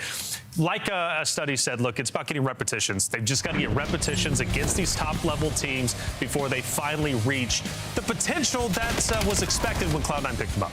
Yeah, it's a work in progress. These guys didn't have a ton of, success in challengers. And, they're going up against back-to-back world champions and world champion MVP. And, this team is so good. You get to this overload where Optic have won 8 straight overloads. Sure. They're the best exposure team that we have in the game. And I thought how they played this was awesome, especially off the rip. The relay that they had, just the sheer aggression. Even when they didn't have a man advantage, just like showing pressure and trying to finesse a little bit so you can remain in map control. They did a good job of that throughout this map. I think the way they approach overload is how we see the good teams approach overload is kind of what I got from Cloud9 in this, is that they understand, like, you constantly need to have somebody kind of pushing up, trying to get behind enemy lines. Like, they were trying to play it almost the same way Optic Texas does, to at least have 2 people constantly past the 50-yard line, and that kind of worked in their favor because it allowed a lot of chaining. And the high-scoring games that Optic keeps having in overload compared to some of our other teams, I just wonder if it's like, do they play it incredibly offensive-heavy, and is that why we're getting kind of these crazy... It's just kind of like Optic is just good at conceding when a team's gonna relay, right? And there's we'll just play the reset and then put you in the blender after, which is why we saw so many counter caps throughout this one. Optic is just way ahead of that team as it currently stands. But I really appreciated the fight that we saw in the search and dealing with those clutches and the overload. Well, by the way, going back to what we watched yesterday, Shotzzy obviously in the search and destroy tore it up. This time around it was Mercules. Mercules was on fire. That 3-piece that he got was disgusting, and also targeting the bomb as well when it was getting defused in a 1v2 and saving that round was absolutely brilliant. But there were some positives, though, from Cloud9. I know we were kind of critical on them going into the same strats over and over again. But then again, that wasn't necessarily a bad thing, at least when you were watching it. Yeah, they went mid twice in a row, right? And kind of their thought was like, okay, we can see if he crosses into 10, and then we'll just back up and play for the kill on Shotzzy flanking around if he goes rooftops. So I didn't hate it because clearly they were worried about somebody getting up behind enemy lines and making a play, and that was their best on how to mitigate it. 4-stack mid and then just back up and watch the other side. It worked one round, didn't work the other. It's just easy to kind of clown on the team that's all the challenges. It is, but you're hoping they figure it out. Right. Well, time for our Monster Winner Spotlight. Hook, let's bring you in. How you feeling, man? Big win. Yeah, no, big win. Feeling good. Feeling good. We did what we set out to do. And that's it. Business as usual, right? Had a chance to speak with Dashy yesterday, mentioned Miami Heretics. Plays a little bit weird, right? Sometimes that can throw a wrench in your setup. But also, this Cloud9 New York roster is a little bit new themselves. Do you ever find it to be a little bit odd playing against them? And the reason why I say this, because Overload, you've been a very dominant Overload team. But this one went 5-6. It seems like the way they play set them up for a bit of a harder opponent than the other opponents you've had in the past. Nah, yeah, definitely. They're a new team, so I guess it's not, since we're practicing some of these pro teams every single day, and yeah, they're newer, so they're kind of doing some things that you're not used to, I guess. But at the same time, they played good. So yeah. Hook, a big problem for you guys in the finals was like your post-plant situations, and we did a breakdown on it today. You guys have got so much better there. How'd you guys fix that? Post-plant, just staying alive and clutching up those rounds. I think it just comes down to comms, making sure we know if you're holding this angle, like, communicating it, and it just allows us to, understand what's happening better. Absolutely. Hook, a really good series out of you. I kind of want to zoom out of the specifics of this matchup just because of the way it goes. I mean, y'all are one of the best teams in the game. There's really only so much I can pick your brain about here. So instead, I want to ask you kind of where this game is for you, how comfortable you're feeling on it, where it kind of lands compared to previous titles, and maybe how your teammates also feel on it too. Yeah, this game, I feel like the more I play it, it becomes more fun. I think the movement's really fun. The maps are growing on me. Yeah, overall, I'm really enjoying it. Hook, can we get your thoughts on Saki Hardpoint? You like it? Should we add it? Yeah, I mean, I think it's cool. It's a different pace. I mean, you're able to take some routes. You think a little bit more on that map. Yeah, I'm down to add it in if people are about it. Sounds good. That's all I needed to hear. Thanks, man. Sounds good. Hook, great talking to you, brother. Congratulations on your win. I'm sure you'll be back next week. You. Absolutely. Appreciate you guys. Hook getting the job done, man. I almost wanted to ask him if he was tilted during that last the search yesterday, wherever he had the the head glitch and then he looked away, the COD timing. But I was like, nah, let me take a step back. He's had a couple of those. Yeah, and they're frustrating every single time. One more series to go for the day. It's gonna be a fun one. It could very well go the distance. It's G2 Minnesota taking on FaZe Vegas. Breakers! 1, 2, 3, 4. I run you, mother. I run you! You guys!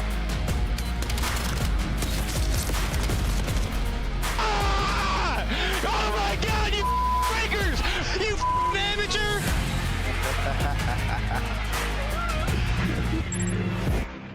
Black Ops 7 returns to the Esports World Cup in Riyadh this summer. Scan the QR code to be notified when tickets go live later this month. Start the season strong with the 2026 Call of Duty League Pack. Grab yourself the CDL operator by scanning the QR code on screen or check it out in the Call of Duty store in-game now. Scuff, official controller of the CDL.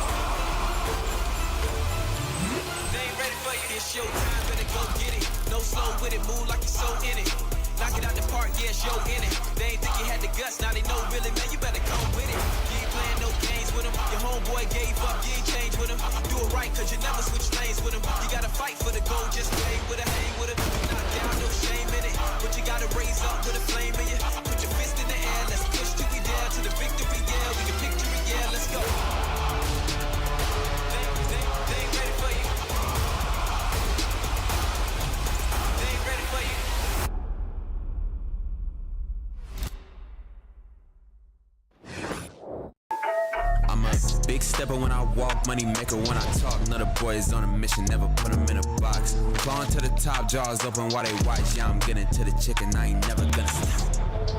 I'm the life of the party, know it's going down. If they wanna talk about me, I'ma tell them how. I'ma tell them, I'ma tell them, I'ma tell them, I'ma tell them, I'ma. Everybody wanna be like me, fast lane, steady whipping 2 doors off speed. Everybody wanna be like me, but that's something that they never gonna be. It's time for the final series of the weekend. G2 Minnesota taking on FaZe Vegas, one that we know all too well from Major 1.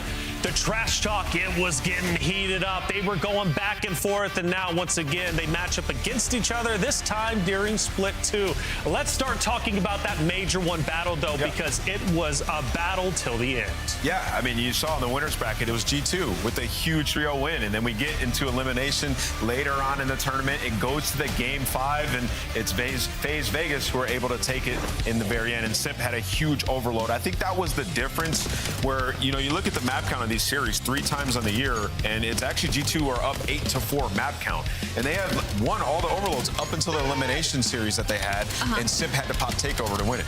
He did have Pop take over, but we know what happens when Simp Pops take over sometimes like that. Our House Crazy series is usually when the momentum affects the rest of the team, right? And so for FaZe Vegas, this is kind of, it feels like redemption for them going up against G2, obviously, because they've kind of had their number weirdly this year. But looking on the side of G2, like, they just have so much to work on still. Like, you look at the Search and Destroy, they're kind of the opposite as the rest of the league. They're really strong at attack, but they're really bad at retaking and defense. So if that bomb gets down, you can basically sign G2 out of the map. And that's awful going against a team like FaZe Vegas, who are known to capitalize on small things like that. They do their homework, they'll do their research. Yeah, in the series, though, it's like the hard point has been the strength of G2 versus FaZe. On the flip side of that, the Search has went towards FaZe. And to Ali's point, I agree with that, because you look at the series that they had versus Koi, some of their offensive rounds, like, yeah, Kremps get Mixie making plays, but they throw them away. We saw the 2 raid pushes where they pushed all the way through Laundry versus Toronto, where you're just kind of like, okay, can I get like the benefit of you being aggressive, but when you get the kill, maybe we just group up together and make this situation a little bit more manageable. I think it's a work in progress, but this team has the makings to be one of the top teams in the game. And they do. G2 Minnesota, much hyped up going into this weekend, but I want to just hone in on that collapse against Toronto Koi. Their first win of the split going to them because G2 could not get the job done. Listen, I mean, that to me was just Toronto Koi surging more than it was G2 falling flat. I feel like G2 is kind of a gatekeep team for me. They're going to be sitting around the 5-6 area. They'll maybe test some of the top teams, maybe take a couple wins off of them, but consistently, I think that they will be on the losing end of that. And it's only because I think their map pool's smaller, their game 5s, they're not able to ice it up. It's got to be a mental thing. And also just the inconsistency in some of the players. We went to LAN, we saw one of the best guys we've ever seen. Yeah. We come back online and it's just the deficit is too large. So for me, I think, you know, where I'm at with it, they're susceptible to, I guess, what you would say a bad loss, but I still think this is a team that at some point this year, they can win a championship. I think the players are good enough. I look at Estrio, I look at Kremp, particularly in this matchup, they play well. I think Mamba's still getting better, so if you get Mamba in a final form and these guys keep playing like they are, this team can do some special stuff. Last time we watched FaZe Vegas was a couple days ago, and they ended up getting a quick series. Let's see if they can do the same here. They're obviously opposite of G2 Minnesota. This roster currently 2-1. They got a big victory against Toronto Koi 3-0. They did lose to Miami Heretics, but they snapped back against Vancouver Surge, taking them down 3-0, Ali. Listen, I'll tell you what about FaZe Vegas, right? So you got the ARs lighting it up now. That was kind of where they were starting slow. The only thing I can think of when I look at stats at this point is their map pool needs to expand a little bit when it comes to the hard points. Colossus and Den need to be added to the rotation, and then they're going to be able to take on teams like Optic Texas and Parish Gentlemates. And so for me, this is just FaZe Vegas tightening up the ship that's already got the wind in the sails. Yeah, I agree. I think FaZe Vegas, currently still championship ready. I think they can contend with the best of them. And, you know, for them, what really separates them from a lot of teams in the league is they are truly a 2-3-5 team, and they're at 500 in hard point, right? So to Ali's point, if they expand their map pool and HP, this is a team you look at, you're like, oh, they can go in and win Major 2.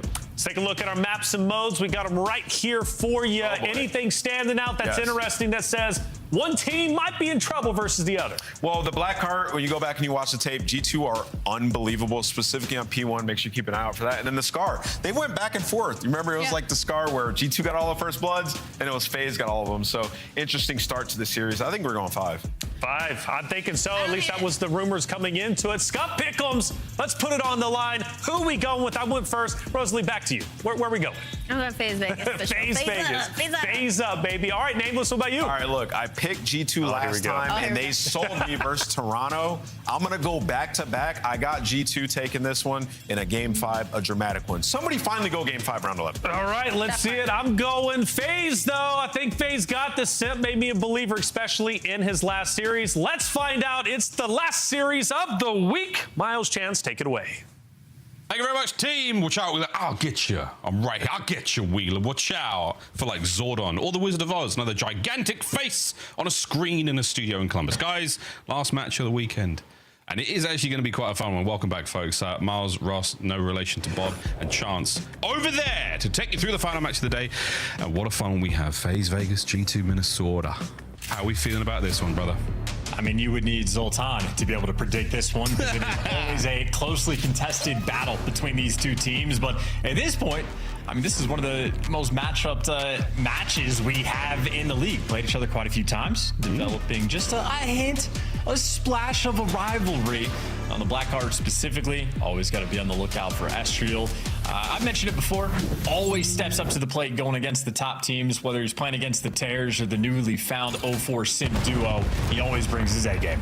I'm loving this camera angle, by the way, team. This is a great way to demonstrate the absolute mania and the chaos that is an opening break here on Blackheart. Well, chaos is a ladder, as Simp once said, as he finds himself a nice 3 in a row there. And enjoying 04, his new partner in crime. You might shoot right through him, but it keeps the force spree going, keeps the time in hands of FaZe. Yeah, and Nameless touched on it about how good G2 Minnesota's P1s can be. That's a situation for FaZe. You don't want to lose the opening break, but instead, they take care of business on P1. Make sure they don't get punished on it. And Draza already flipped the spawns, making sure his team has a very easy feet-up, comfortable job going into their time. And why not throw a little highlight reel play in the mix? G2, welcome back to their spawn. Disgusting. Absolute magic on the attack. Well, P2... it's about to pop wide open, and Draz holding the line, Sim on the front as well. Snap throw to Mamba. Can Mamba find the second kill? Nah, tough thing to do indeed. But Estriel's going to be there to keep this play just a little bit dicier there for FaZe. They've got to try to find the backline kills, and that's going to be that. Man on the pinch should be dealt with as well. And Draz going in with his knife. I mean, we're pulling out all the stops here from FaZe to hold on to P2. Hey, this is a perfect understanding of the hill as well from every single FaZe Vegas player in that moment. Draza knows where to position himself on the time, knows what direction to look, and Skies might finally drop him, but I mean, the hill is completely locked down. Even Abuza jumping on top of the cuts exactly when you need to strike down, and this is going to be a perfect full 60. There is a few seconds of contest time, but now FaZe, all the time in the world to work with to try to break this one down. Even as players fall, you're just trying to get someone to sneak through and impact that back line, but by the looks of it, G2 finally able to stabilize and breathe. Only one player spawning out. Yeah, Strauss was trying to be the sneaky man, but no good there. Skies, nice 2 in the feed. Holding on now. Finally, G2 Minnesota get a sweet taste of the hard point. They have been absolutely denied thus far. Draz still trying to make him sneaky plays in the back line, and Mamba, does he time the attack correctly? Is it going to be a 2-2 split here from FaZe, trying to find their way on towards time? One side of the battle completely taken care of, and the other side still up for grabs. Last man left up going to be 04, and he's on a run. Good stuff, G2. Yeah, completely overwhelmed though is 04, and I mean, that's a fun little battle. That's some veteran plays coming out of Mamba, not overchalling, keeping things sort of considerate for his teammates and letting them get to work. And now FaZe just gonna head back through the front though. Not an easy thing to do. Draza rips somebody off a heady, and of course, no trophies mean the nades. You can hear them ringing out. So difficult to deal with, and I mean, FaZe happy for it. They are just keeping the foot on the gas. They got all the pressure in the world. Oh, their foot on the gas. Mamba was kicking ass for a brief moment. Draz 5 spree though, 13-4. He's having himself a whale of a time here on Blackheart. Shots in from Skies. A dicey battle towards the back line. Doesn't simply have the hit points or the staying power to remain in that fight for too much longer. And once again, FaZe in firm control of the hard point. Doing a nice job as well of managing the players in the back. No shenanigans, no muss, no fuss. They take care of the players in the front as well. Again, a strong look from FaZe here on Blackheart.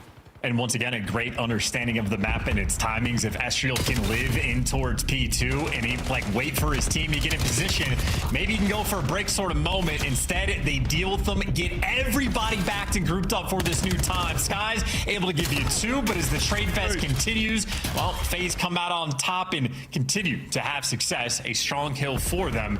We're going to have a foot race over towards the new time. 04 versus the world.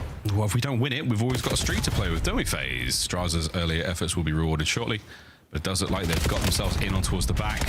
Great damage into Skies. Lovely work though from G2 Minnesota. They hold the line. 3 big pink skulls mark the efforts of FaZe, but not quite enough. Now towards the front we go, but a couple of big kills from 04, and Draz is going to make this attack towards the next hard point a little bit easier for FaZe. 04 get it done on the stairwell. Now over the wall jump. Mamba's going to be in the fight, but is Mamba going to have enough in him to hold it together? FaZe on the break, and that does look good enough for now. Yeah, the gameplay's clean as well, and I might have jinxed them. Estriel having a tough one so far. Gets another kill, but gets traded out immediately. The teamwork right now of FaZe Vegas just on top of things. I mean, the team shots rolling through. Great job of playing your life and at least doing what you can to deal with the pressure. But finally, overwhelming. The dam breaks. Got Kremp there for 2 and a stable P5. But nonetheless, Miles, after the first set of rotations, it is FaZe firmly in the driver's seat. They're going to have a 40-point lead. A 40-point lead and a lovely look going into the second set of hard points. FaZe Vegas running the show so far. Abuza, 7 kills, 8 deaths. Let's go for a listen in and see how they sound. I'll get long. Hey, Bob and PJ. On team left. I look long, guys. Hey, what's up? What's that you want?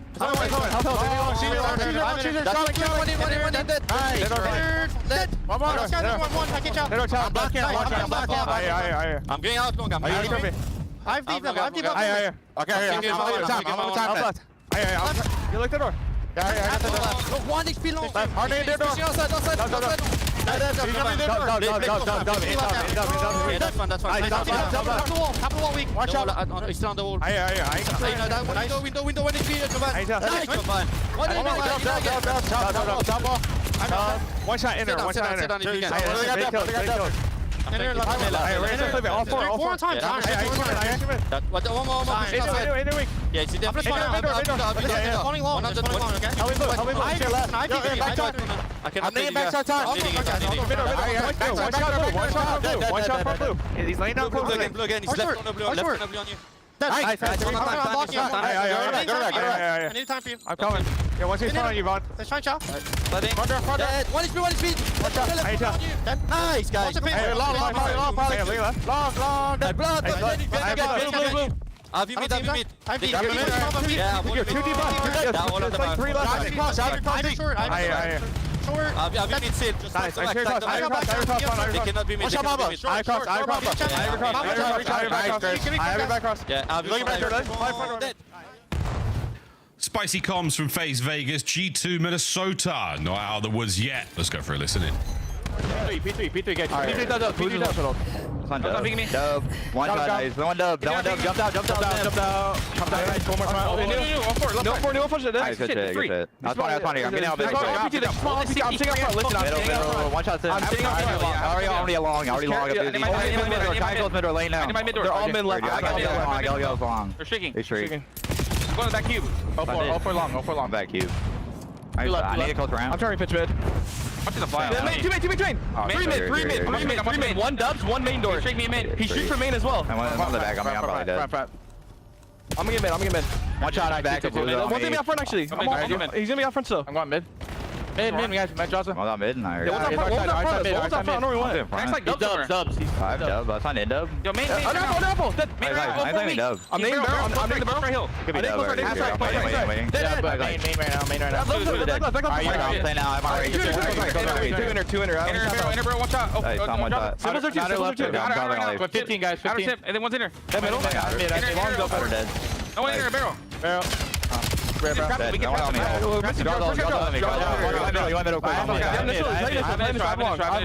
mid. Up the right. I'm long now.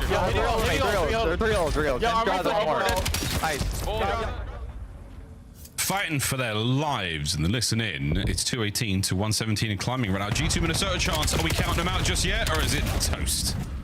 Well, listen, 100-point deficit on a map like this, not easy. Estriel's been the guy that has been in the black hard blender, and now FaZe overwhelming, soaring through all the time. Necessary gunfights for G2 to win. Mamba delivers stability here on the P4. 30 seconds worth fighting for, and all right, chipping away at the lead just a little bit, and at least they're in control of the game, but rotations are key. They have to win it towards P5. We're trying. Team kill certainly helps. 2-man hit now from FaZe, and they've isolated the gunfights. Oh, and 0-4 managed to walk over with his dub on Estriel. Still, though, hard point in the hands of G2 Minnesota. 10-odd seconds to go.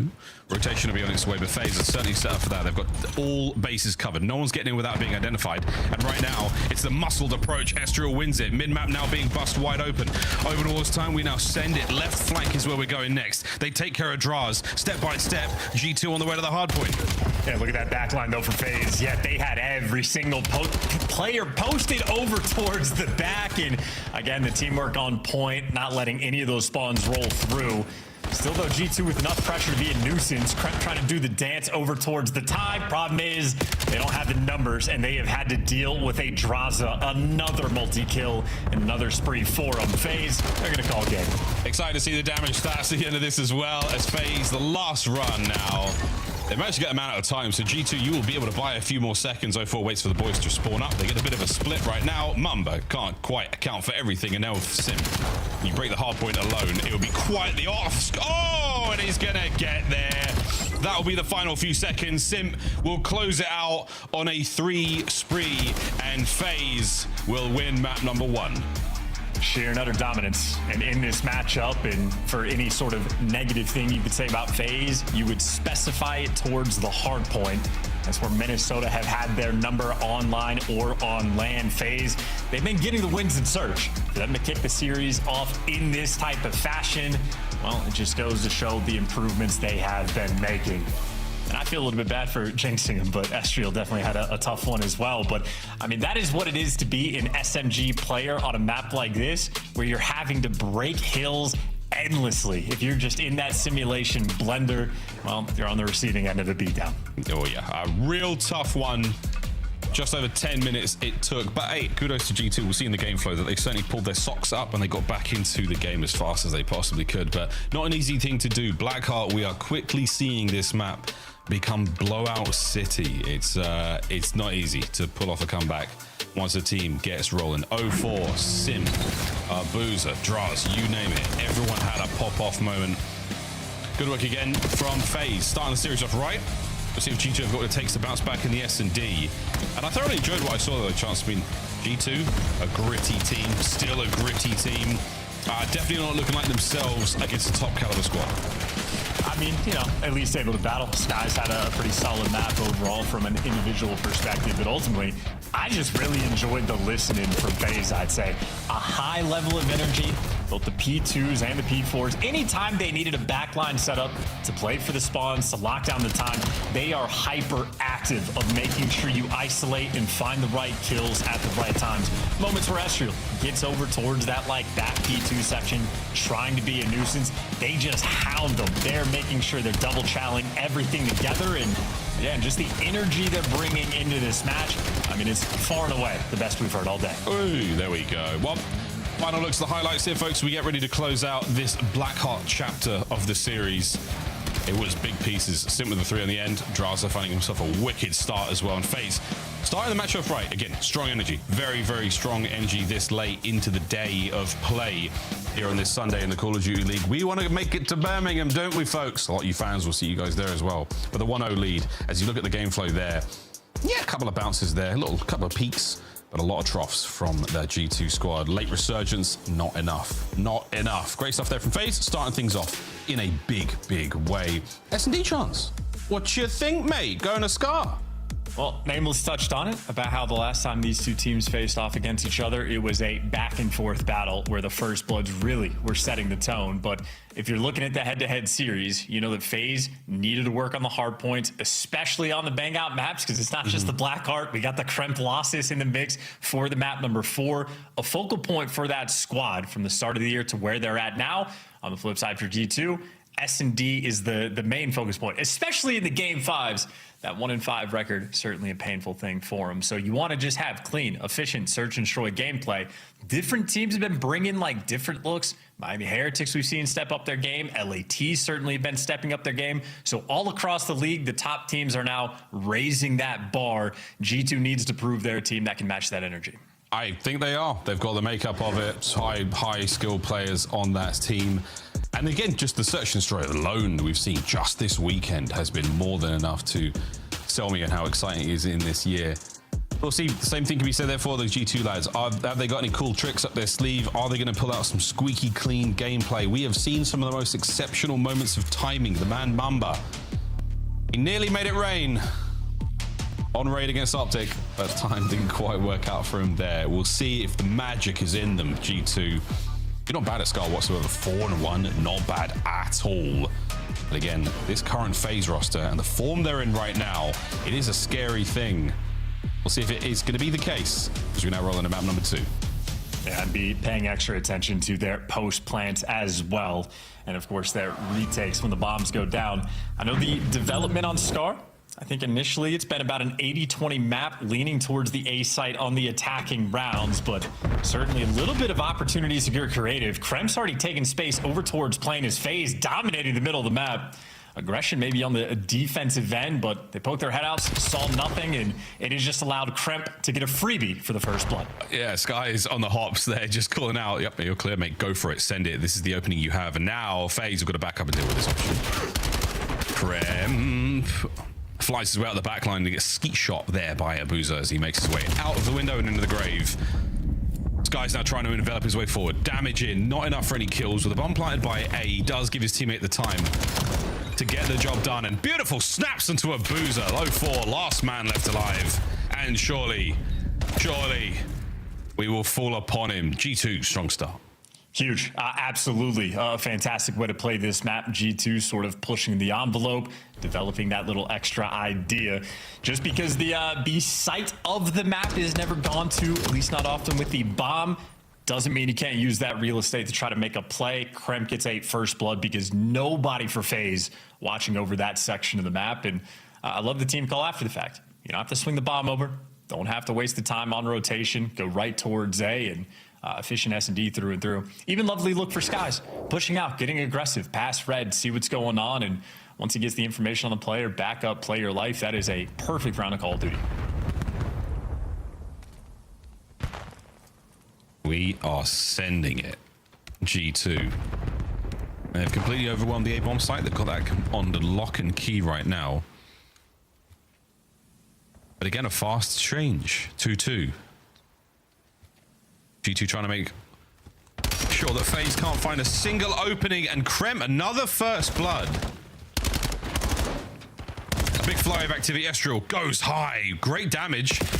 And again, he's just kept FaZe guessing. Can Kremp stay alive? Oh my god, he somehow, some way, chance Kremp and the rest of the squad have all found. What? They round out a G2. And running it down as well. Yeah, no, that's gorgeous work. Sorry to cut you off, but Kremp switching the pace, so he's making it weird, right? First round, runs it down on the pinch, gets the first blood. He is in your spawn 15 seconds in. This time he's turtled up by the concrete pillar over towards mid-cut, and it's just a sneaky one. Gets the intel from Skies, gets the timing perfect, and then flips the switch, gets into blue, and it absolutely gets weird. It absolutely gets mixy, but he fed his team that information, and everybody delivers. G2 playing this map with some pace. Well, the first 2 rounds anyway. Nice 3 out of Mamba. And 2 there for Kremp as well. Early stun connection is going to make Skies just rethink the position. But wait. Skies now making the snipe through mid-map. Expecting a big hit through shop. No one's shown there. Just a man on the backside of the A-bomb site. An 04 in the guns. They are rattling away. Trying to fake something out here. But it looks like FaZe, they've dug in. They're not giving up the A-bomb site just yet. Well, they know they got 2 players in store, and yeah, Kremp gets sent in for the kill. That is now 3 first bloods for him. Has a sim trapped, and well, the trap was set on him. Trying to trade him out. A delicate moment, but the team shots are there. It is teamwork again. Abuza for a 1v3. Wait. Dios mío. G2, 3 rounds straight, and Abuza. He makes a case for it. Again, G2, the trade's been on point. The opening break's been fantastic. And the first bloods. Kremp making a good bit of work there for the G2 boys. Here's another look. Abuza's pistol. Solid stuff. Yeah, nice little soaring kill there for the second. But unfortunately, not enough ammo. A little bit too panicky. He knows the trade's going to be coming in quickly because G2, again, with the pace they're setting, might have taken about 30, 35 seconds before that opening salvo really popped off, but then every single kill happens in such short order. The teamwork on point. Already G2, the assist you're going to see on the scoreboard. They're starting to light that feed up. Oh, yeah, holding hands for sure. 2-2 split here from G2. FaZe committing a lot more to the A-bomb site this time around. Draza shows face. Oh, yeah, 04, get rid of that trophy. Oh, I love a good trophy kill. That opens things up in a big way. You see everyone there from G2 have to pull back, and now you've lost Mamba in mid-map. 04, wonderful play there to get rid of the trophy, allow the smoke to actually do its job. But wait, Kremp manages to find his way through, makes it a 3v3. Now shooting through the smoke, no aim assist, and he gets dropped. You have Kremp making you so uncomfortable, and now a 2v2 where we have flipped the spawns. We indeed. Sim, big win. Skies. He is pinned. They've got a very good idea of where he is. But I like this setup here from FaZe. Yeah, you've swapped sides. And 04, the shoulders from hell. They go left. Skies goes right. He gets away for a moment. And if they check top green, Bueno's timing. Oh, no. Sim managing to just find his way through. Unfortunate timing from Skies giving up the threshold. But that is enough for the round. FaZe finally get themselves on the board. Yeah, and you can obviously see, though, they are still having to work for it. First round we've had where Kremp does not get the first blood, but if Mama doesn't get picked, he would have, because he was on the chase. He got back blue once again very quickly, but as mixy and as panicky as the round might have gotten, FaZe reposition oh so well. Simpin 04 showing off that newfound duo ship, rolling through with the SMGs and playing efficient, no mistakes, nobody panic. You'll take that weird situation and make the best of it. Still, though, 3-1 lead for G2, and Kremp making moves through mid again. Nobody blink. Estriel. Whoa, good shoulders. Mama the follow-up there. They run 04 down. FaZe expecting to hit towards the A-bomb site, and they know it's on. Good moves again, just to get out of trouble. Great snaps from Draza, makes his way out of the little bit of cover he had to work with. Just a big advantage now for FaZe. And Estriel giving away very, very little here. Still has the bomb in his hand. Oh, God. They found him. They've pounced on him. They've jumped him. And a great free cam shot to show you just how well FaZe moved together. Another round back-to-back in quick succession. Yep, and you see the adjustments being made as well, at least for FaZe. Now they're the ones, at least for the first bloods, catching players out. Mamba gets caught the round before. This round, Kremp gets caught out for the first blood. And, I mean, G2's still making pretty good moves. I mean, they caught a player over towards mid-sword. The team shots consistently rolling through. But FaZe still able to clutch up and overwhelm. And again, no mistakes being made when they're getting these man advantages. A battle, though, nonetheless. FaZe attacking round. Another 3-1 split. Once again, we see Draza hit himself over towards both sides. This time he's completely alone, slightly overwhelmed. They're hunting him down. Oh, there it is, Kremp. Makes short work of him. Bomb plant towards A. And G2, the rat back through middle. You're going to keep a boozer awaiting those players, but they're not going to be found for quite some time. This might give you the numbers to overwhelm the site. And here we go. G2 Minnesota on the march. And this is a P2 hit, 3 through front, 1 on the pinch. Kremp waiting for the timing. He's waiting for the timing, but he's not going to get much share. Oh, what a win from Sim on the fadeaway is Mamba. He's not seen that player's arm. He slid round, but he gets the win. Nonetheless, Sim finds himself another one hit on the Kremp on the flank. Picks it up. Last man by the gens, and it pays off with time to spare. Kremp on the defuse. G2 up by 2. Yeah, beautiful as well. So the issues that G2 Minnesota had in the 2 rounds they lost, it was a solo player getting picked with no trades rolling through. And Kremp was on the receiving end, so he had a few rounds. Hey, man, you get complete freedom. Go and have fun, be by yourself, make that play. Well, at the start of these rounds, they're making sure he is grouped up together. His timing here towards the end on the pinch, absolutely perfect, but it was his work with Mamba through the plane heady, making sure he has a little bit of help to go and get that first blood. Once the solo plays stop working, gotta find the adjustment. G2 delivered. Oh, goodness gracious. A boozer. Yeah, not trading that. No trades. Oh my God, the market is closed. No more trades. Although Skies is trying to get sneaky through mid. And here we go with Kremp. We've seen many players pull off similar plays from this very position. We're not going to show too much. Once again, Skies is getting way out there in mid-map. 04's flank might be very fruitful in a moment, but Kremp springs to life. Wow. Trade it out. What a shot from a boozer. He's 2 for 2 on the bangers. Estriel now fighting his way up. You've still got 04 on the flank. Good read. And great kill from Skies. Okay, 2v2. Yep, had 04 on the flank. A little bit too tall there. Outer blue should have put himself behind a window for some cover. Now it's awkward. Are we going to commit past this? Past the steps, possibly. Abuza!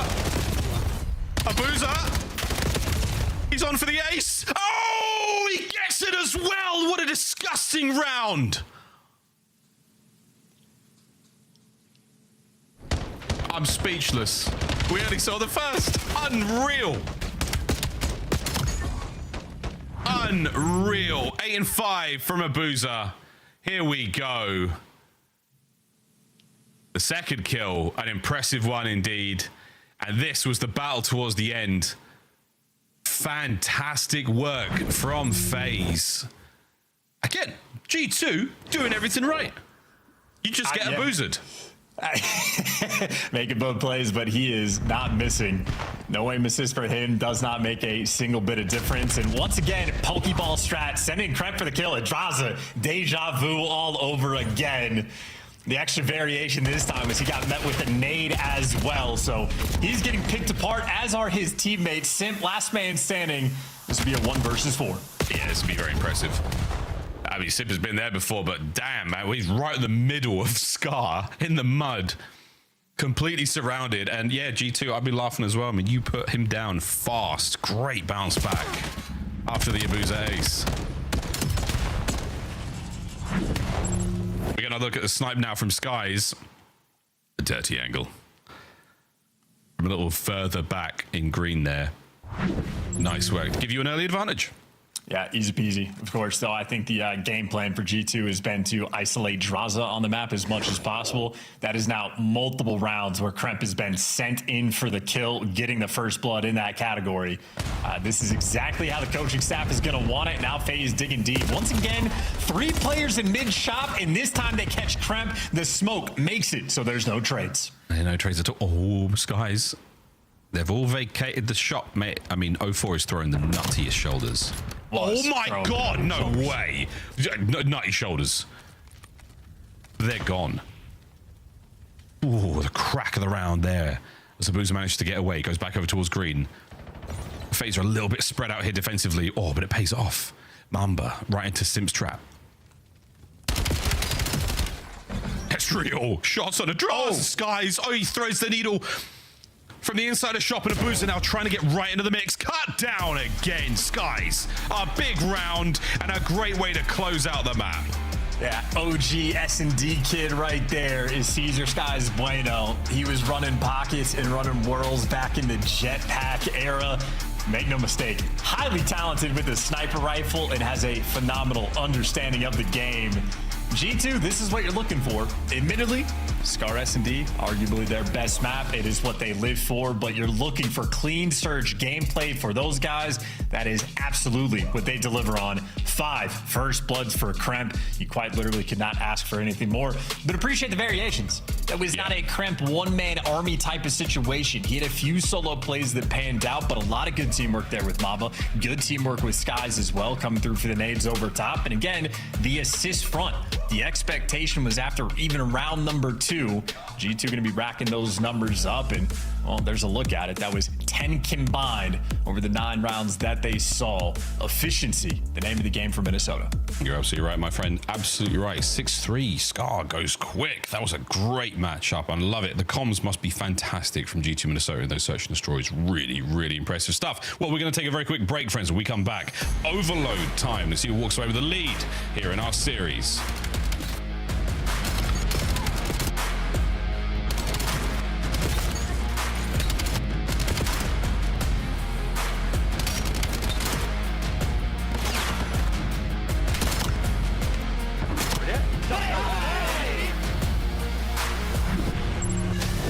Scuff, official controller of the CDL. Monster Energy, the official energy drink of the CDL. COD Champs tickets are on sale now. Come see the best teams lock in for this season's grand finale in fabulous Las Vegas. All 4-day passes come with early venue access. Head to FazeVegas.com or scan the QR code to get your tickets now.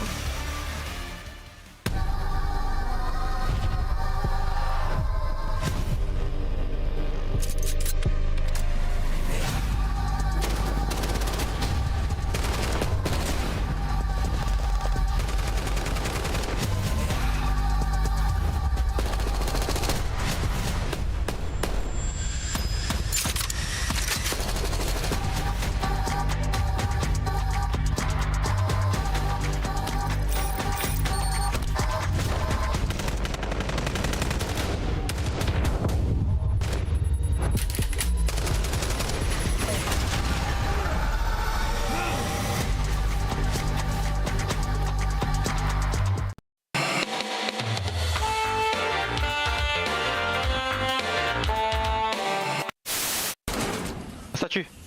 Je le flanque en fast. Vas-y. Point stratégique contesté. Magnifique, encore un. Encore un. Non. L'ennemi a pris le point stratégique. Les deux montent. Point stratégique capturé. J'ai un Hellstorm. Et ça a peut-être fait une route à... Non. Oh là là, t'es bon.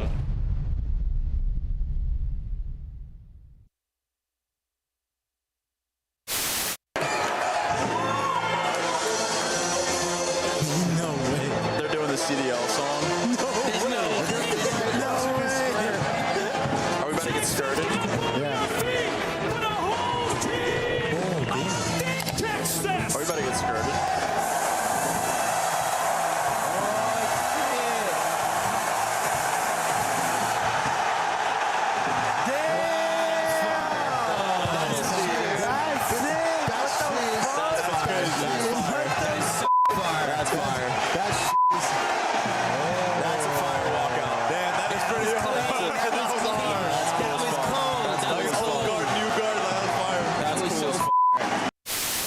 Probably Warren on me. I'm trying to stay up. I spawn up. Got two guys. I need help on time. Come on. He's like, got her.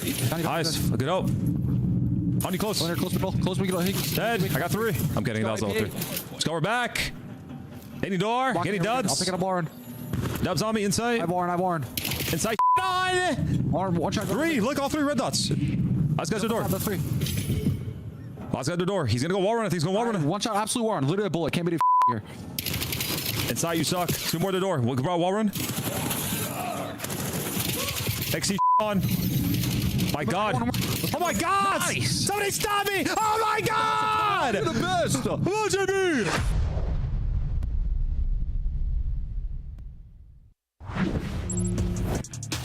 Father Apathy having a good time in ranked play. We miss you, mate. I hope you're doing great. Actually, we can see you doing great. Fantastic stuff. Well, FaZe Vegas, G2 Minnesota going at it right now. They're also going to go at it in DreamHack Atlanta Major 3. Get your tickets. If you can, scan the QR code on screen. If not, hit a Google. Said the same thing yesterday, and it still remains true. We're hoping to see you there. It's going to be a great time in Atlanta at the DreamHack. If you've been to a DreamHack before, you know what to expect. If not, it truly is a festival of all kinds of fun. Gaming culture, pop culture, they have anime in there, you name it, it's all happening. And a fantastic Pro-Am Call of Duty League tournament. Here we go, folks, into Den. We're going to find out who's made of the tough stuff when it comes to the mode. We know Abuza, a high scorer in the mode. See if they can keep it rolling here. G2, nice win there in the Search and Destroy. I mean, listen, crouching tiger, hitting Abuza. You can't find him on the map. He's going to score oh so quickly. Any sight, any portal, does not matter. Oh, truly, in this series, both teams right now taking care of business on their preferred maps. This is the mixy one. This might very well end up being the decider. Oh, it's a perfect 2 through middle, 1 either flank. And Simp makes very short work of Mr. First Blood Krem on that left flank. Now, middle of the map, we're seeing a little bit of a shuffle, a bit of a tussle. And wow, Skies, just don't stop firing. You got the damage in, but you don't have a massive opportunity here. If you're FaZe, you got to find a few more. And the dive is on point, but a good bit of coverage there. That's going to be an exchange of hands. G2 now, device in hand, they go forward. Oh my God, Miles, how nice it is to watch Overload where teams are making actual plays. The minimap looks good and the pinch is on point and Estriel getting in position, putting all the pressure on FaZe. 3 men forward, they're checking their corners, they're running into the portal and they can't get through because Abuza not good enough. 3 kills he collected, but the score is still in. By God, this is an actual Overload game. Skies rolls the dice and tries to get it going. He'll hit the potential return off the volley. Graham's going to get at least 1. You've stopped the play, you've hit FaZe where it hurts, and you haven't been able to win the flank battle. So great stuff there from G2. The vision was there to set up that rally, but you've given Abuza a 5 spree. Can he find number 6? Big Suns as the rest of FaZe make their way forward. Oh boy. Go on, Abuza. There's number 7. and he's getting hungry for it. His teammates don't quite have the pressure now. They're going right on top of the goal. Into the zone we go. Here comes the device in hand. This should be 1-1, if not for the slide. Draza, by the skin of his teeth, gets it in. Absolutely beautiful. And again, the timing on the pinch was key. Estriel putting pressure for the G2 score and Simp doing the same thing. But big gunfights right now being won by the AR players. At least on the side of Abuza, still racking up the feet. Abuza on the defensive end has to be the world beater, and it's not good enough. FaZe a little bit too slow to get in position. They clean house after the fact, but G2 happy to steal away a quick one. Wow, G2, what an avalanche that was as they sent it. And now FaZe forward, they go. Middle map spawn now for the next device. Holy crem, good shots, mate. Are you getting another here? Absolutely not. Simp says no. You've got a clean lobby. Split spawns or parallel spawns right now for the boys of G2. They should be able to battle their way out of this one, and they've sent 2 players forward. They've overextended. They don't have pressure on towards the device. If FaZe managed to fight their way through, it could have gone either way, but back now to square one. G2 setting up for another cap. Wow, dude, 0-4 so squirrely. A wonderful job of staying alive, but still, this is to keep the map neutral. Skies gets taken care of, so okay, it's a middle device spawn. It takes a little bit of time to cook something up, make something happen. Estriel's behind you, and Abuza gonna turn, but now you just do not know where that man disappeared to. It's a tough moment. You're playing keep away from the device. It's a lot of keep away, though. It's just about 2 minutes left to play in the first half. And Abuza's 9-4, not looking so huge right now. FaZe open up the right lane.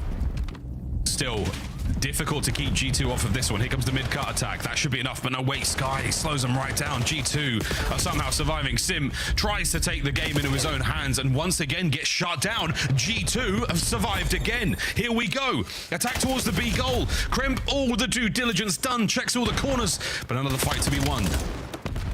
That's a hot spot for Abuza back by that overload point. Always guaranteed to get at least one. So G2 pumping the brakes, but it's a 4v4 hit. And for the moment, 0-4 over towards P2.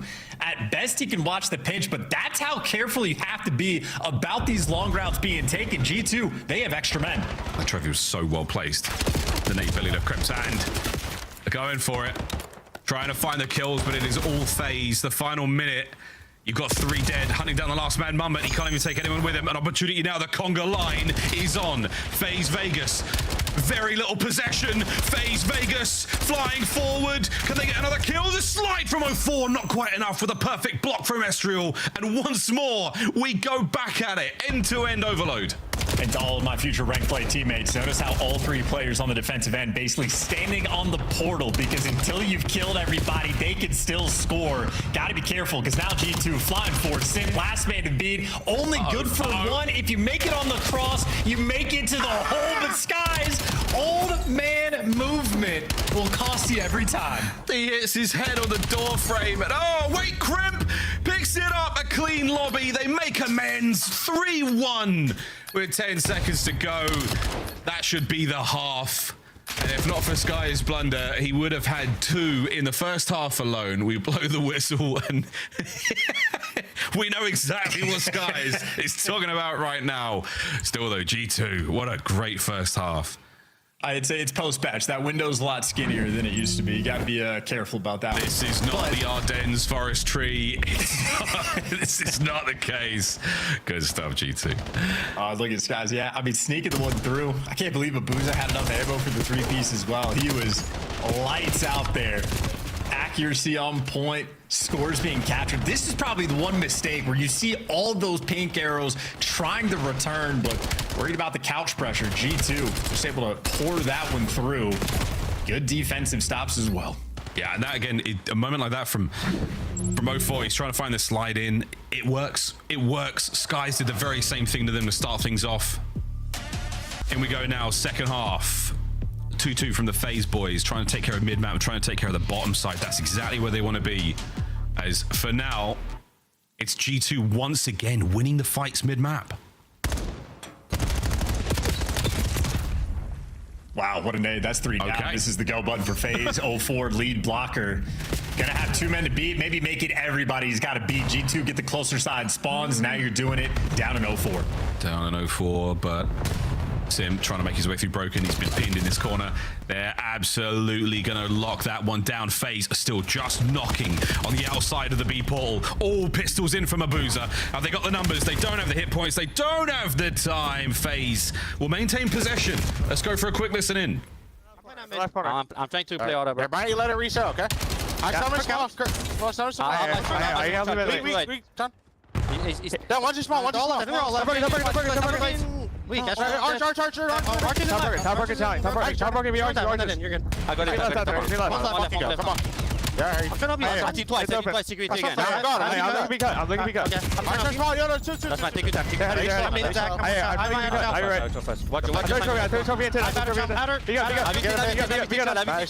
Have you two front? Two in 10. One more set out. Time left. Missing mom. Watch out. Left corner. I get it. Behind the box. They're in there. Yeah, I'm playing megas. Be cut. Dead. Nice. Are you ready? Only one front. I made that in team. Be cut. He's locked to me. I'm very close. Yeah, I'm gonna go mid. Yeah, go inner close then. Hey, let's I'm shot. I'm on side. Left. Team. Arch. Watch out. Arch. Absolute. This one here. Okay. I'm gonna feel right. Looks like this left. They give me close. I'll do a stunt. Yeah, hold your left. I'm coming. Yeah, I don't see him right.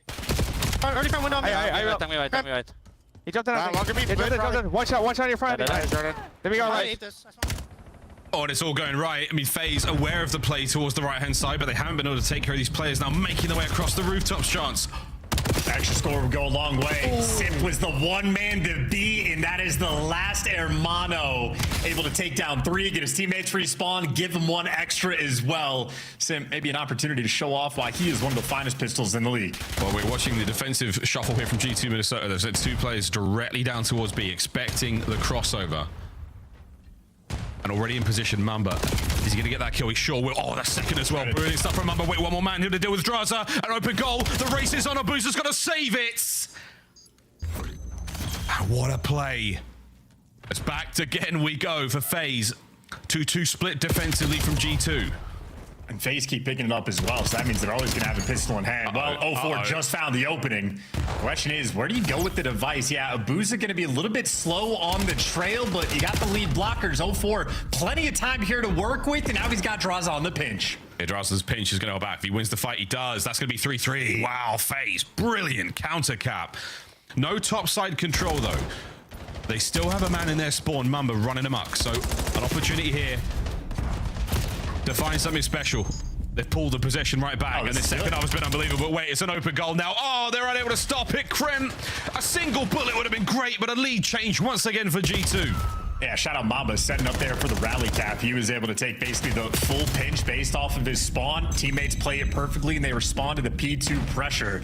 So keeping track of all 4 players, but now Skies has 2 in front of him, has no team support, has to run for the hills, cannot get away with his life. But meanwhile, Device out through mid, Kremp, 1 man to beat, can't get past. It is a neutral situation. Each team has 1 man behind enemy lines. Mamba still, oh wow, great plays. Still behind enemy lines. Simp taken care of as well. Our FaZe lines once again drawn, or our front lines rather. PH FaZe, not the F FaZe. Shots from Skies. Device running low. Skies is going to be the first man of contact, waiting for the boys to reinforce. Not a lot of options left here. G2, we've got to hold the line. Skies, beautiful shots. The damage out of the pistol and the immediate exchange. The shimmy, the shoulders, the damage. FaZe, I've got to go big here. Krem, looking to close it out. Abuza wins his. You're holding it together, but FaZe are still in an opportunity to force sudden death. Here comes the flood. This is the onslaught. This is your last-ditch attempt. 2 more guys in front. As the lead blocker, it's a trade, and it is game. G2 Minnesota holds strong. It comes down to a single battle that G2 win. And you saw the roar from the player cams, how much that one meant. A lead now in the series. Going into another hard point. Signs of life in Blackheart, but FaZe have been cut down in the S&D. An exciting game of Overload there comes to a close. Oh, baby, we got a series. And that's the look of forward players, knowing they're about to spawn into Kremp losses as well against the man himself. So FaZe back against the wall, but honestly, a lovely game of overload rolling through. Abuza, as much as he could do, especially on the defensive end of things, was delivering in the kills column. But, you know, Miles, we have listen-ins from time to time in overload, and I think it really has highlighted the difference between some of these teams. A lot of overload listen-ins. It's almost unprofessional with the lack of energy, with the poor comms. It sounds like rank play kids. I know I'm going a little bit of a tangent, but Toronto, when you heard other teams get scores against them, there's no complaining, there's no moaning. It's instant comms of, hey, the next device is here. What's the next play? And that professional aspect is exactly what G2 did on the score they let through when 0-4 shoots 2 players in the back. You think that's a painful moment. Oh God, how could we screw something up so bad? None of that. It's immediate. Mamba getting in position, setting up for that next device, everybody responding to the P2 pressure. And G2 just sort of snap into the moment. So you stop the onslaught. FaZe was making the comeback there in the second half, but just professionals taking care of business. And that is a fun map for G2. It's not an easy thing to do, man, keeping your eye on the win conditions at every second of the game, but they are doing that. There's so much going on in Overload, but you're not wrong, mate. That man behind enemy lines. We'll see it coming up on the highlights here. Mamba lives. Mamba lives in the back line of FaZe, helping secure those captures. And again, the fact that it all comes down to a single pistol fight for the bread. Fantastic stuff. This is the highlight moment, and again allowing Krem to run that one home. Also getting dropped there on the goal. Superb stuff. No, fantastic. And, you know, even to acknowledge the listening from FaZe, you know, at all levels of your ranked gameplay, when you're spawning into this map, they give you the good look. It is when you have the device in hand, it's that slow work over towards the left side of the map. But once you get to around lockers, you heard the comm of the go button. All right, let's just chow. You get the guys in position, and then you hit the go button, and you just try to flood your way through to that zone. I mean, the listening from FaZe on point. G2 showing off what that flood looks like, that even when Abuz is gunning you down, if you have enough pressure, the bullets can only kill you so fast. So good den overload. 2 of these top teams going at it, and now a Kremp losses. This might just be the cherry on top of the series for G2. I mean, it could not be better, could it? Frankly, if you're a G2 fan, you are licking your lips going into this map number 4. I think you'd be happy to not be a map number 4 altogether, but we'll see how things go. Looking back, though, at how map number 1 went, the Blackheart was not terribly kind to our Minnesotan heroes. They absolutely got the hands. 0-4, a big proponent of that, the 35 kills he netted. And again, a strong lead they had nearly all game. 250 to 167, that final score. And Sky's, of course, just one of those maps where if you have a teammate struggling, someone's got to pick up the slack. And he gave it his best attempt. I mean, a ton of damage he was able to dish out there in that map 1. But I think the man I'm paying most attention to for map 4 is probably going to be Estriel. I know it's Kremp losses, but just in terms of the bounce back, looking to make the amends from the map 1 performance, he was certainly the man that was struggling the most. But now you're chilling, man. It's your map. You got a 2-1 lead against FaZe. You have had their number in hardpoint as well. And of course, for G2, it is a 1-5 record in the map 5s. You'd rather just win it here on one of your best maps. Well, another team that sadly cursed in the map 5s. We'll see if they can get it done. FaZe have got to know that as well. Again, as far as the running up to Birmingham is, G2 what, 6th or 7th place right now. A win here would be huge. Keep them up, keep them afloat, keep yourself out of any kind of play-in situations. In we go. That's the man we are talking about. It is Krem. Still holds the kill record on this very map and mode, but it is FaZe who walk away with the opening gunfights. And hey, again, more advice for ranked players. Did you notice how the entire lobby just fought for statue control? Yeah, that's what you want to be doing on B1. You get statue, you control the map. And FaZe right now, it is a bottom side of the map spread. They got a player in both like the mid-cut doors, in corners on both sections. This is a dreamy mini-map. Honestly, this is getting me going, Miles. I like this. We got to steal this. The guys, we've all found Ashworth's kink. In he goes. That's going to be another big set of kills as 0-4 sends it over the top, finds himself 2. And again, is it a dreamy mini-map, or is it just FaZe doing FaZe things? G2 ineffective on P1. This is the best that FaZe Pink has ever looked in my mind. This is, oh my God, everything's going so well. They got the rotation towards new. You got Simp, the guy blocking spawns, because that's what a good SMG player does. When the time calls, let other guys have fun, and when you know they got the back spawns, now he gets to go and fry. I've never heard him so happy, guys. You've done it, FaZe. You've done it. It's a great looking hold. Oh, Simp, look at this. Oh, immaculate work. Swiping their way through G2, and Simp, flow state achieved. Shot in the back, not the same. Here comes G2. Attack right through the front, but 04 on the pinch immediately. Look at this, the revolving door of FaZe Vegas players as they are once again causing nothing but issues. Sky's two-piece eviscerated, doesn't matter. FaZe Vegas. Are we going to game 5 already? What is this? This is the closest thing you'll see to a Mortal Kombat fatality in terms of the first 2 hills. I mean, listen, P1 is a nade fest. P2 could absolutely be held down for a significant amount of time, but an 84-point lead going into the new time. And I was about to say, if 04 gets those kills, it's a dagger, but G2 finally able to get a whole 7 seconds. Look at him go. A whole 7. Tunnel pinch. When only gets 1, that would have been unbelievable. Well, back over to FaZe. P3. Is it going to be as good as the others were? My word. Well, trades are good. Draza with a big damage. You got a man on the inside of tunnel. It's going to be a problem. Not a problem for 04, though. Picks it up. Easy peasy. Lemon squeezy. Here come the trophies. And here comes the next wave of G2. And I fear I might have jinxed Ezreal as well. Another slow start form, 1 and 8. Just dealing with the onslaught, but a nade kill maybe to kick things off. But as he's trying to slide in, there is just no follow-up at all for G2. Where are you going to go? Try to pinch through tunnel. Simp's going to be there. Try to help Ezreal through the front. Abuza there to gun you down. And they had to break this hill. This is flawless Colossus gameplay. Oh, no. But Simp, every little 1v1 win. Simp. Damn, son, it is big time plays from the Phenom. Kremp bringing him down.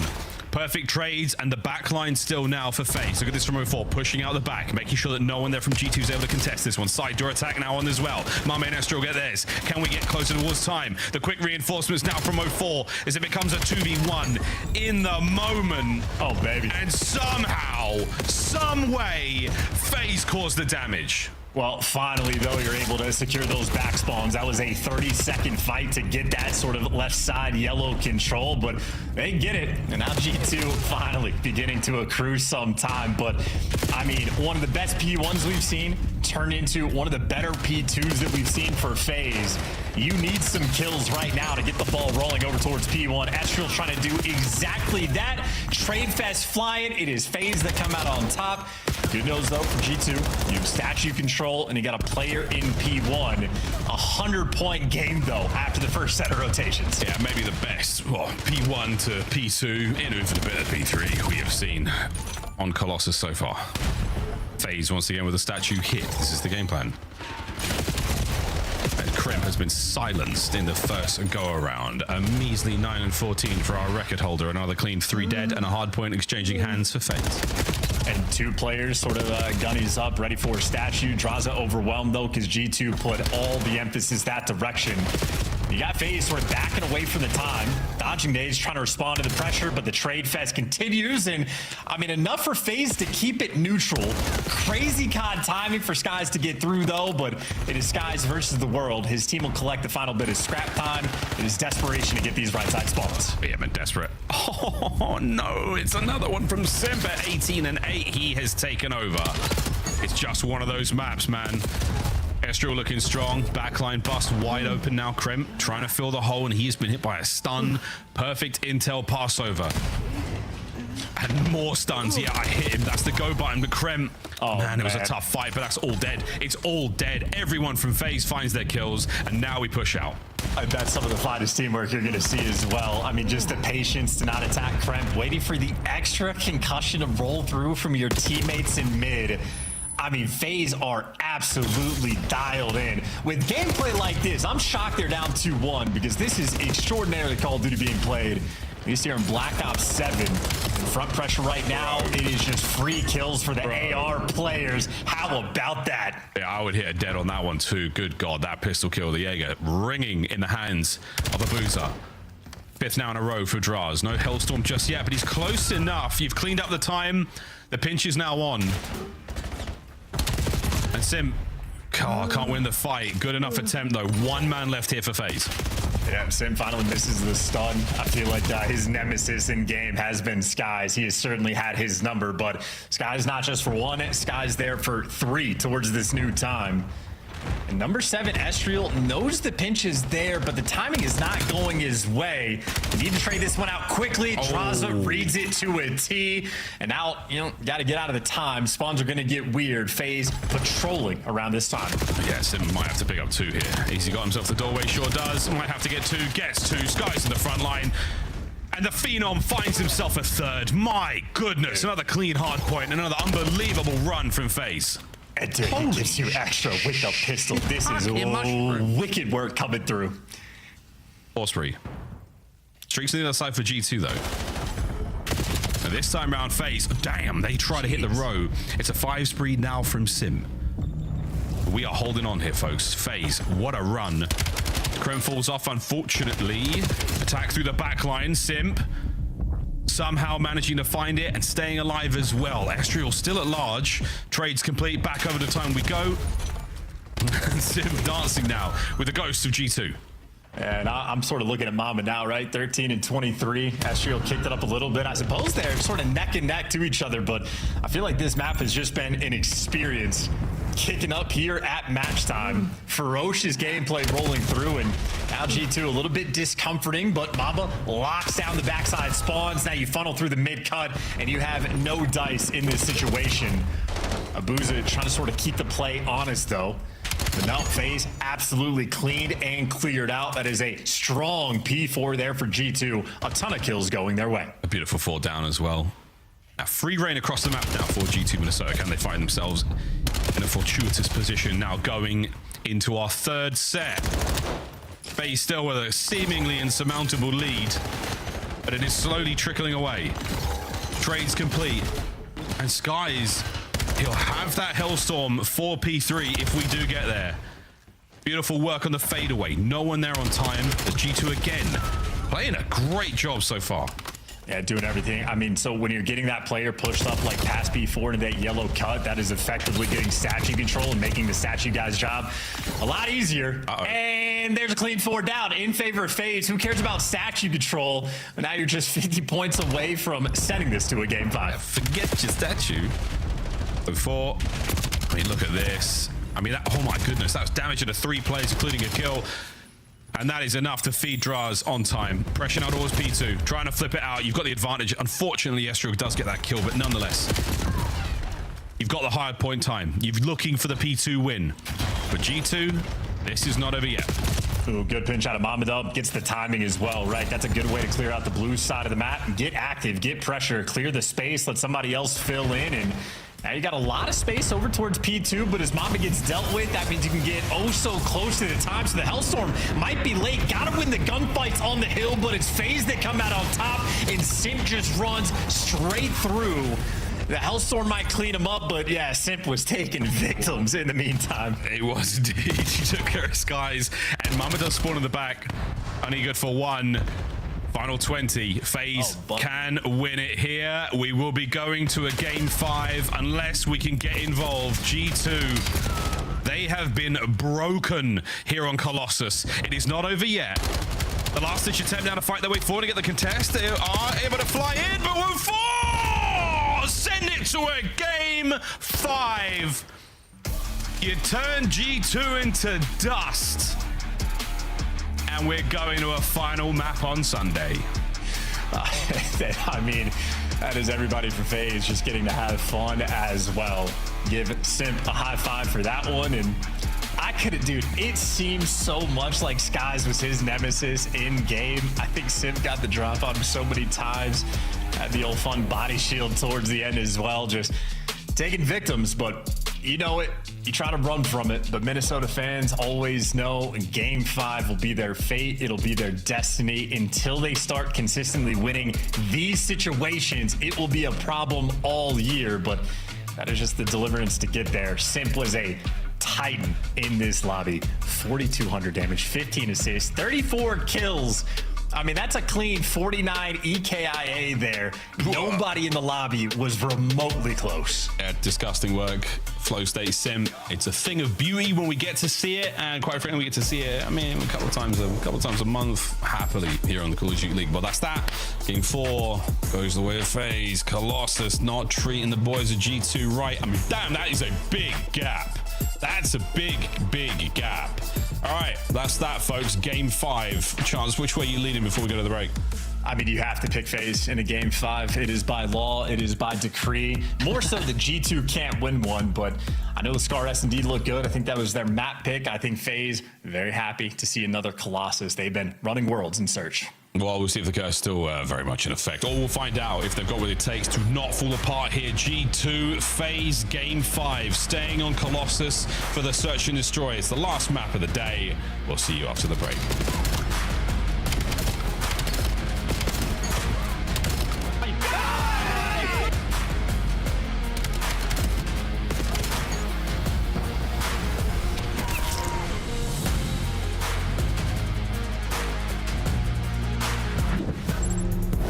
Champs tickets are on sale now. Come see the best teams lock in for this season's grand finale in fabulous Las Vegas. All 4-day passes come with early venue access. Head to FazeVegas.com or scan the QR code to get your tickets now. Look like the pros to play like the pros. The CDL team skins are available now. Scan the QR code or check out the in-game store now. Scuff, official controller of the CDL.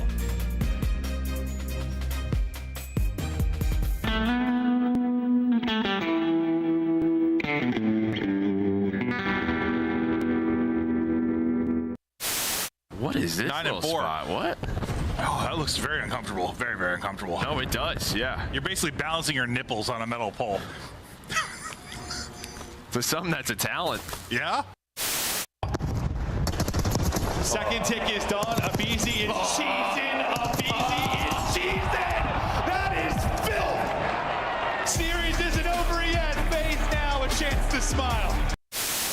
No, he's mid-desk, laying down mid-desk. The long desk, snaking the long desk. Nice play. Good Let's go, Clay. Let's go, Clay. Ran at him, bro. Yeah, you should have with the Vaz for sure. All good. Obviously having a big performance there over at that Train Hill. This guy is looking to finally really pick it up. He's had a few slower maps, but I guess he's finally caught his bearings. Now 16-9 and forcing the issue on the flank. He's inside of their face, as that's going to be 5 in a row. How about 6? It's 6 for Capsidal. He is woken up and erupting right now on the Subliners, making 8 in a row. Is that the play is life? He's getting caught. 9 seconds to go. Just has to stay alive. Can he get back to it? I don't know. I don't know. It's so close. He might have it. He might have this. Oh, with .1, Scrap gets it done.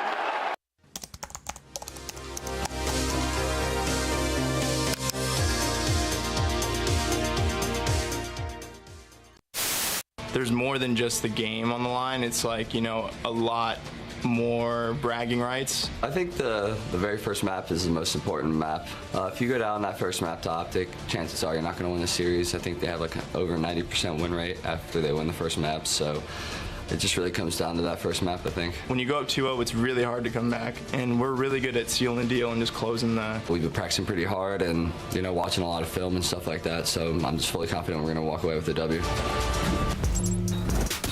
Welcome back, ladies and gentlemen. This is how it went down. Oh my God, you at the LAN.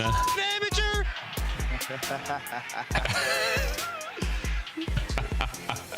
All smiles, as our teams have met before in similar circumstances, and this time, oh, it might be a little different. They could not be further apart when it comes to Game 5's chance. Will it be the same case today? Do the numbers lie? Not often. Well, the numbers can only tell the story that has been told. There is no doubts, no questions, ifs, ands, or buts. FaZe have the advantage in the map 5, have the advantage in S&D as a whole. Even on the map, specifically for the Colossus, you give them the edge in that capacity as well. But that means G2, they've known this. It has been a consistent problem for them. They know when they get here, they have to be able to deliver.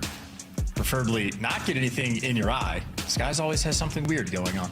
As you just do an animated player, I've seen him spill bottles of water on his desk. I've seen him catch his teammates' water back in the New York Subliners days. I've seen him do it all. He's a world champion. Seen him dance. Did a lie detector test with him. True. He's great. He's a great dude. We like Skies. Does he like this game 5 though? Because Abuza, oh good God, it's a 2.0 when it comes to closing out the series. These boys want to go home. Back to back game 5s against G2. Who's going to walk away with the dub this time? Yeah. Tally bananas going home after this game 5.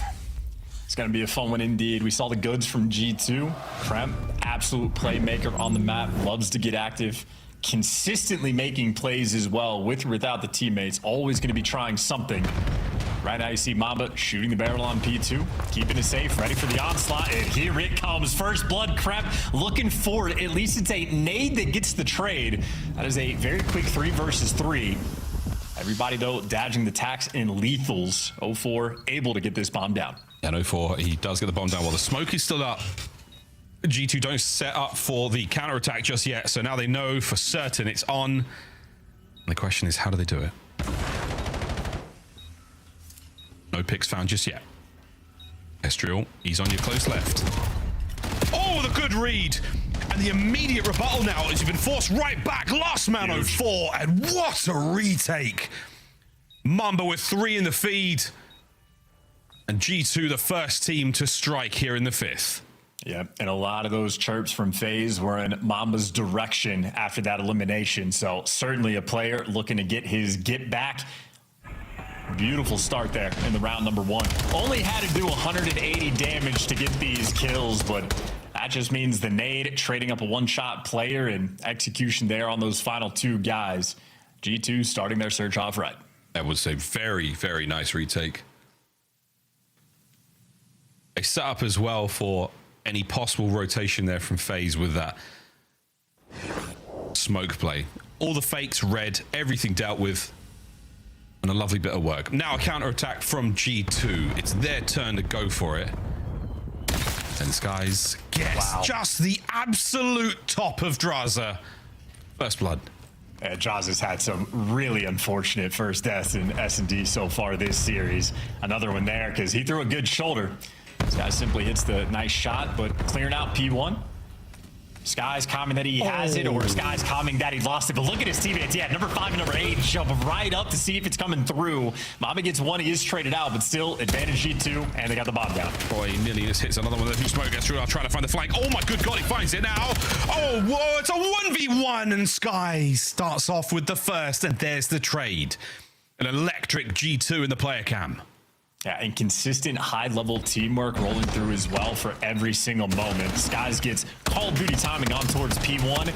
Both of his SMGs immediately jump up top to P1 to start going for those trades. And I think every single kill that FaZe got in that round traded within a half a second. Players left 1 shot. Estriel getting the good timing to jump over towards P2. FaZe, what we've seen in the series for S&D, it is rare that they are fighting 1 player, always multiple players on Minnesota. In your face, making things happen. Really, really impressive stuff. And G2 together, they strike. I think nades connecting, but just slowing down the approach from FaZe now towards the A-bomb site once again. 0-4. He is the smoke user for FaZe right now. Not been massively successful so far, and another nade is going to force him back. So again, tons of information. And thank God for a boozer, they say. Trades, all good. 0-4 still up. A little slow, though. He's left 1 shot, trade fest. 1v2 now from Mamba. Couldn't quite finish the extra one. And Abuza comes flying in for the final kill. Abuza kicks off the sequence with a pick on Estriel on the top side of the map and finishes it through mid. FaZe get on the board. You see, I mean, how quickly all of our players respond to these 2v1 situations. COD being a game of pixels and milliseconds, you can make something happen, but you have to have a fighting chance. The pre-aim there from Mamba down low. I mean, there's an opportunity for him to pull this off. Absolutely. He gets so much damage there into draws. So many shoulds, coulds, woulds. And now, will it be another for Skies in the first blood? I mean, if he somehow connects with that angle, that's a... I was going to say, that is some angle. Yeah, that is some angle. Well, M15 out, no snipe this round. Well, a nade to meet Simp. Whoa. Not enough damage, though. Yeah, you see, if he was left to one shot, would have been enough for the kill, so it's a good try, but no dice. G2 have to go to plan B. Yeah, I love that. The Crumb's even in position to maybe hit that as the nade explodes. Nobody home on the other side of Statue. Here's the P1 hot. Perfect synchronicity there from G2. Minnesota waiting now. 0-4. Shoulders his way into the kill feed. What a play. And Estro there, a little too slow on the counter. No trade. FaZe get away with their lives. Oh, Sky's down as well. And Mamba overwhelmed by a hop, skip, and a jump from FaZe. No friendly fire incident either. Estro now 1v3. 1v2. And fakes them out. To be shot in the back. Good instincts from FaZe. Huge and absolutely overwhelming. Estro might have made the 1v3 ever so slightly interesting, but that is teamwork on full display. FaZe has done this time to time for like opening breaks on the defensive end, running through P3 there. This time they just wait for the kills to roll through before making that move. Take a nice sip of water. Get ready to go. So polite, I feel like, but an interesting look too as well. When we saw from 0-4's perspective, their last attacking round, he sat there for 20 seconds waiting out all the nades towards P4. In G2, you could see playing with the timing. So an early barrage of nades to see what connects, but it's trophies to stop him on one end, and 0-4 again being met with grenades, stopping the play in its tracks. He's taken a lot of hits. That man's flak jacket working harder than most. Lovely first blood there from Uza. Big stack now from G2 on the A-bomb site. They're expecting the players on the hop. Wait, they're going to send it first. Oh, what a first blood. Estro getting involved. Draza forced back on the retreat, and they managed to pull one man away. It's a 2v2, now a 1v1, and 0-4. Eyes on Skies. They saw each other, and now the retreat. Skies on the back pedal. Oh, they've read this perfectly. Another spot. Skies, what a decision! And what a slide as Caesar Skies Bueno. A delightful 1v1. And a look of disgust on his face as well after he gets the kill. 0-4 offered him nothing. Damn, that was fast. And this is a player you cannot hide behind walls against him. Skies notorious for his X-ray vision. But this is a great play. This is a 3v4 clutch, and this is on defense. You're looking for the counter punch. You're down a man, and you see Estriel there for the strike. So G2 making plays across the board. This is what you want to see from them in a game 5. Making plays down 3-4, clutching up the 1v1s. This is exactly what G2 need. It's a very confident play out of G2. Sky's back in that spot. I bet the free cam looks insane of him lying in that position. Either way, the 3-man hitting that through 8. FaZe unmoving. Will the smoke be enough to tease them in towards the A-bomb site? The stun might do indeed. That was a double hit. Frags are out as well. We're going for it. Here comes the retake. 3v3. Drops doesn't finish, and Crim somehow walks away with a kill, and now it's all down to a booster. Oh, what a blowout. Oh, G2. I could not have been sweeter. Oh, man, and a pop-off moment there from Skies, at least in the player cams, keeping the energy high. At this level, you cannot afford to miss a single bullet you whiff. You just get punished. Look at the shots here from Draza. It gets him down to 1 HP, and no way. Really can't ask for anything more. I don't know how that bullet doesn't connect, but nonetheless, drops one there. And now that chirping, well, feeling a little bit closer. G2, 4-2 lead.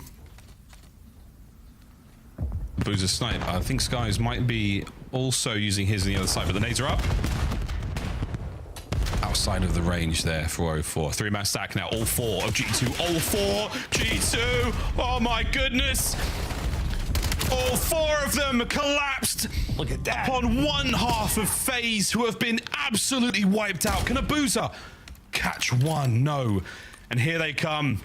G2 hand in hand, brothers in arms, wrapping the back together. Dude. And for a round that Napoleon would be proud of. Look at that calculation of how you split the battlefield. You smoke out a Booza. He's got the sniper. He's going, I got to check if someone's rolling through this. I don't know if they're going to be towards tunnel. He's just going to be forced to pump the brakes. The rest of G2 then go and just bang out the A site. Say, hey, we got at worst a 4v3. And of course, one guy goes through the tunnel. He can no longer retreat and go to help his friends. That means two players on FaZe staring down the barrel of a 2 versus 4. It's chaos. It's confusing. And G2 overwhelming. Needed to work on their game 5s. And boy, have they done so. Nobody home at the B-bomb site this round. Everyone there from FaZe over by here. We're going to find ourselves at least 1 or 2 men down low. And everyone from G2 fully aware of that. Oh, it's an absolute doozy. Estriel. I believe it was Kremp's nade as well.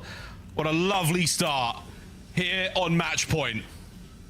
Gotta love it when a plan comes together. Looney right now kicked back with a smile on his face. His team now just needs to execute in a 4 versus 3.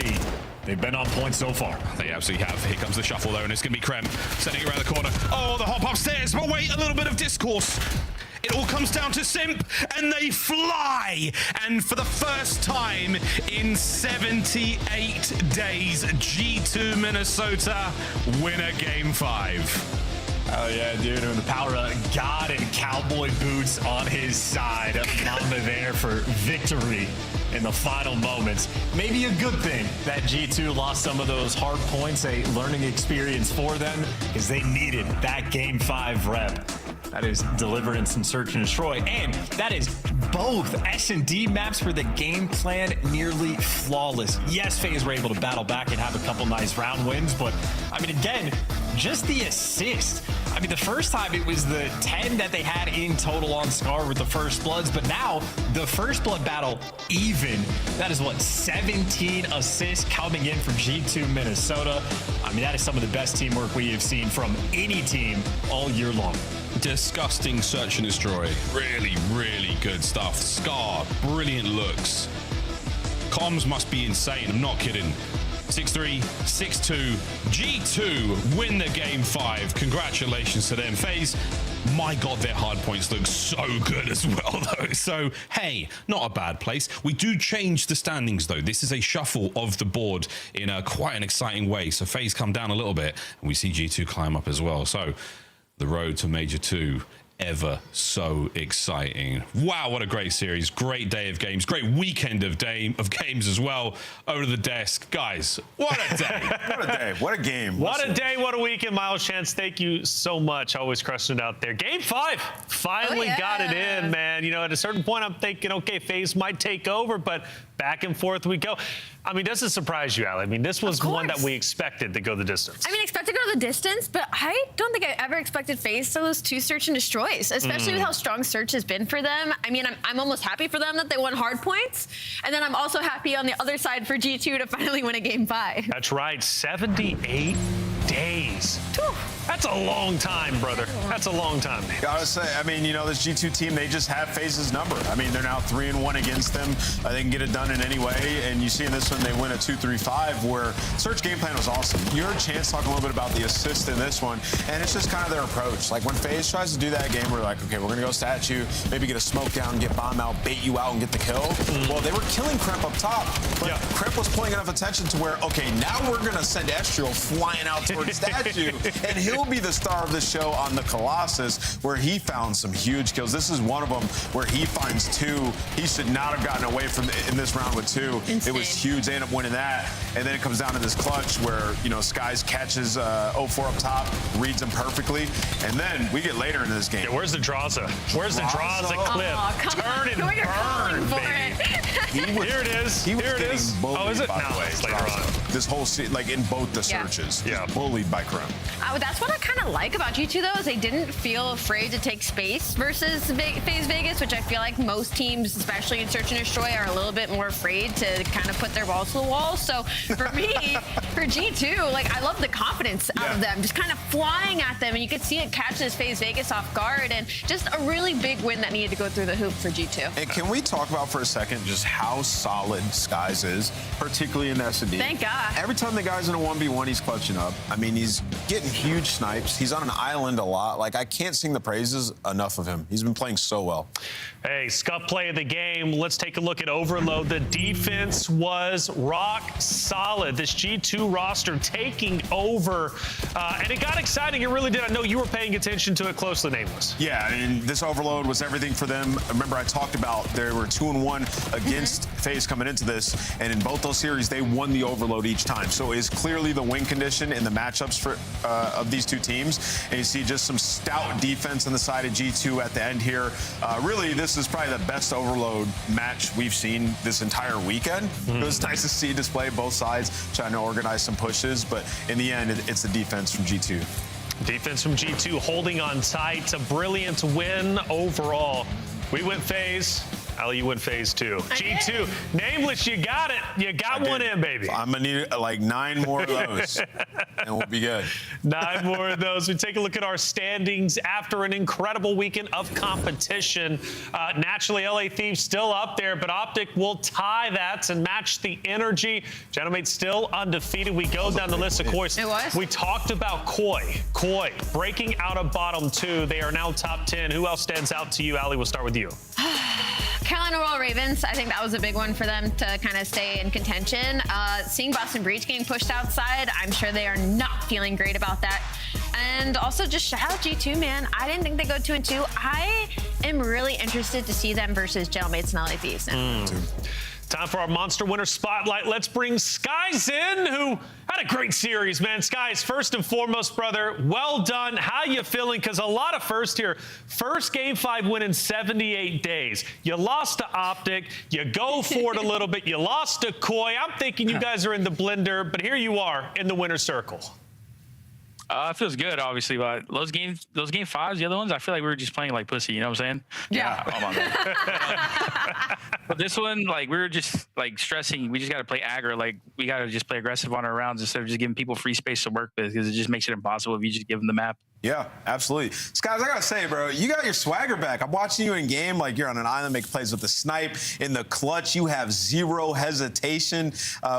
Like, what's that process been like for you getting back to the old Skies? I'm not even sure. Like, I guess like mental confidence, but I don't really think I've lost that. I think it's just more of like, I do sometimes iron too much, and I'm trying to get that little ick out of my brain to where like I just gotta bang with the boys. You know what I'm saying? Absolutely. But just fixing my pace a little more for the boys because they're super talented and keeping up with them. Insane. They do deserve to keep up with him, but also they deserve to give you some praise too, being able to make this turnaround, because obviously at the start of the season, it was a little bit of like, Caesar, what are we doing? And then we get Lanimal you, and now we see you during Major 2, so big win. I want to ask you, why do you guys play so well versus FaZe Vegas? And then follow up on that, could it be a case of you feel like you guys are kind of playing to your opponent, kind of playing up and down a little bit, kind of like what we see with Riyadh? I feel like it's more so, I don't know, just with them, I feel like it's always rowdy. It's because we're always like typing to each other, going to game chat, even on LAN, we're just talking crap to each other. So it's like, I feel like it gives that extra like that oomph. But I feel like sometimes it's day to day with us. Sometimes we keep going with our game plan, and the next day we're just not rotating, but we just gotta like lock in and like not ever slip up and just be consistent. Small follow-up to that, do you guys only type to FaZe, or are there other teams you try to get in a little bit? I mean, mostly them, just because like they talking and we got to talk back. Like, this is the first year I ever got up and like chick talked to the other team, and it was literally them just because it just give me like an ick sometimes because they talk trash to us, and it's just like, I don't like it. Is there one player though that you personally like to go after, that you want to take down any chance you get on FaZe Vegas? Not really like a player like singling out, to be honest. Just like, I guess, the team. Just like the team. I see. I'm trying to get spicy answers, man. I'm not getting anything. That's all right, though. Hey, Skies, you tore it up, brother. You played incredibly well. Congratulations on your win, man. A lot of first over the weekend. I appreciate it. Have a good one. Absolutely, brother. Great series. We knew it wouldn't disappoint. We were watching the trash talk from Major 1, of course, now going into the Major 2 split. Beautiful, beautiful weekend, but let's talk about today. We had 4 great series, and first off, we'll start with the match number 1. Riyadh Falcons coming out the gate swinging 3-0 win. You know, actually, I think that's hilarious that he says that, because now I'm just imagining FaZe Vegas going into all their series just talking crap to the other team. That's comedic. You know, and if I'm looking back at our first match of the day in Riyadh and Carolina, which of these 2 teams do you think would be susceptible to doing that as well? Oh, Selim's talking trash. You did? He's plugging in the mic talking crazy. I already know how it is. It's the FaZe effect. It'll never leave them. Never leave. It might just be excellent plugging his mic talking trash. Wait, I would love that. Excellent performance today, though. I mean, honestly, with Riyadh, is like probably the most structured COD we've seen from them. And Kismet getting loose, too. Yeah, Kismet got loose today. That's huge for them going forward. And, yeah, obviously, he's started to consistently do this now, Al. He's going back. He's so back. I mean, he kind of didn't leave, but yeah, the Celium Index is certainly starting to settle on the waters. Has anybody fried yet with the new Elo site? Saw it a lot on Did day 1. Inside have it out? Yeah, but then he went 13 and 27 the next map. Oh, I don't know. I know Exceed was using it. We might got to put that away. Well, it was Vancouver Surge going against Boston Breach in our second series. Vancouver ended up performing incredibly well. We know Team USA ended up taking over the victory over in the Olympics, but the Canadians at least got a win. I really enjoyed the interview with Gwen and kind of getting some insight of, like, our scrims are going pretty well, which seems to be kind of a theme with a lot of these teams, and maybe that's why we're seeing people hang on to rosters for so long, or, you know, to be like, hey, don't press the red button yet, because this seems to happen a lot.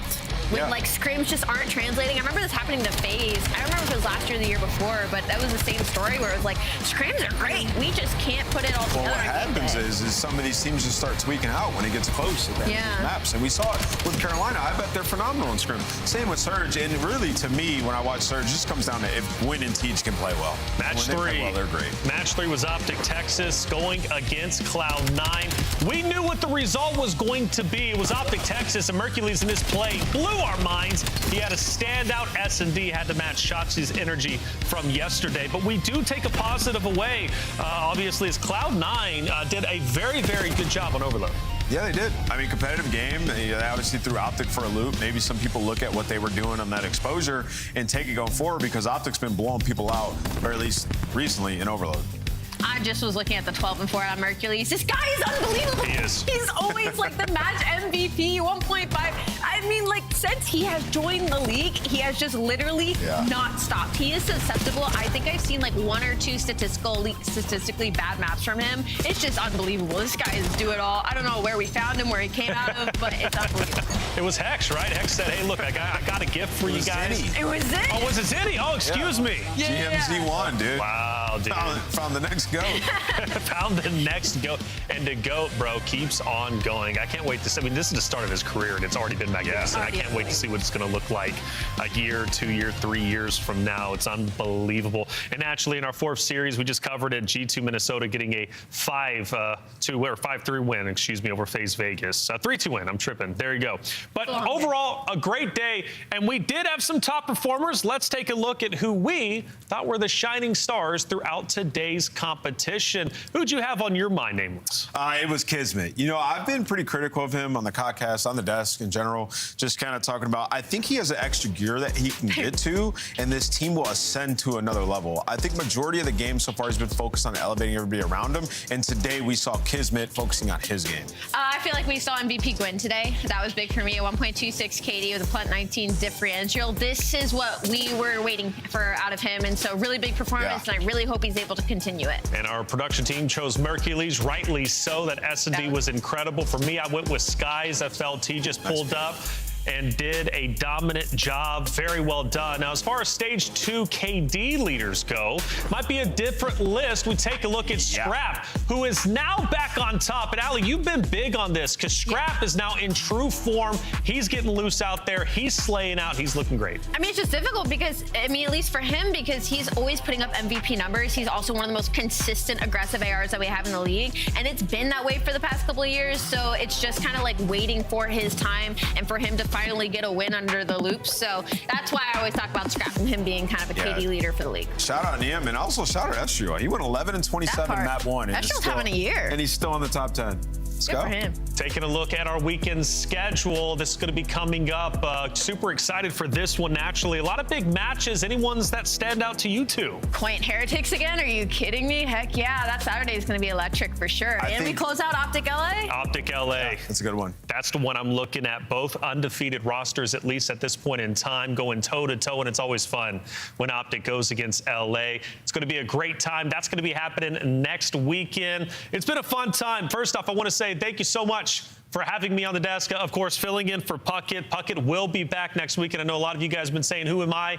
Look, I was only here for a short term, but a good time. It was a great time. It was a great time. And I see all the comments out there. You guys calling me swollen and everything else, man. You guys are wild, but I love each and every one of you. Thank you so much. Nameless, final thoughts as we get out of here. I mean, great time having you here, buddy. It was an awesome time. Hope to have you back at some point. And yeah, COD's lit, dude. Even with some of these matches, we get some 3-0s. We had some crazy moments. Come back next week. We'll have more for you. That's right, Allie. Good job on your predictions and a good show overall. I don't know. I didn't do that good today, to be honest. But thank you so much. Echoing what Ann said. And also, wow, guys, this was some quick 4 games days. Yeah. We better lock in for next weekend. That's it. Next weekend, it's going to be coming at you fast. This is the Call of Duty League. We hope to see you again starting Friday. Don't miss out.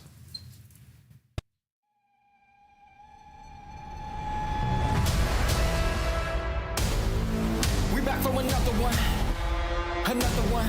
Here we go. How I like that. We back for another one. Here we go.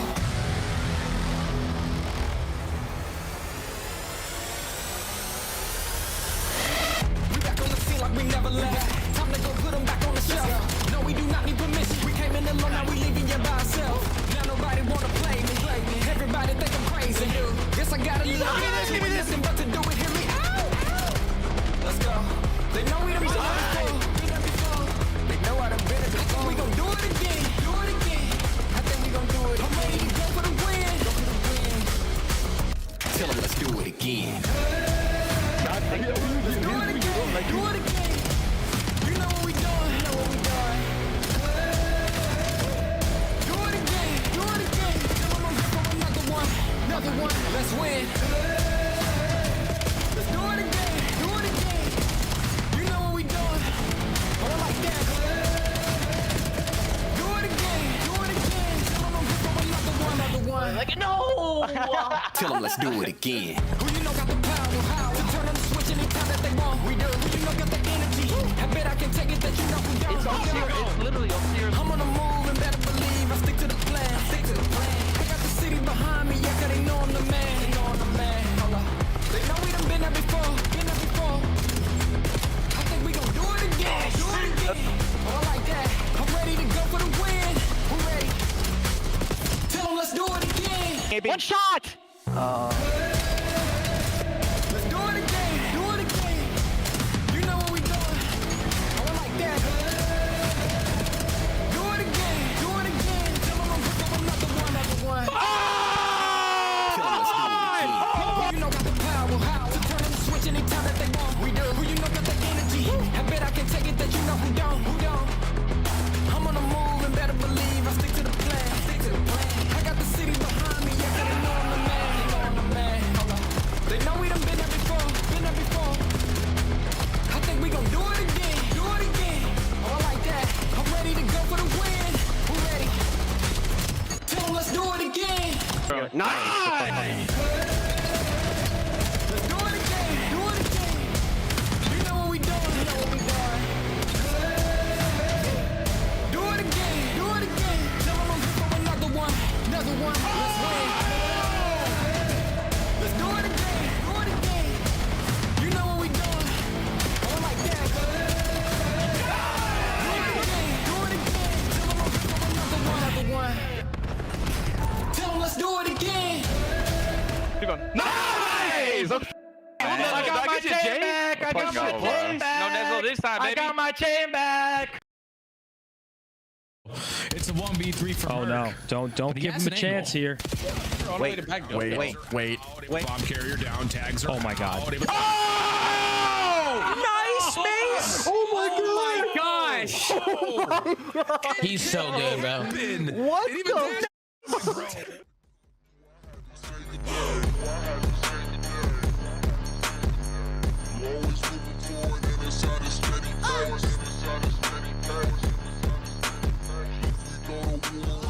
Just like I'm